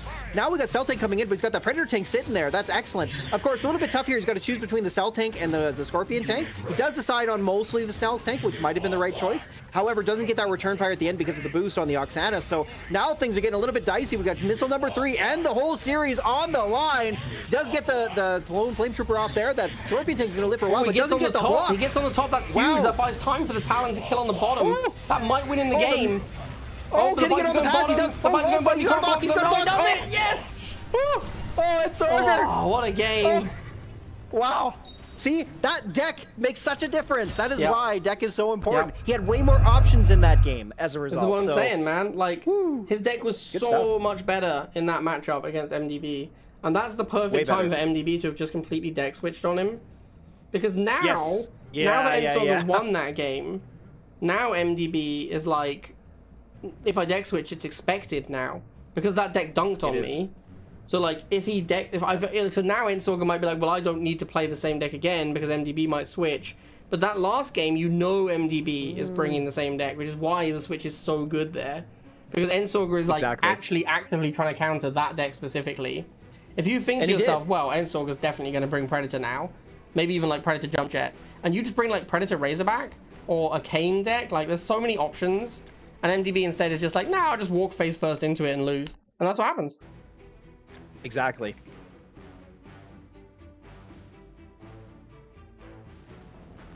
Now the question is, does MDB mix it up, or does he just go, that's okay, I'm just going to do the same thing again and win this time? No, I think MDB is one of those classic good players that just likes to stick with what they've got, and they're thinking, I just need to clean up my game plan a little bit. I need to go with the same deck, but I need to execute a little bit differently, and that's what I fully expect to see from him. Maybe one unit he changes out, but what would he change out? I don't see it. Yeah, so I fully expect the same deck here. Yeah, I'm inclined to agree. I think that he's gonna be one of those players who's like, oh, I lost that game, but I just misplayed it. Like, I should have done this differently, I should have done that differently, that's why I lost. Instead of going, wow, those jump jets were horrendously good against me. That is such a beating. Maybe I should do something differently. He's gonna be like, nah, it's fine. Like, I lost because of this and that, not because of my deck.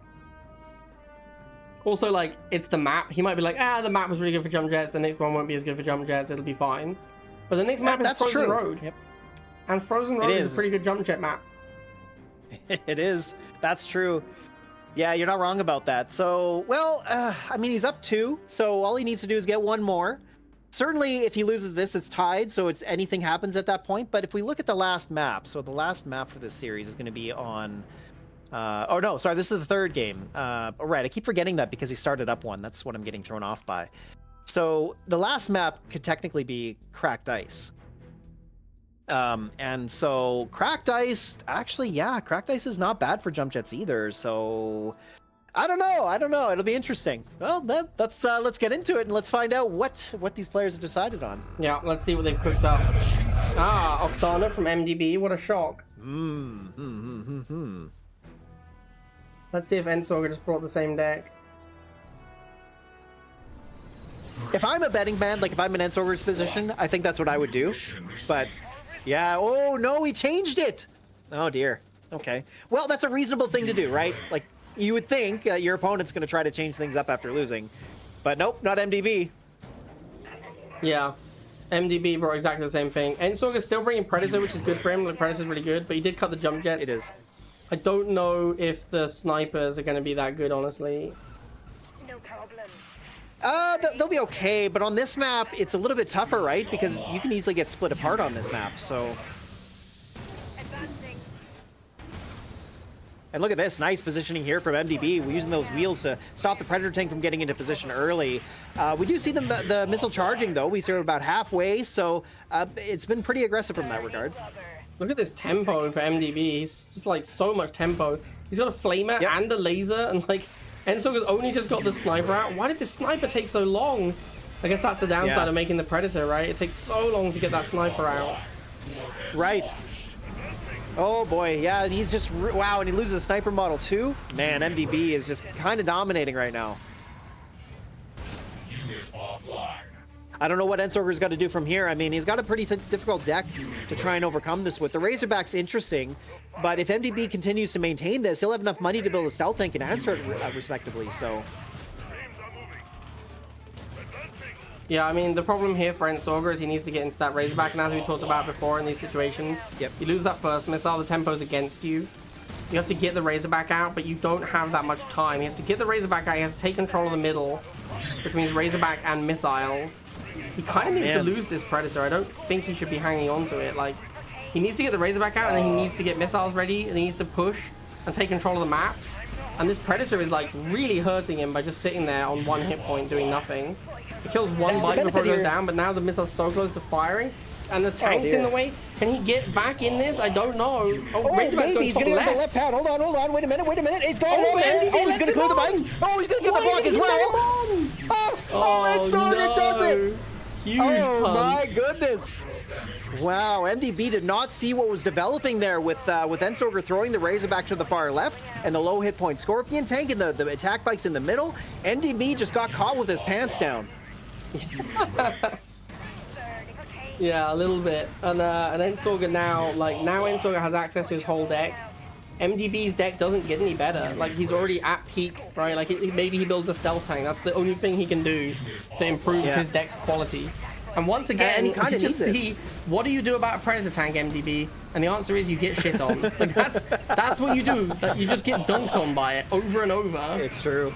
That's why it's called Predator tank. Yeah, it's the Predator. It predates on MDB. And we saw this happen.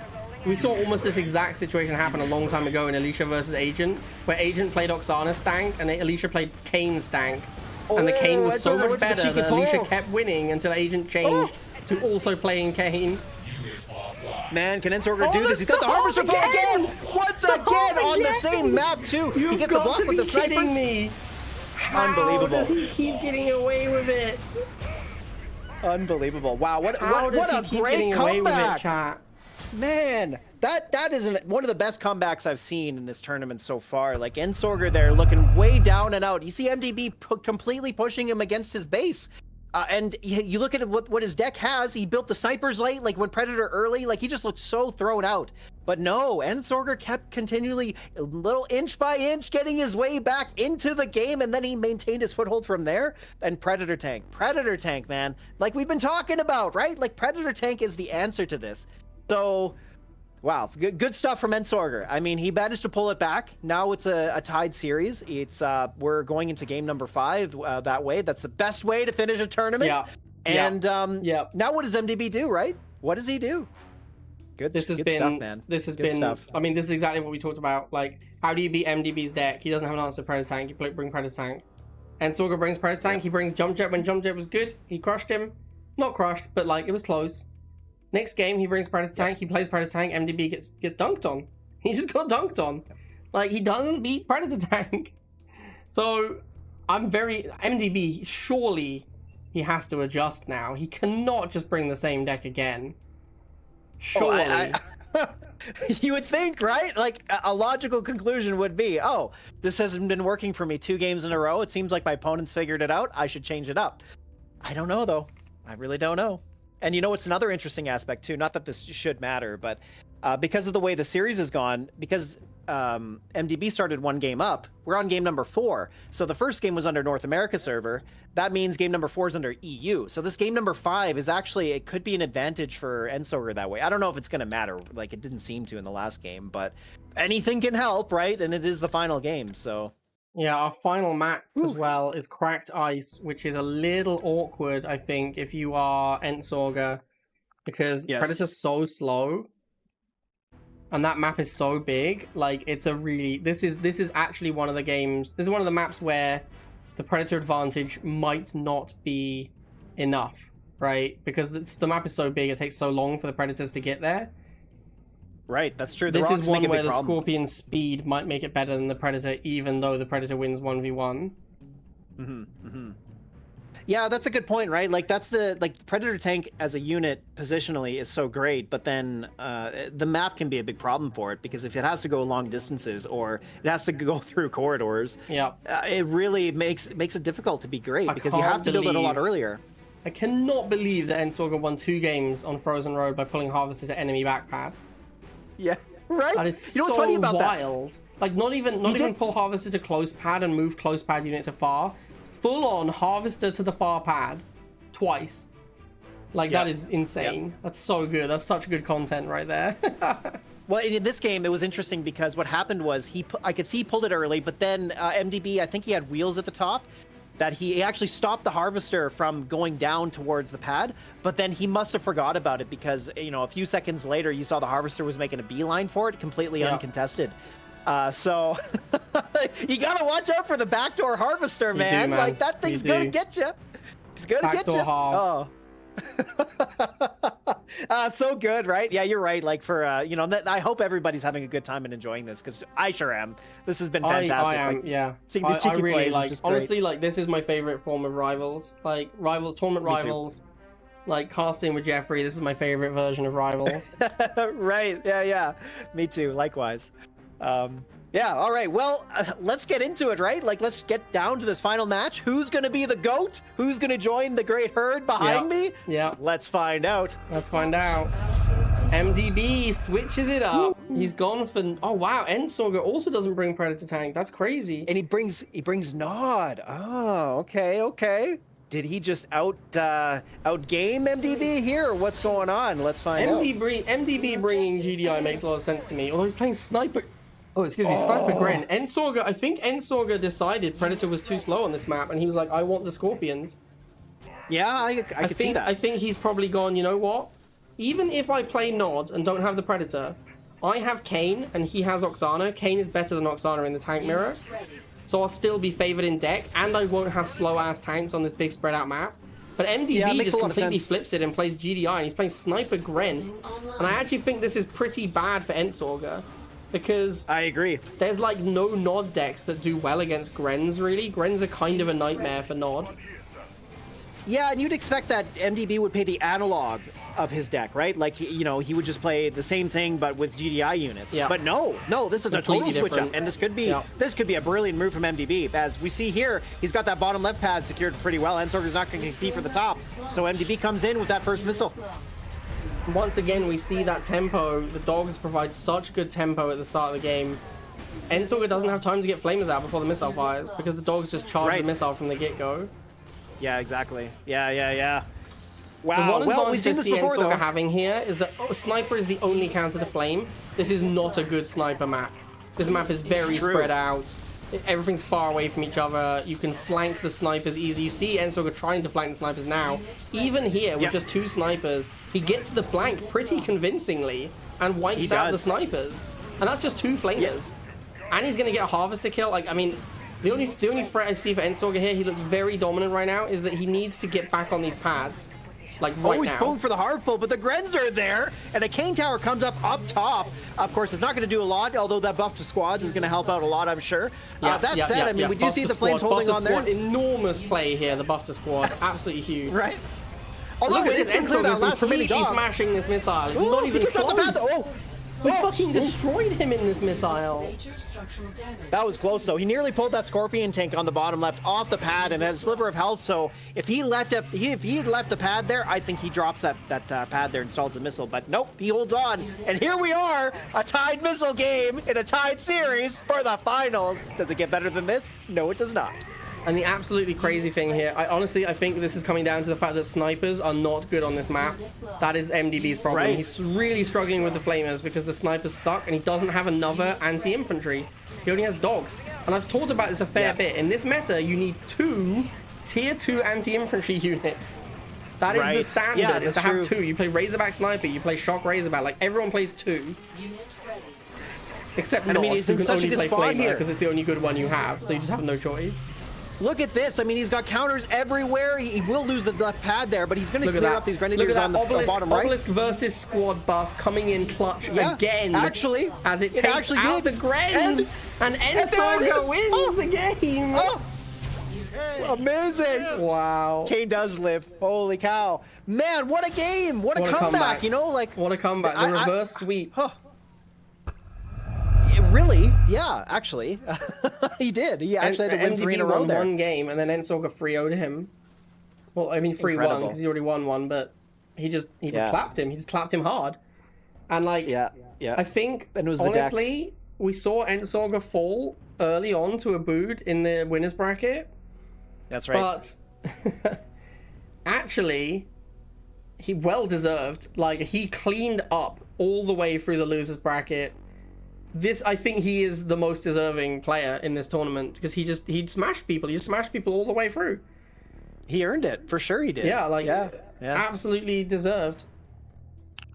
And what a great story too, right? Like dropping down to the losers bracket a bit early, but then just climbing all the way through, making it to the finals, and then even getting to the point of going to match point in the finals, but clawing your way back to win the whole thing. Like, man, hats off to Ensorger. That was a fantastic showing from him. Like he had no quit in him, right? Like he kept going. And you know what? His deck choices were good too. That's really, in the end, I think, was the deciding thing. Was his deck choices made a big difference. And that's why we talk about this all the time. Is in tournaments it matters a lot. So when you get both a skilled player who also picks good decks, this kind of stuff can happen. And big credit to Ensorger. Also big credit to MDB, all the other players too, of course. I mean, MDB, I think this is his first tournament, right?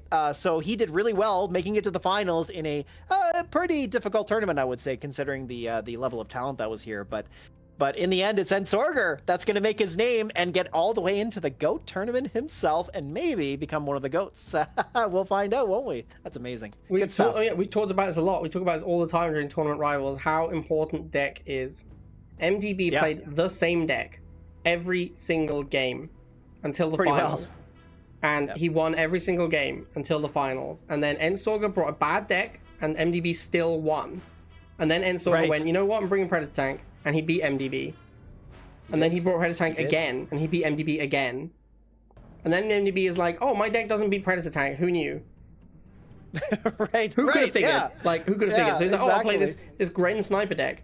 You know what? His Gren Sniper deck wasn't good either. Like, he got countered on his Comfort deck, and he didn't have a good backup. He played his second deck, and it wasn't good. And Ensorger beat him basically just by having a better deck 3 games in a row. Basically. Yep. Yeah. Yep. And that's why deck is so important. And there you go. Good, big congratulations to Ensorger. What a great tournament. Wins the qualifier. Will be joining the GOATs in a date to be determined. So the reason that we haven't got a date yet is because I want to make sure that absolutely everyone can attend. I don't want to host the GOAT tournament and have someone be like, I can't make it then, because that would be a complete waste of our time. So now that we have all the GOATs, we will organize a date. The prize pool for this tournament is outrageous, by the way. Our donations are up to something like £1,400. So... Wow. Yeah. GOAT level prize pool. We're going to pay out to 8th, so every single player will get something. But at the moment, I think the plan is to dedicate something like 1,200 to prize pool. and the rest will go to things like the trophy, because we're doing a trophy now, because we've got enough gold. The that's trophy, awesome. and Yep. I think maybe, I don't know, we'll come up with some stuff, but like now we have this much funding, we're going to spend some of it making this tournament great. Make this tournament great again. Exactly. Yeah, exactly. But you know what? Thanks to everybody for putting this on, especially big thanks to Kenny. Big thanks to you, Blade, for co-casting and hosting this whole thing. Big thank you to all the players who came in, and Viper for helping with the graphics. He's the one that made the promotional materials and the logo, so big thanks to him. And yeah, thanks to all the viewers for coming by and checking this out. For us, it's been a couple of years, but it's so nice that when we come back, Rivals is just picked up where it left off. You know, that these games were fantastic. This was a really wonderful tournament, super competitive, right down to the last moment. Couldn't ask for anything better. Yeah, really, really good ending, actually. Like, I would have been very disappointed if Ensorger just got cleaned up at the end there, but he came back big. Got that 3-0 win. Sure did. Absolutely fantastic. Really good ending. All right, so thank you so much as well, Jeffrey, for co-hosting, and you've already said thank you to everyone else. I didn't hear if you said thank you to Sarpedon for the bot, so I'm just going to mention that one, just in case. There is a link in the announcements if you want to support Sarpedon for making the bot. That is posted in announcements in the Legion Discord. Stay tuned for the finals. We will be launching the GOATS tournament as soon as we can work out a date everyone can do. I'm going away for 2 weeks next week, next Sunday. So very likely we're looking at an August, mid-August, late August date. Hopefully that's what we're looking for. Sounds good. All right, so there. Thank you for everybody, and I will be off now. Yeah, we'll let you know what's going on with the GOAT tournament.